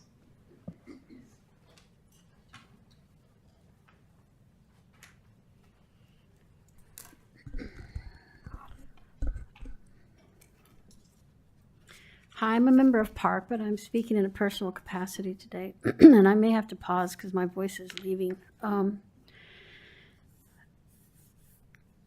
I have made my specific requests to council and to the chief and to Captain Krause, and I want to thank both of them for listening and hearing concerns. But I want to make a few points, and I've already actually talked to the chief about that. I'm going to talk about this. It's what I call the lexipol language creep. And that is that there is a lot of pressure on police agencies, law enforcement agencies to interpret or trust that the memoranda or the system that they send out that interprets the law into the language that behooves them and their ability to defend cops when they go to trial or other reasons, to accept it as the government code, and it is not the government code. So the concerns, for example, about the governing body definition, about removing the numbers, about combining some bullets together, some categories of ME together and separating others, that's all to create confusion amongst the public. You even heard the captain was also confused about terminology. It's hard to remember sometimes. So I say be safe. Just use the government code. Some cities have started saying, go ahead and refer to 7070D, and boom, there's the list. We don't even put it in our thing. So that's one major concern, is this lexipol language creep. It's very important that Lexipol themselves on their website say that clients, the police agencies, are encouraged to work with their community to derive and customize the policies that suit their community. They say that. They don't mean it, but they say it. So we need to take advantage of that. And thankfully, we've got a great leadership team on our side over here trying to make sure that we're serving our public the best way we can. So I would ask that, you encourage that and that not be afraid of changes to the Lexipol standards. Next, I echo data sharing concerns. The current policy is too loose. We need to tighten it up. I don't agree with use of our drones for exhibitions. It inures the public to the concept of drones being around and for surveillance, and it's just not a good practice. There are plenty of packaged educational products you can get for free that shows your community how drones work, whether it's for disaster relief or for fighting crime. Another area is in terms of accountability. I asked for this the first year, and I ask every year, and you guys push me off. Independent oversight. We're non-conformant. Thank you. Thank you. I spoke too soon. We have one last speaker, Freddie Wheeler. Good evening. I didn't have any plans to actually speak on this topic, but after hearing all the remarks, I would like to say that I trust our police, and I expect that I probably am someone with my opinion has the majority of the residents' viewpoints. Maybe not. But when I hear maybe we don't need every officer to have a rifle, well, how do we decide which officers don't have the rifle? And if that's the officer who happens to be in the situation where the rifle's needed, but he didn't get the rifle, that is not a good outcome. I know that the citizens, because I listen to these community hearings, I listen to the council meetings, when people come in here, they come in here because they want more police protection, not less. And I'm certainly one of those people who I would like to feel like I have the absolute most police protection that we could afford. I would like to see more police officers, not less. I trust the police officers to know what they need. I don't know what they need. They're the experts. I want them to have what they need so that they can protect all of us. And that's all I have to say. Thank you. Thank you, Freddie. All right, so I will bring it back to council for deliberation. I do have a couple of questions that have come out of the feedback from the residents. So, Katie, we're talking about, let's talk a little bit about the difference between the Colts and the Daniel Arms rifles, okay? So currently, every officer would have a Colt in his vehicle, her vehicle or his vehicle, and there are two drawbacks that I can see. One is the equipment is beyond its planned use cycle, but the other drawback is weapons are personal, and particularly rifles, as you have mentioned, typically are engaging targets that are further away. The further away you are, the more you're going to miss based on small changes in your aim, right? And so having rifles that are suboptimal for any individual officer is a drawback. The other drawback being that they're old. But they fire the same caliber rounds, .223, right? What's the difference in lethality between a round that strikes somebody from a Daniel Arms rifle and a round that strikes somebody from a Colt? There is no difference. The only reason that we were looking to go, we have to replace them no matter what. So we either need to buy the replacement number of the Colts. The reason we were trying to go all with one rifle is because it makes it easy for our range armorers to have one type of rifle to do the repairs on, rather than having the Colt and the Daniel Defense. So our range staff has to go to an armorer school for each type of rifle or firearm they work on. So they have to go to a Glock school every 3 years. They have to go to a Colt school. So if we have Daniel Defense, which we have for our SWAT team right now, and we have Colt, now they have to go to 2 different armorer classes and work on 2 different types of guns. So it just seemed easier to just buy all of the same.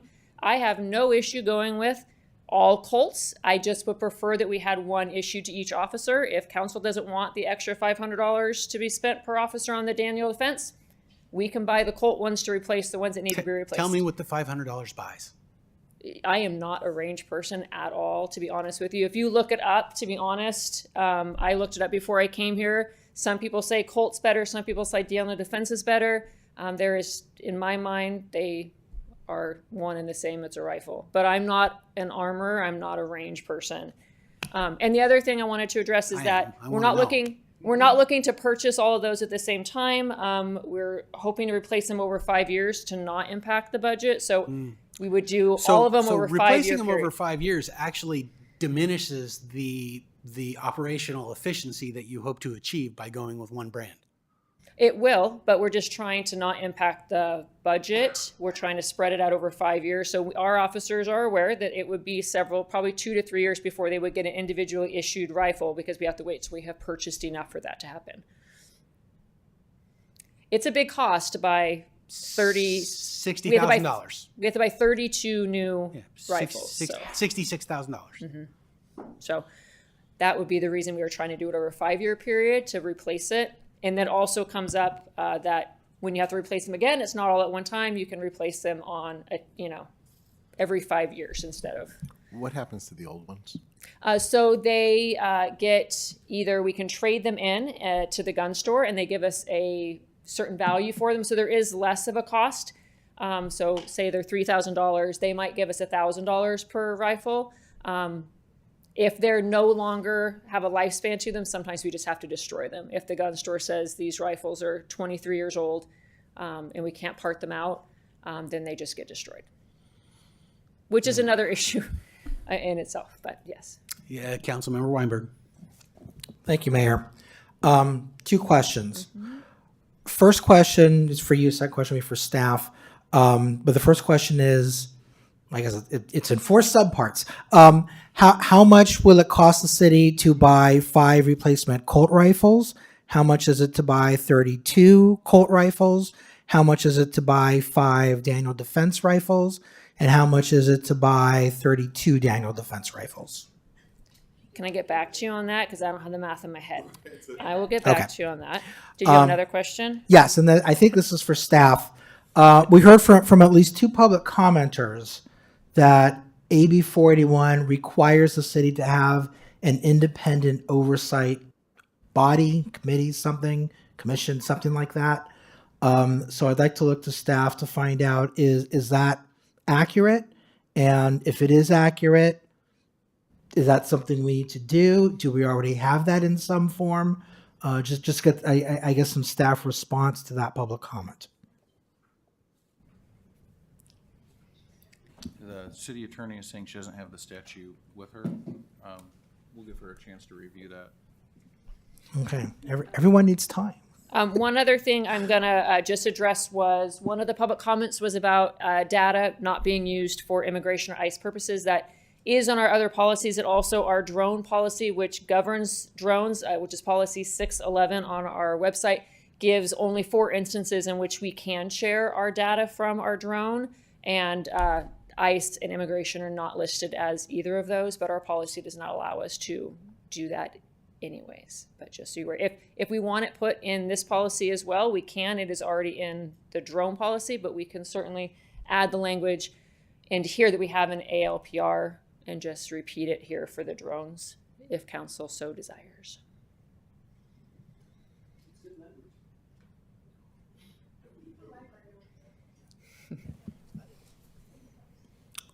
I'm sorry.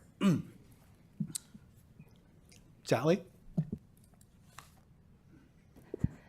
I think a couple of our colleagues, Councilmember Weinberg and the Vice Mayor, may have worked closely on the language before. So I'm not going to comment so much, though, on language, because I think you two can address it better.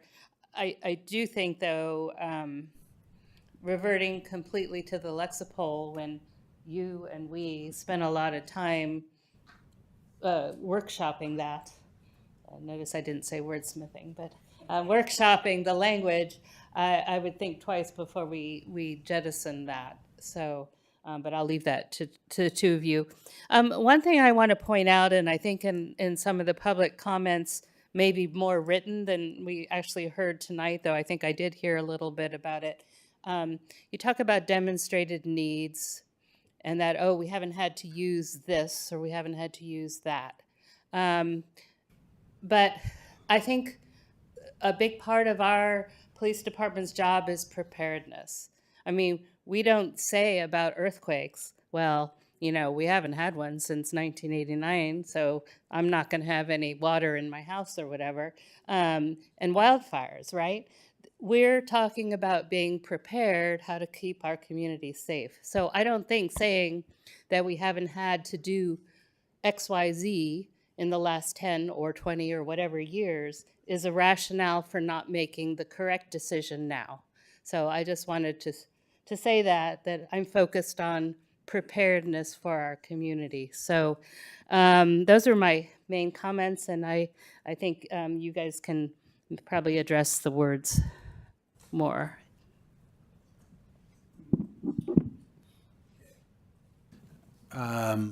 Nisa, Vice Mayor, do you want to go? Sure. Thank you. So thanks again to the chief and Captain Kraus and all the members of the community who have engaged in this process. And I do want to highlight the fact that, you know, what we're hearing today is so different from what we've heard last year and previous years about the outreach and the engagement that took place in the process. And for me, that is something that we should celebrate and recognize, regardless if there's still disagreement. The fact that we had our chief and captain have this community meeting, listen to the community, and incorporated some of their feedback. That's exactly what we want to see here in Los Altos, since I really want to express appreciation. With regards to the language, I actually jotted it down, Captain Kraus, that we should just copy the ALPR language, because I know that we have similar language about limited data sharing use related to ICE and immigration purposes.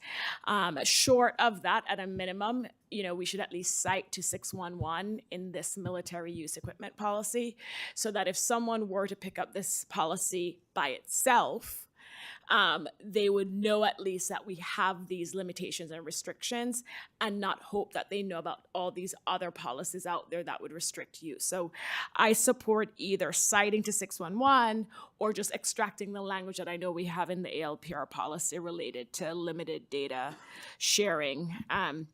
With regards to the definition, thanks for that, Councilmember Meadows. You know, with our new mayor, I don't think we want to wordsmith, but what I would support tonight is really just without having the captain and chief come back to us, because I think we already did a lot of work with regards to a lot of these definitions, and we do have the ability. We're not restricted. We can change these definitions, clarify them, tailor them to the Los Altos community. And so I would appreciate the captain going back to what we had looked at 2 years ago and saying, and the easy example is the one that Councilmember Weinberg shared, but I know there were others where we actually talked about, what does this mean? Should we make clear that this is what it really means? So with, like, I think it's the governing body definition, and there are others as well. You know, go back to what we had agreed to. The law does not prescribe we must, you know, follow what Lexipol has.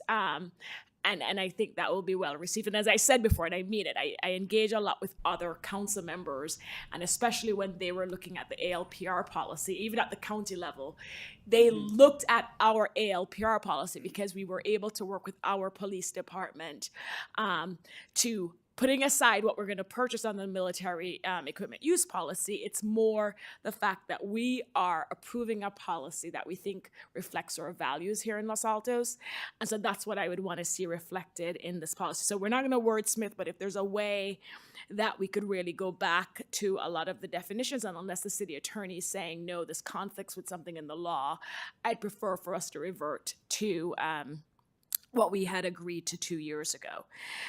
With regards to the need for the equipment, I appreciate the way Councilmember Meadows phrased it, where I do give a lot of deference to the police department letting us know. And I don't think, and this is not, this comes up so many times, and I'm going to say very clearly, when we question these things, it's not about trusting our police department. It's not about supporting our police department. We have a lot of trust in our police department. We support our police department. We think they're doing an excellent job. Having said that, we're still going to question things when they need to be questioned, and we're going to make suggestions when they need to be made. So with regards to the proposal to purchase new equipment, I do give a lot of deference to the police department to let us know what equipment they need in order to perform their duties. I actually try not to question that, and the data shows that there's no abuse, there's no violation of the policy. I don't have any red flags that would give me pause to say, wait a minute, why are they really asking for this? So I actually give a lot of deference, and I support the ask for the equipment and removing what they're asking to be removed. But I also appreciate what Captain Krause said about phasing in the purchase of the new rifles or whatever we decide to approve, because there's really no urgency. Yes, there's a need and there's justification to transitioning to it, but there's no urgency. So I actually support this phased approach, and it will also, put less of a burden on our budget all at one time, especially if there was an urgency. We would find the money because this is a priority, but it sounds like there's no urgency and we can phase it over 5 years. And so I definitely support that. With regards to the independent oversight body, this actually came up before when we were discussing this policy. I know for LPR, we do an external annual audit. I really don't know if that would apply here, but instead of having an independent oversight committee, if the concern is we want to make sure that, the policy is being followed, there's no abuse, then I'd be open to seeing what we could support as a council. But I don't think we need, this came up, I remember in 2021, I don't support this independent oversight body for this policy. I don't hear the justification, and I think it would be just more, I want to say bureaucracy, but an additional layer that I don't think we need right now. But if the reason for suggesting an oversight committee is just to make sure that we don't have, the PD department, monitoring its use of its own policy, then I could be open to how do we ensure that. So that's where I am, Mayor. I support the ask for the different equipment uses. I think we need to strengthen this policy and make sure that it reflects our values. There's one other thing that I can't remember, but I'll come back to it. But thank you. Thanks, Captain Krause. I have your numbers. You forgot my name, didn't you? Thank you, Mayor. I have your numbers for you. Okay, great. So, and this is without the sights or optics. I just had to look generally just for the cost of the rifle. 5 Colt rifles would be a cost of $67.50. 32 Colt rifles to replace would be $43,200. 5 Daniel Defense would be $10,000. They're $2,000 a pop, and 32 would be $64,000. Don't forget you get money back if you take. We do get money back, but I don't know at this time what they would offer us for our guns that are 20 years old, so I don't want to put that in. Okay. So thank you for that. I appreciate you getting that so quickly. I find myself in complete agreements with the Vice Mayor. And I also thank Councilmember Meadows for the way that she stated matters of the question of whether there's an immediate use and why do we have them if we haven't used them before. But I think that the Vice Mayor really hit the nail on the head with her comments, and I find myself in complete agreement with them. With respect to the interior drones, I mean, we've already made that decision. We made that decision last year, and I've seen no reason to back away from that decision. What else? I also think that the Vice Mayor makes an important point that if we're buying the rifles over the course of several years, and Mayor, I saw your head vehemently going the other way. I understand you disagree with that. But as the need to replace them comes up, we're not getting that same very large hit when they're at the end of life. If we're replacing them on sort of a rotating basis, I think that will be a more gentle impact to our to our budget. I'm okay with the language of I forget exactly what it is, but or any other use, or if it's reasonable use. But the example, sir, that you gave of a police officer taking a rifle to a fist fight at a junior high, you then immediately qualified with that would never happen, and I agree that never would happen. I don't think that it is reasonable to conclude that that language automatically absolves the police from any use of weapon. I think that if a police officer uses a weapon inappropriately, it is going to have immediate effects not only within the department, but the council will be notified about that as well, and it may be in the public domain. The real issue I think that you're trying to get at are the gray cases. If there's a gray case where a cogent argument can be made that a weapon was used where maybe there was a better way to resolve an incident that involved the police, why are we giving the police the authority to use the weapon? And I am cognizant of that argument, and it is something that I'm going to be thinking about as I'm unable to fall asleep tonight. But the reverse of that is, I don't want to create a situation where a police officer says, in the heat of the moment, I believe that this is the best tool that I have to de-escalate the situation or solve the danger, and then say, no, I'm going to have to let someone get hurt. I'm going to have to let the dispute continue because it's not an appropriate way to use the weapon. As the vice mayor said, I think that the entire council has a lot of faith in the police department. That has not always been the case, and there have been reasons for the council to lose faith in the police department. And I know that the captain and the chief are keenly aware that trust is not carte blanche. I mean, we're not here to rubber stamp what the department wants. Again, I agree with the vice mayor that you know what are the tools that you need, and you cannot ask someone to do a job for you without giving them the tools that they need to do the job. And I think that is the expectation of our community as well, as we heard from one of our public commenters. Nevertheless, if there is an incident where an officer uses a weapon in a way that shows extraordinarily poor judgment, that is going to have effects. And it is going to affect the way that the council, I think, oversees the police department. I do believe that the chief and our captain is aware of that. I believe that they are jealously guarding the good relationship that they have been able to foster over the years. And that good relationship did not just happen. It was built up over the course of repeated interactions between the council and the department, and the department sometimes simply accepting when the council makes some decisions or asks for policies that perhaps the department doesn't particularly like. Ms. Valdez, I did read the comments that you wrote in. I appreciate you sending them in. I'm not sure that I agree with all of them, but I appreciate you taking the time and submitting them. With respect to inserting language referring to the Fourth Amendment, I don't think it's necessary. I mean, the Fourth Amendment it's in the Constitution, and what I don't want to create is someone making an argument and said, well, you referred to the Fourth Amendment there, but you didn't refer to it there, so therefore it didn't apply. It's just the Constitution is the Constitution. It is the supreme law of the land. Beneath that is a hierarchy of laws.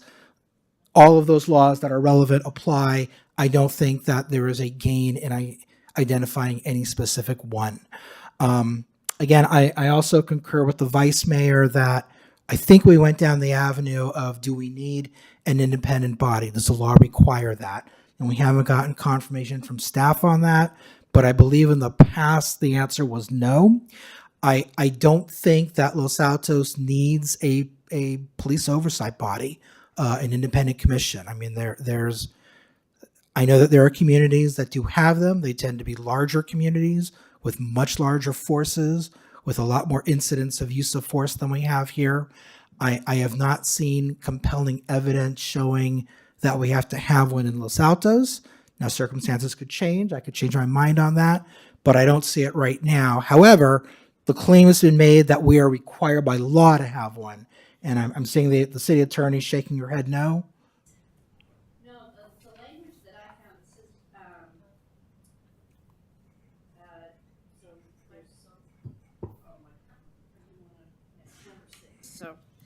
It says mechanism to ensure compliance with the military equipment use policy, comma, including which independent persons or entities have oversight authority, comma, and comma, if applicable, comma, what legally enforceable sanctions are put in place for violations of the policy. So that's, Independent what? Independent persons or entities have oversight authority. yeah, independent persons or entities. So we don't have to have a committee, we can have a person. Yeah, but it also looks like different agencies define independent differently. We would be happy to meet with Mr. Coleman and discuss it further. Okay, I appreciate if you're willing to do that, and if something is brought to your attention that would merit it coming back to the council, I would certainly favor that happening sooner rather than later. I think that addresses all the issues that are before us tonight. Councilmember Lang. Thank you. First of all, I want to say thank you to the members of the public who came here this evening. Thank you, sincere thank you, right? There's that saying, and nobody seems to know who quote it is, but it's that the price of liberty is eternal vigilance. I like liberty. I'm sure all of you do too. And you are being vigilant on behalf of the community, and I sincerely, sincerely appreciate that. This is the place where civil liberties really get tested and discussed hard, and it's late at night, and these are tough issues. So with all sincerity, thank you very much for being here. I am very interested in learning details of the law. If there's something we need to be scrupulously in line with the law, of course, I'm sure we're all in favor of that. I'll just raise my concern about it, which is I view this oversight responsibility in some ways as too important to delegate. So my biggest concern about such a thing is I don't want it to be, this is more important to me than my beloved historical commission, for example, right? There are some issues that I'm willing to delegate. And even if we're required by law and an extra set of eyes, that's fine. It's not like I'm against it. But part of my thing is this is really our responsibility very strongly. I feel that way. Interested in responding to the concern about immigration misuse of the technology. My main guidance there would be to go back and look at the Alpers language. We don't need to be multiplying language. If there's something wrong with that language, we should fix that language. We should have uniform language to align with our values, and that's fine with me. You know, I wish we lived in a world where we didn't need rifles. I really do, but we don't. Right? Yeah. I mean, I am very, you know, when we think about the nightmare of that situation arising, the notion having the police officer involved have the best possible weapon to shoot safely, it hurts my heart to think about it, right? So I take that very seriously. You know, we don't need to be pell-mell. I think there are sensible discussions to be had about the right way to phase that in, but I think that's very important to me. The one last thing I'll say is I asked the question about what happens to the old ones.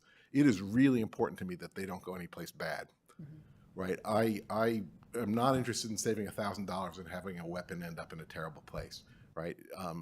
You know, we're a pretty wealthy community.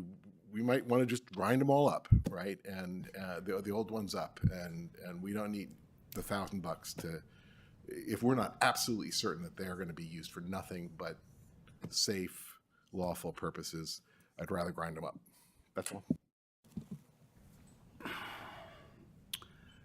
So I'm going to say some things that are not going to be popular.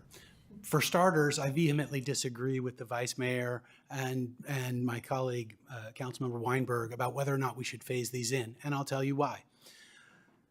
We eliminate the operational efficiency of going to a single brand by doing that, so that destroys that argument. And I can tell you why Daniel Arms is better than Colt. They're known for forging their barrels in a way that make them far more durable and more accurate. And frankly, $500 is nothing for a city like Los Altos to spend on the accuracy of a weapon, because if it does get fired and they miss, that miss costs more than $500. It just does. It could potentially hurt somebody else. It could potentially fail to thwart a crime in progress, or whatever the case may be. So like my colleague, I want our police to have accurate rifles. And as somebody who has fired a rifle all his life, since before I could ride a bike, I can tell you the difference between having your own rifle and having a generic rifle. And I've done both, all right? I've trained with rifles issued by our ROTC program, okay? And they're a uniform rifle, right? And I have had my own, and I go to the range and I make very precise, very small adjustments that sometimes are driven by something as seemingly trivial as how many grains the projectile is that I'm firing, or how much pressure I've loaded into the cartridge, okay? And a person's weapon. Has anybody seen the movie Full Metal Jacket? This is my rifle, this is my gun, this is for fun and whatever. I mean, there's something to that. There's absolutely something to that. I don't mind trying to save money on lots of different things, but when we're talking about a tool of lethal force, I neither think we should skimp, nor do I think we should phase it in. We live in a city that has $20 million of unreserved surplus, and the notion that saving a few $1,000s a year, when in the end we're not going to save it because the prices are going to continue to go up. Like, if you don't know what's happening to the price of steel right now, you know, the notion that we're going to be able to, in the end, save any kind of money by not making this purchase as soon as we can is just, it's not accurate, right? So we wouldn't save money by phasing this in. We wouldn't achieve any operational efficiency, and we're delaying the intimacy with the tool that I think our officers need. So I am very much in favor of making this acquisition now. I don't believe that it makes our police officers a more lethal cohort. You know, a round from a Colt rifle will do the same thing when it strikes flesh as a round from a Daniel Arms rifle. So that's where I am on that. I agree with my colleagues on the language, by the way. Lexipol can go jump in a lake. You know, we wrote language that we cared about, and we did it because it represented our values, and I think we need to go back to that. As to the drones, I do have some concerns about buying Chinese drones, and I don't care, again, that they are substantially less expensive. I'd like to know how much less expensive they are, and I don't frankly trust that even if the federal government never does anything to undermine the choice that we've made there, that we're still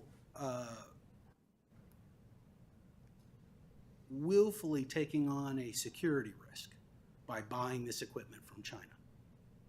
And you might have been able to make the case a year or two ago that that there wasn't anything to be concerned about buying things from China. But I think in the current trade environment that we see is clearly a topsy-turvy trade environment, and we see animosities brewing around the world, I think that we would be better suited to find an American replacement for the drones. So that's where I am on those issues.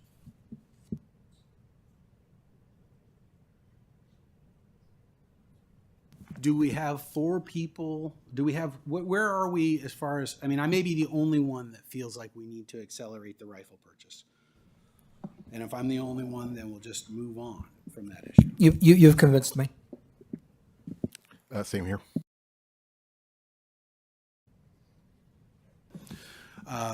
As to the language, I think we're all in agreement there. Yeah. What does staff need from us tonight? We need to actually approve an ordinance, right?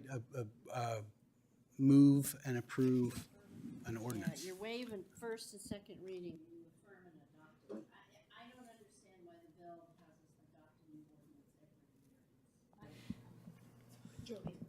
every year. You can tell them. So, that's funny. Mayor, for tonight, I think the direction is to revert to the definitional language council had previously, adopt everything else as presented, and meet with Mr. Coleman and anyone else on Section 6 on the independent persons, and if there's anything material there. Buy the rifles now. Buy them all And then return to council. Rifles, drones, all of that comes Yeah. back as part of the budget. Yeah, So budget, you'll yes. be able to see this again. Wasn't there one piece missing, which is use the ALPR language in terms of ICE? For data share. Oh, data sharing. Yeah, data. That's right. Put it in the drone section on inventory as far as the exact language from ALPR will go into the section under inventory. The only thing I don't know is if council wants us to buy American drones, then I need to come So back on- with that model number. Sorry, on that, let us research. Yeah, Purchasing. come back to us on that, please. Preferences like that may or may not be allowable. So Right. we're happy to Understood. look at that as part of budget. Weinberg? Thank you. On the research that you're going to do, I mean, I think that the mayor made some compelling arguments, but I'd like more information. So even if the drones are made in America, if they are running off of software that is designed in China, then that, exactly. I mean, is there, in terms of security, is that an issue? Just so something else for you to research in your copious spare time. Well, I mean, another point is that so many law enforcement agencies in the United States are using these that they're even if the federal government wanted to restrict them, there may be pushback on that. But one way or another, it sounds like we're going to get more information, so we'll be better informed on that. So just as a question of procedure, then my understanding is that there'll be a motion to approve, subject to the amendments that were discussed on the dais, and then we will see the new red line version in next meeting's packet on consent for the second reading. So that's where we'll see it a sec. Okay, thank you very much. That's what I wanted to get clarification. With the only exception to that, if there is something material with the independent definition, then it'll be here for discussion. Vice Mayor. Thank you, Mayor. I just want to clarify for the record before we move to a vote, because I agree. I think on the point of whether or not we buy the rifles all together now or over a 5-year period, your argument was very compelling, but I actually didn't hear the dollar amount and the difference. So I'm curious if the city manager has that amount. So I just want to better understand and appreciate if we were to make the purchases this coming budget year, how much that would be versus buying it. And we'll divide it because we'll buy it over 3 to 5 years. And I get the operational efficiency arguments, but I'm just focused solely on the cost comparison. So Captain, I believe the difference was 15,000 total roughly between the two. Is that correct? Was that between buying the Colt and buying the Daniel defense? Correct. It was approximately 16,000. 20,000. We bought 32 of them. The difference between the two was $16,200. So $20,000. between buying the Colt versus the Daniel defense for buying 32. Okay. 64,000 versus 43,200. And so in our upcoming budget, Mr. England, we will see that dollar amount. That's Okay. correct, yes. Thank you.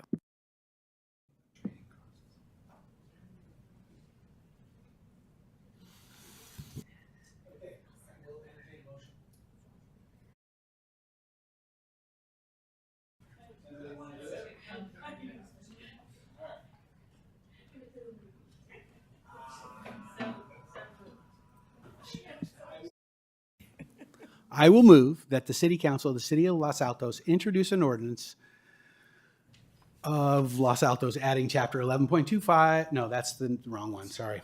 I'm on the wrong agenda item. So I move that we waive the first and second reading, affirm and adopt the ordinance approving Los Altos Police Policy 709 pertaining to the funding, acquisition, and use of military equipment as mandated by Assembly Bill 481, and approve the acquisition of new military equipment, removal of training items, and addition of new uses for drones, and the other provisions that council has stated. Is there a second? Second.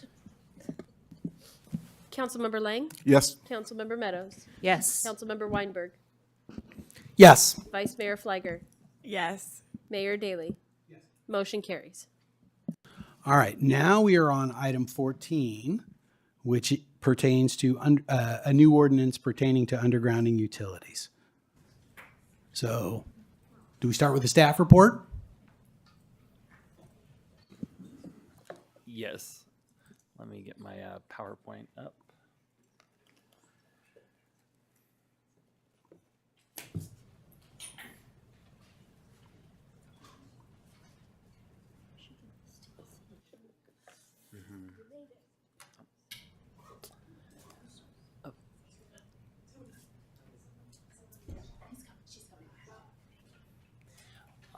So I'm gonna try to be as brief as possible with the PowerPoint, given the late hour. But tonight we're here to discuss an item that was continued to a date certain from the last city council meeting, which would be to add a new chapter 11.25 to the municipal code for underground utilities.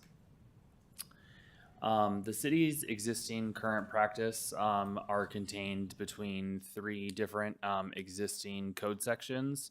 However, this one will be to help further essentially integrate all 3 different chapters to have one standalone that kind of combines all of the various different provisions and requirements so that if an individual were to be seeking a subdivision and there's something that is missed because of the it's not triggering an improvement under 11.20, so on and so forth between the interchangeable 3 chapters, this helps to finally capture all of the provisions into one unified chapter.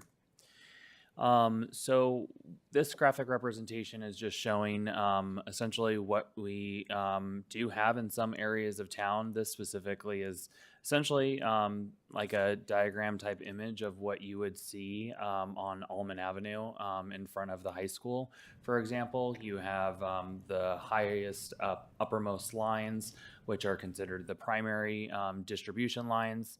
You have kind of middle lines, which are secondary lines, which generally are what feed to kind of secondary streets. And then you have service wires, which are the utility drops between the pole and an actual single family home.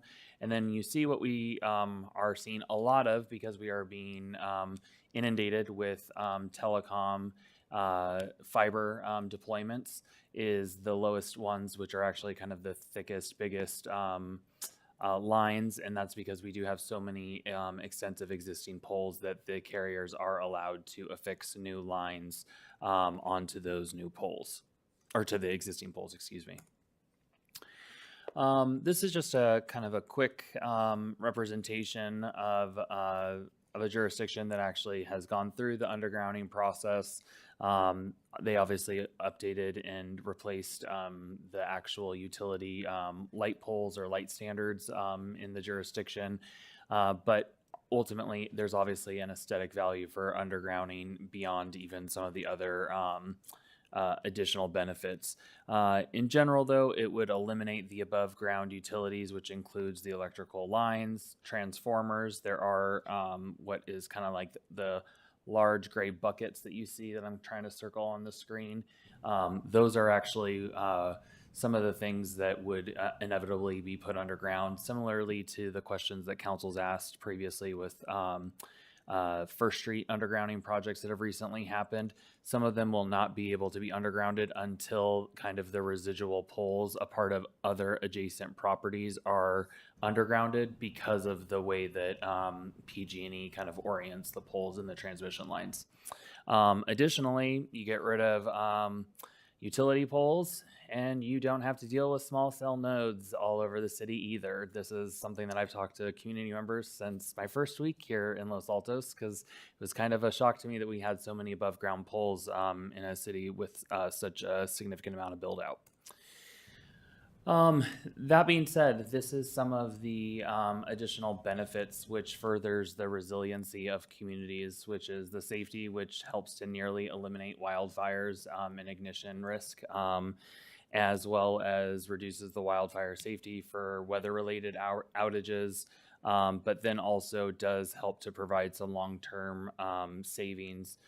Specifically, obviously PG&E eventually does pass on a lot of the costs, especially when we have major power outages because of multiple poles falling down like we had 2 years ago. we will continue to see rate increases because of things like that. Obviously, the fires in LA are not going to help the situation for the 3 main utility providers in that region as well.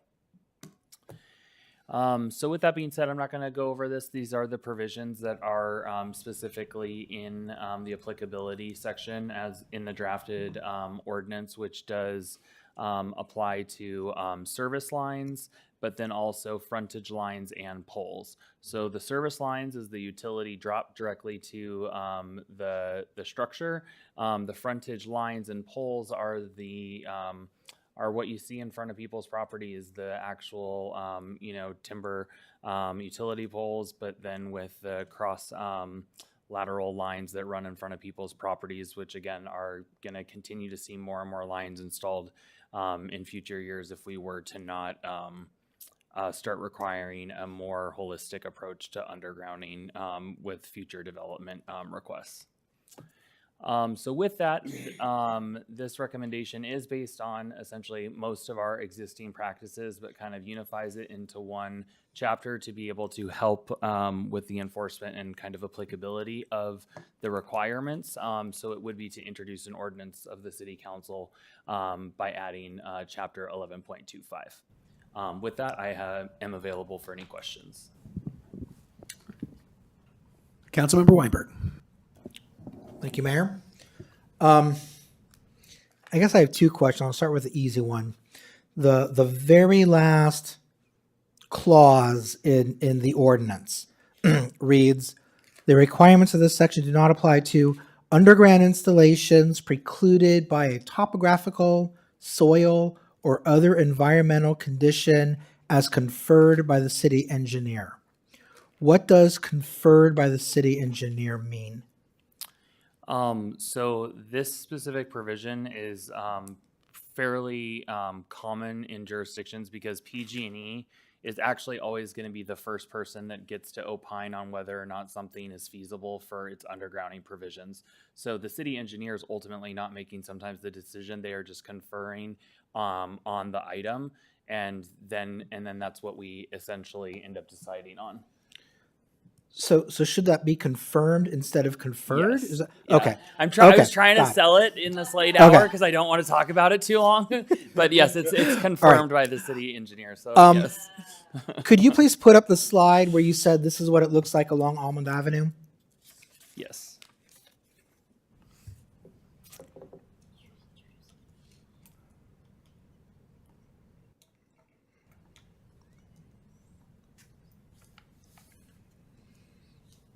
Thank you. So if this home triggered the obligations under the proposed ordinance, what on this picture would change? Is it the one utility pole that has a service wire going to the house? All that would go underground, and then all the other wires would go down underneath. They'd be underground by the house, and then they would go back up, waiting for someone else to trigger it for the next pole? Yeah, so this one is kind of is probably a good representation of what we kind of were left with 425 First Street. So actually, Mr. Jeff Wormuth actually requested a variance for us to consider something. And it was because why we haven't seen the utility drop in its entirety there is because of that pole-mounted transformer that is directly behind the previous First National Bank that has now closed, because PG&E has to essentially allow for the rest of it to happen, but he didn't want to underground things that were going to go beyond that. So in this example, we would probably see this pole still remain, but then everything to the left of it would go underground. So you would see actually the far left pole because of this transformer, because PG&E wouldn't, I mean, that would be a significant drop in cost as well for them to do that component, but the service line would go underground, and then everything that you would see as a part of their property frontage, which includes this, we wouldn't probably, and we'd have to again confirm with the city engineer would confirm with whatever PG&E ends up providing us as their service plan. Okay, so what I think I understood you to say then is that in this scenario, the service wire would disappear, its equivalent would be underground, the pole all the way to the far left would be removed, and the preliminary lines, the secondary lines, and the service wire would all go underground up to the point somewhere leading up to that pole on the left-hand side. And then those wires would all come back up to meet the pole to the left of the leftmost one that we don't see on this picture. That's correct. Okay, thank you. Councilmember Lay. This is very exciting for me. All night long, I've been next to lawyers. They get to be next to an electrical engineer. But that said, I'm not going to ask you technical questions. It's really an impact on other residents question. Putting aside the picture, what are the scenarios in which I'm redoing my house or whatever, big rebuild, I got to underground? What are the scenarios where that disrupts the service to other residents nearby? And particularly, is there anything that would trigger costs to those residents nearby? So, as discussed in the council Q&A from 2 weeks ago, as well as I talked with a member of the public separately, that's a real estate agent that had multiple members of the community that were concerned. The cost of the undergrounding is borne by the development that's triggering the undergrounding. So if there is some service drops that connect to a pole that are not a part of the development, and we have required this before in Los Altos, so this is not new, and we will continue to require it under 3 different other chapters of the code, unless the council were to want to undo everything, the utility drops would then be essentially necessitated but completed by the developing property. The utility drops is not the expensive cost when it comes to the service drop. It doesn't require additional essentially upgrades unless they're wanting to upgrade certain things to their property, generally speaking. But I confirmed that with the city engineer as well as the building official, is that we don't see the service drops necessitating rewiring of the house, for example. So that's not what that would necessitate.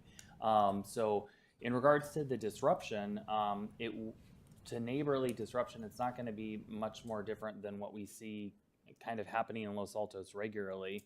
Is there would be a notice that's sent out similarly to like what we do today that informs them of the interruption. But that's why a lot of the undergrounding work is kind of done with the plumbing and kind of getting everything ready to then be able to quickly make those transitions.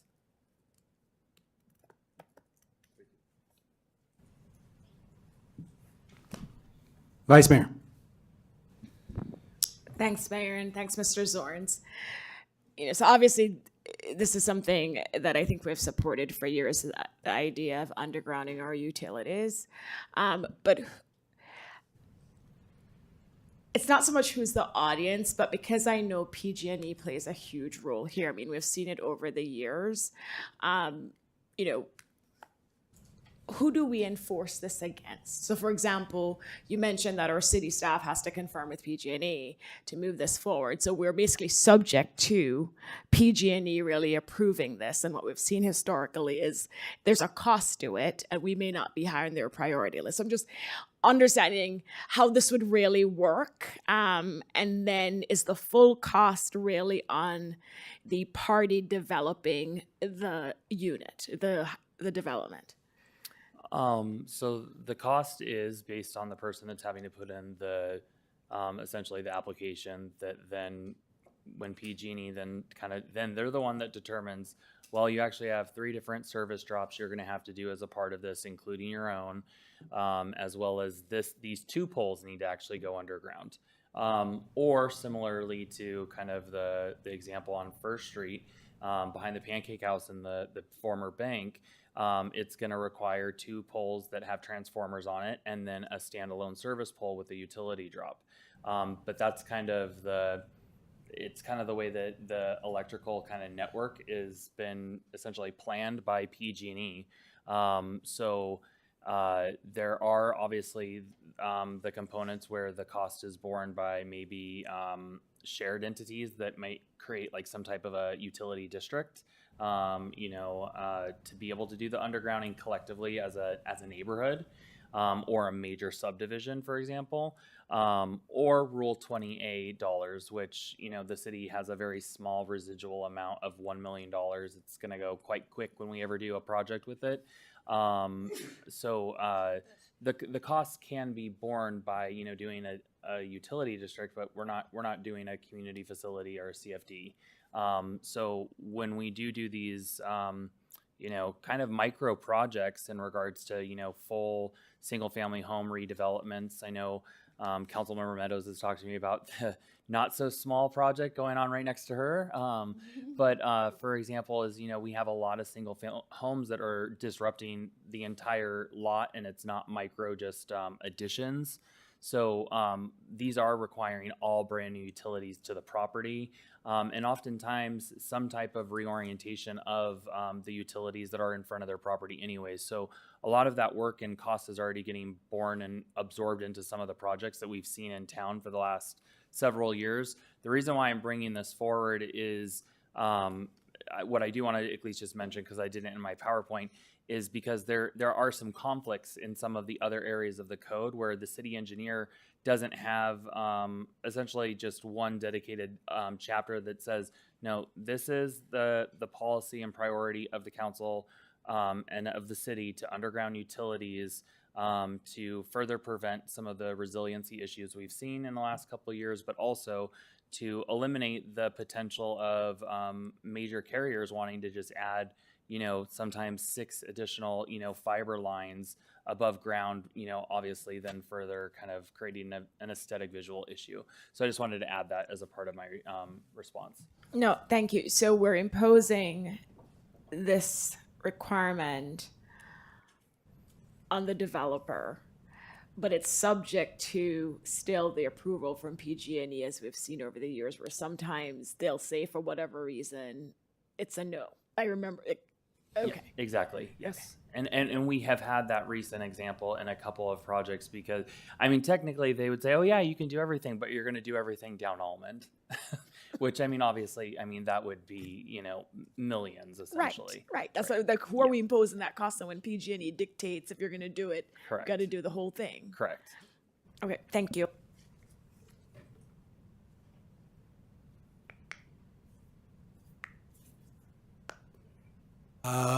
Public comment. Les Poltrack. So many issues, so little time. So I'm also an electrical engineer, and I'm basing this on having undergrounded 4 projects in Los Altos, as well as dozens with the local affiliate of Habitat for Humanity. So I've had some experience here. I think there are some serious issues in the Q&A that I actually don't agree with the answers. I don't have time to go into every single one of them. I sent a letter a couple weeks ago. I stand by everything I said because that's based on experience. I was going to send another letter of an analysis I did of my street, Dow Drive, which I live two houses away from Almond. By the way, every single pole on my block has a transformer, like in that picture. So, and no, it's probably not going to go underground. It's probably going to be a pad-mounted overground transformer in reality, and then so PG&E has to decide where to put this. It's very complicated, and frankly, it's not good to do this piecemeal, because I know when I built the house next door to mine, and they had to put in just a new transformer because I put a bunch of solar on it, the whole block was shut down for a day, and that's going to happen multiple times on the block. So it's actually worse to do it a little piece at a time than to do all Almond. One of the things that I appreciate Mr. Zorn's informing me was other towns have utility districts. Okay, so here's 11 pages from Campbell, or I might have the towns wrong, but 11 pages from Campbell on how you get the neighborhood into a utility district. 5 pages from Sunnyvale, 4 pages from Palo Alto, because they have it easy because they have a municipal utility. So this is a big complex project. This needs a process. This needs a lot of discussion to go through all the issues. I'm in favor of undergrounding, very in favor. I think we need to find some kind of funding source. I'm not opposed to doing something like an impact fee or whatever, But and oh, by the way, it's already clear to me, having undergrounded projects in Los Altos, the code's already clear for what, most projects have to do. We don't need this. This is like a significant, like $500,000 4-year project that I'm not going to get the attention of PG&E. The stuff in the street is the responsibility of the city engineer, who's going to have the experience and the knowledge of that, and is going to get PG&E's attention. So it's the responsibility of the city's engineering and the utility to do this. And putting a $500,000 4-year impossible project on every single family home is you're going to stop new home development in Los Altos dead if you really do this. I mean, that's based on experience. So I have a lot more issues than that. I can't go through all of them right now, but I don't know. I think this really needs a whole lot more. We read everything you gave us. Yeah, too. and so if you can't get to it all. Yeah, and I actually have more, but when I saw you had 698 pages, I decided not to send you another letter right away, and I'm happy to share additional information with, if there's another commission discussion, or process, which we really need that. We can't just do this as is. This is a big, big deal, so sorry, I'm over time. And thank you By for. the way, we've never met, so before today. Thank you. And thank you for coming back. We appreciate it. Yes. And despite, waiting through the whole meeting last time and then not getting an opportunity to speak. So I appreciate you.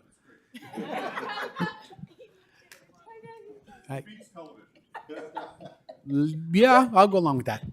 Are you the next speaker? Do we have another speaker? Is this what's going on here? Gaurav Jain. All right, Gaurav, you have 3 minutes, please. Thanks for having me here. First time coming to the council meetings. I think I should come to more because they're very juicy conversations. So first of all, yeah, I would love to underground cables. I have 2 trees that have been chopped by PG&E and they look horrible. That being said, this proposal is being presented as a very minor kind of consolidation when it's not that. It's a very significant project. And I think we really do need to go back to trying to come to a more comprehensive approach over here. So just one thing I just want to say is we sometimes use the word developer. We have to remember developer is our resident and stuff, neighbors, our friends. This is not just people coming to turn a buck over here, right? And so this kind of work is going to impose a significant burden to people if they want to just redo their house. They want to expand their house because their family needs have changed. And what I think is most likely going to be the cost over here is going to be about on the order of like 300 to 500K per development project. So if you want to just do like a small home, which is let's say $1 million, $1.5 million, you're talking about a significant double-digit percentage cost just to underground your pole, right? So this doesn't make sense, really speaking, to put onto the developer per se. Also, I think one thing we will see is this is probably stifle a lot of development, like we said, and it's going to bring our Los Altos a less desirable place to buy in. It's going to plummet up property values if we think that we need to impose this new high cost on developers. So, and I think that this kind of piecemeal approach that we're doing is going to be disruptive to neighbors. There's a lot of complications over here. A lot of people have built driveways, foliage and everything that is really not on their property lines. How are we going to deal with the fact that, you decided to rip up my driveway and I don't have to fix it up because, all I have to do is underground the cables. There's a lot of details over here that need to be figured out over here. The other thing that, just a slightly different topic over here is there was a later point about any new utilities being added need to also be undergrounded. I have a problem with that because there's new utility providers, like internet utility providers like Sonic, who's trying to provide 10 gig fiber to us in Los Altos. And if we put this kind of provision that, okay, you're adding a new service, you can't use the lines because you need to underground everything, and you have to go with this new proposal. We're not going to get this new service. We're not going to get that competition. Sonic is offering fiber speeds at 1/10 of the price of what AT&T is doing because they want to compete in this market. So I think there's a lot of gaps in this proposal, and I would like to underground, but I think we need a better committee for this. Thank you. Thank you. Do we have any other public comments? No, we do not. All right, I'm going to bring it back to council for discussion. And before I turn it over to you, Councilmember Weinberg, because you're ready, I will say that I have heard from residents and looked at this and remain very confused. And I would be very supportive if my colleagues had an appetite to perhaps have our planning commission take a look at this and spend a little bit more time with it. Councilmember Weinberg. Thank you, Mayor. And I have additional questions after the public comment. Is the estimate of $300,000 to $500,000 a pole accurate? Not based on what is available on CPUC's website, which is that per foot, depending on the line type, it's between $300 to $1,000. It depends on the amount of like the voltage. It depends on how many lines. Depends, and then it ultimately will obviously depend on how much property frontage you have. What is a reasonable range to expect it to cost to underground a pole?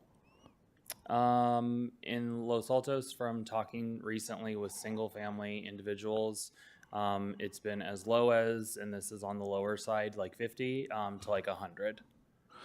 Okay, so you believe it will be 50 to 100 to underground a pole.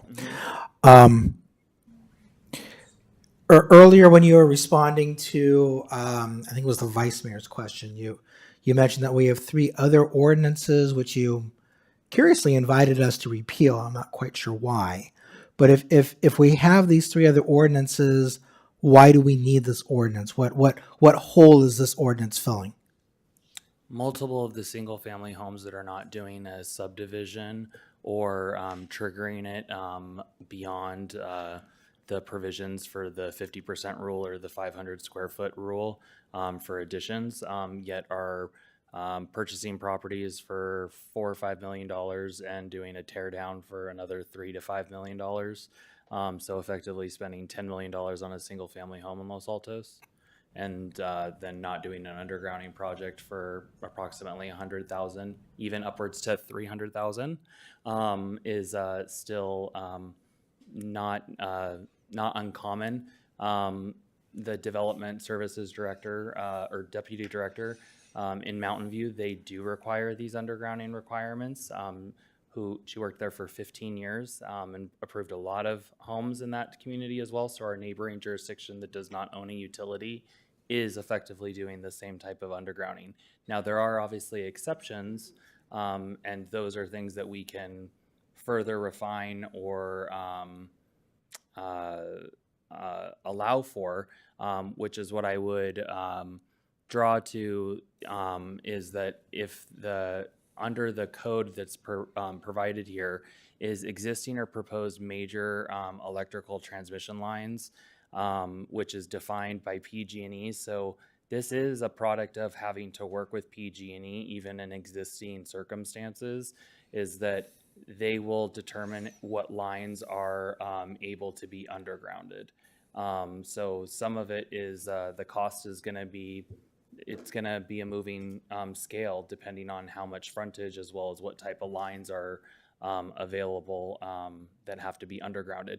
I do want to mention something though that the public commenter said. Sonic would not be impacted by this. They are able to attach to existing poles. The code language that's written and drafted is for if someone wanted to extend services for poles that need to be dropped as a part of the development that is essentially creating the undergrounding requirement. So if they go underground, someone cannot come back in and then put an above ground line again for services. Okay, thank you. Mayor, I'm having difficulty with this issue. I find the public commenters to be extremely credible. I also have faith in staff on this issue as well.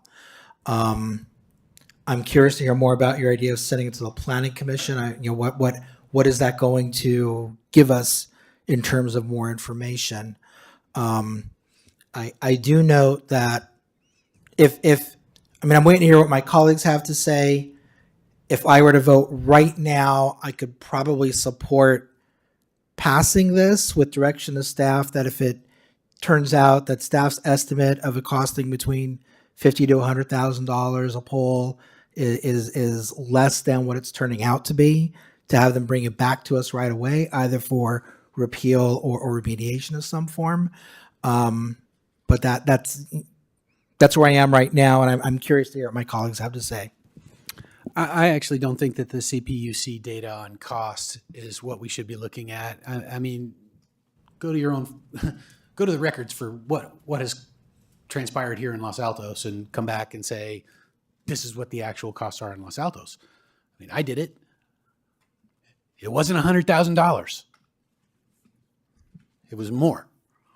So as for my ideas for the Planning Commission, I would like a commission and public input to suss out some of the unintended consequences mainly, because although I can't necessarily understand all of the potential harms and burdens imposed by this ordinance, I understand enough to know that I think that they're more significant than than what we're currently accounting for, and so I would like to get more input from the public, because we'll probably get people who have done projects, people who will come before the commission and say, I just did this project last year, here were the actual costs and the actual outcomes that I had to deal with. And I would very much like to have kind of real man on the ground input. So Councilmember Meadows. So I don't have facts and figures on this, so I can't argue on that basis. But I was confused because one of the public commenters said, well, you don't need this anyway because you already got it in your other ordinances. So if we already have it in our other ordinances, then it's not actually causing the problems that you're saying, or not largely causing. So I don't quite understand. We're not going to discuss it right now. I'm just telling you, you made a comment, and that's what I thought I heard in the comment. So if we already are doing this, then I don't know that it matters where we're putting it. If we're going to, and I remember when you were new, Mayor, you wanted to underground everything in Los Altos right away, right? So we want to do this. And our commenters want to too. So we're not really talking about that. There's electrical disruptions all the time. I mean, I don't, because I know better, but also because my utilities are undergrounded, because they were required to do so when they built our house. Where was I going with that? It was important too. Oh yes, so everyone other than who has power lines plants everything, plants oak trees under the power lines. They plant, so every time a tree dies, the whole block loses electricity because you got to turn it off and cut the trees down, because otherwise they're gonna take all the power poles down. So this is just an example. One neighbor around the corner, 2 different trees died, and so we have electrical disruptions all the time because of how we plant in Los Altos. So piecemeal is how it's going to happen unless somebody, wants to pay to underground the whole city, and that's not going to happen, right? So I don't know how to evaluate this. I tend to support it on face value, but I don't really have enough experience to say that. I support the goals of it. I do think this is what we're doing. I mean, we've seen it all the time when if you're putting a new house in, usually you're not going to have the poles, or if you do, then what's worse is if you keep the poles, they have those damn guy wires that now they have to really highlight with different colored, well, Gabe, you know what I'm talking about. I'll stop. But anyway, I support the goal of this, and I want to support this, but I'm open to the suggestions that my colleagues have. Quick question. What if the poles are not in front of your house, but behind your house? Many blocks have the poles going right down the center of the block along the back fence line.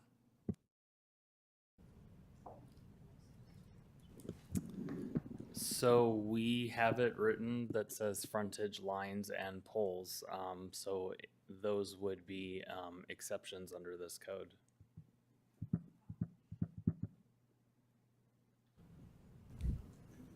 Councilmember Lang, do you want to jump in here more, or? Sure. Yeah, I do. So I actually live along University Avenue, which during the pandemic, everything was undergrounded there. It was fascinating to watch. Me and the dog, there's nothing else to do, so we just stood out there and watched it underground. And that sort of informs my thinking a little bit, because each house was its own little bit of civil engineering, right? Mine was underground already, my neighbor wasn't, whatever, right? So a particularly delightful thing was that even though I don't have AT&T, I still was required to have an access for AT&T, which busted open my water main. Approval ratings in my house were plummeting, and they finally fixed it. I called up AT&T. They still won't give me fiber. It's crazy. Here's where I'm with this. I think that I am supportive of this, but not tonight, and I will tell you why. Right, which is because it sort of seems implicit in here that we can depend on PG&E to be reasonable, and that's not been my experience. Right, a good example that we all have heard complaints about was Grant Park. How long was it for Grant Park because of a PG&E issue? And so what I'm particularly interested in understanding from sort of imagine like a flow chart point of view, right, is are there circumstances where our ordinance have put a poor person who's trying to put an ADU in or whatever they're doing in an endless loop where all they have to do is to get PG&E to do something reasonable. And they're stuck in this ping pong between our ordinance and PG&E. So I don't know that we need to send Planning Commission on an expedition to understand every possible undergrounding thing. But I am very interested in making sure that, I'm fine with making people bear some cost to underground for their property. It is what it is, right? But the part that I'm really concerned about is that it's sort of implicit in some of the language as I read it. You're like, well, PG&E will tell us what we can do. And right, I don't want to vote for an ordinance till I understand that there's some sort of escape hatch to prevent our resident from being in PG&E limbo forever. Last thing I will add before we figure out what we're going to do is I think that this is on its face probably counter to the ideals in the housing element. And it probably goes against affirmatively furthering housing. Okay, so I'll go next, Mayor. I think you're going to call on me. Yes, I was. So what I am trying to understand, Mr. Zurens, and I raised it in my questions as well, is apart from collapsing where this is mentioned in different code sections, so you bring it all together, which is a great practice. It's best practice to put a law together. Does this add any additional requirements or clarifications that's not already covered in our codes? And the reason why I'm asking that is because we have had these codes in our books for a long time, to the point you've heard from the public and council where this is a priority. We all want to underground the lines for obvious reasons, not just aesthetics, but safety reasons. Like, we all support that. And we've attempted to do it over the years by adopting these different code sections. And the two roadblocks have always been cost and PG&E. Like, we'll hear people say that's why they haven't done it, right? And so I'm curious to know, what does this change apart from pulling it all together under one ordinance? And whether it's the Planning Commission, I think what we really need to figure out is, and maybe Mountain View is what we look to see, maybe they're doing something a little bit differently. Who knows if Google is paying for it? But what I'm saying is, it's like figuring out how do we really get to our goal here? And this ordinance, if it's really just pulling from what we already have, that wasn't working, because the two issues were always cost and PG&E, and I don't know how this changes that. So it's really working with the Planning Commission, maybe staff going back to the drawing board, but figuring out clear goal of council, clear support from the community. We all want to underground this, but how do we do it? How do we adopt something that will actually get it done? So we have to tackle the issues that we have confronted over the years, why it hasn't happened at the speed that I know we wanted over the years.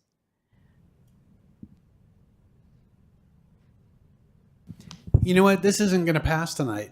It's pretty obvious.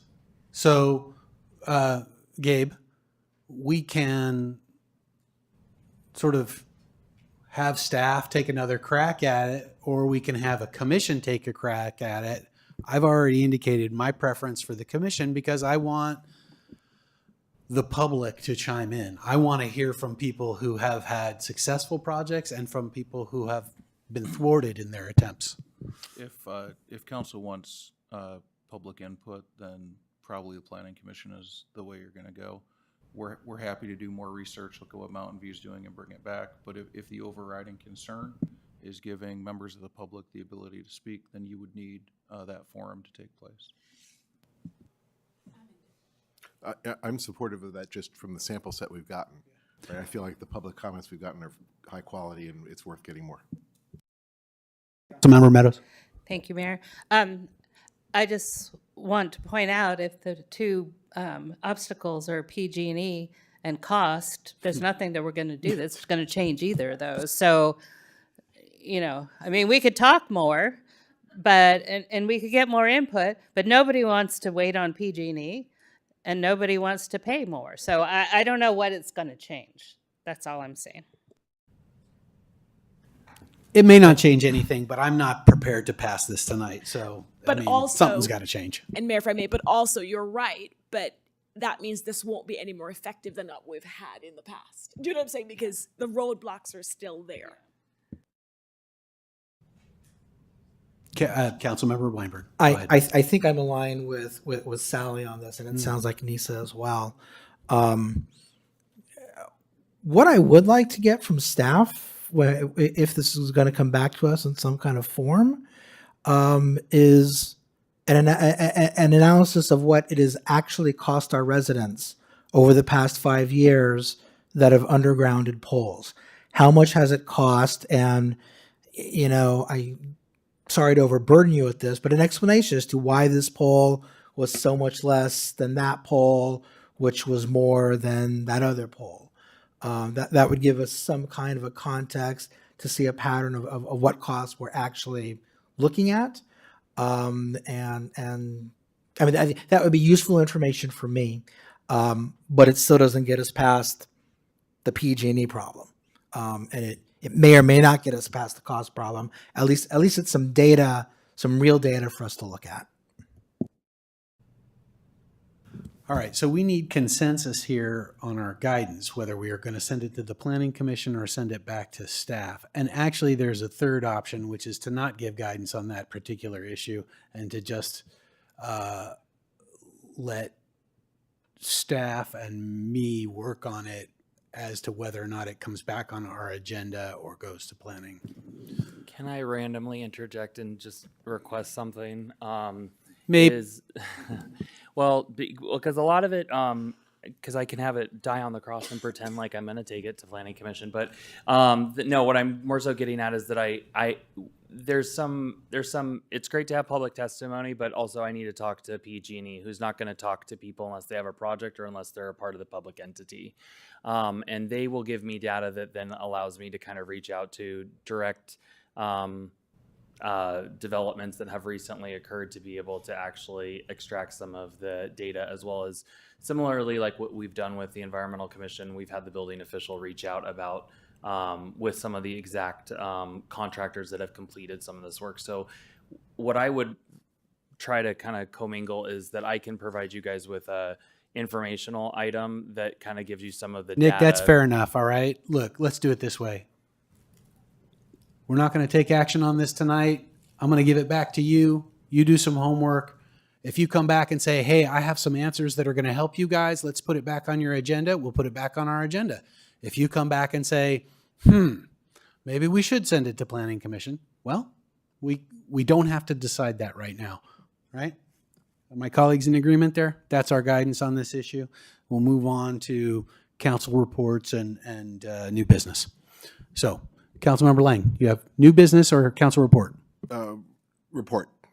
I'll be quick. Last Friday I went to the Joint Venture Silicon Valley conference. It was excellent, both for the content itself, for the keynote by, thank you, and also I got to catch up with a bunch of my pals from Cal City's training. They were there. We're traveling as a pack. So all I would say is the index is published. Check it out. The wealth gap is getting worse. Newsflash. An item for you to just know about is I have set up office hours at the high school next Thursday.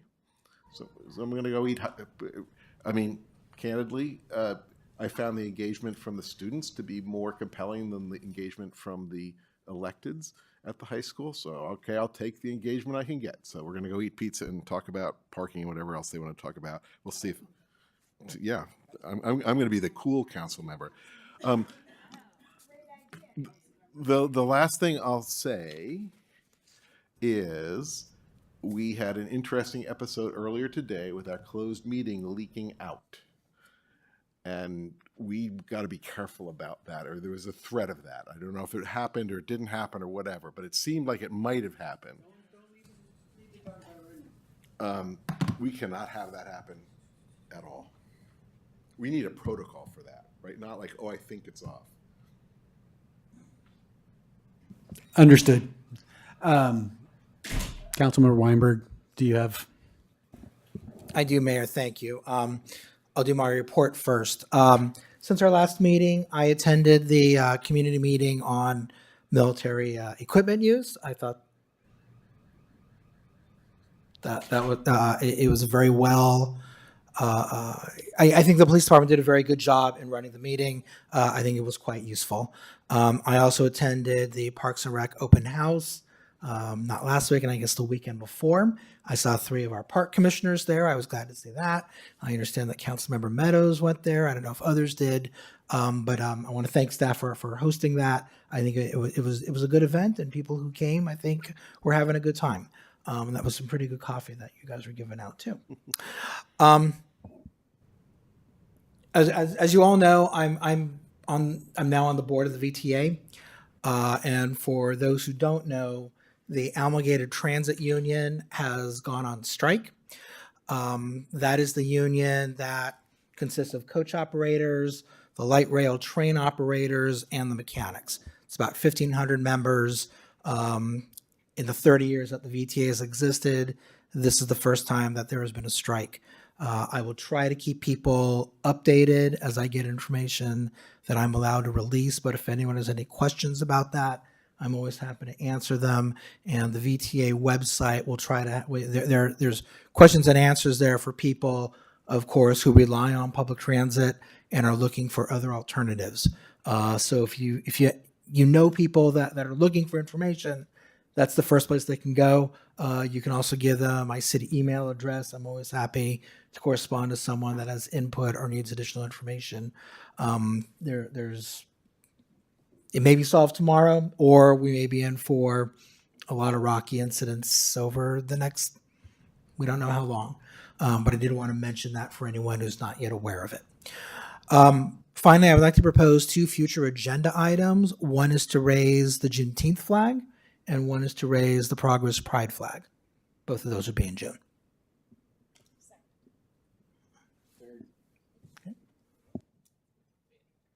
Thank you. Councilmember Meadows, reports or new business? Yeah, just quickly, as Councilmember Weinberg mentioned, I also went to the Parks and Rec open house. It was a good event. They were giving away good coffee out front, I thought, very good. And Ada's folks were there with some samples, which unfortunately I didn't avail myself of. I should have gone for that lemon pound cake. Unfortunately, I didn't. But also, I was there, as was the vice mayor, at the Los Altos of the Year celebration on the 27th of February. And I also did wearing 2 hats, did the new water station ribbon cutting at Lincoln Park, wearing both my Rotary and council member hat. So that was fun. It hydrates people and canines. So hopefully the canines stick to the lower bowl and don't use ours. So anyway, that's my report. Vice Mayor. Thank you, Mayor. I actually don't have a report or future agenda items, but the City manager knows I'm going to poke just based on Councilmember Meadows' point about the cafe. Any update on when the cafe is opening? I get asked this all the time. Yeah, it's, their empanadas are fantastic. That's an update. That's what they were giving out in addition to other stuff. I believe, we're getting, ready to come back with the design changes, or implement the design changes, and we should have them in, later this year. So we are moving forward on it. It is completing the initial design of the community center.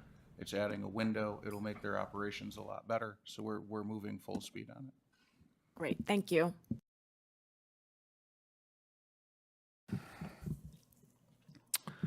I attended the Emergency Operations Area Council meeting last week. I'm glad to report that at least the tabletop exercises and simulations that our agencies are doing, indicate that they are learning from what happened in Southern California. I will say that my own observation, I went for a hike on Friday from the barn at the Burn Park Preserve to Hidden Villa, and the amount of ground fuel that I saw scared the crap out of me. And I've had some residents suggest or ask me what they can do. Well, I haven't worked it out yet, and I need to figure out all the stakeholders involved, but we could use a volunteer army. We could use a volunteer army. The amount of ground fuel in the hills above us right now would explode. Dead oak trees, you name it. I was appalled, and I will be raising some cane in that Emergency Operations Area Council over that. So that's it. No further business either. So we are adjourned, 12:10.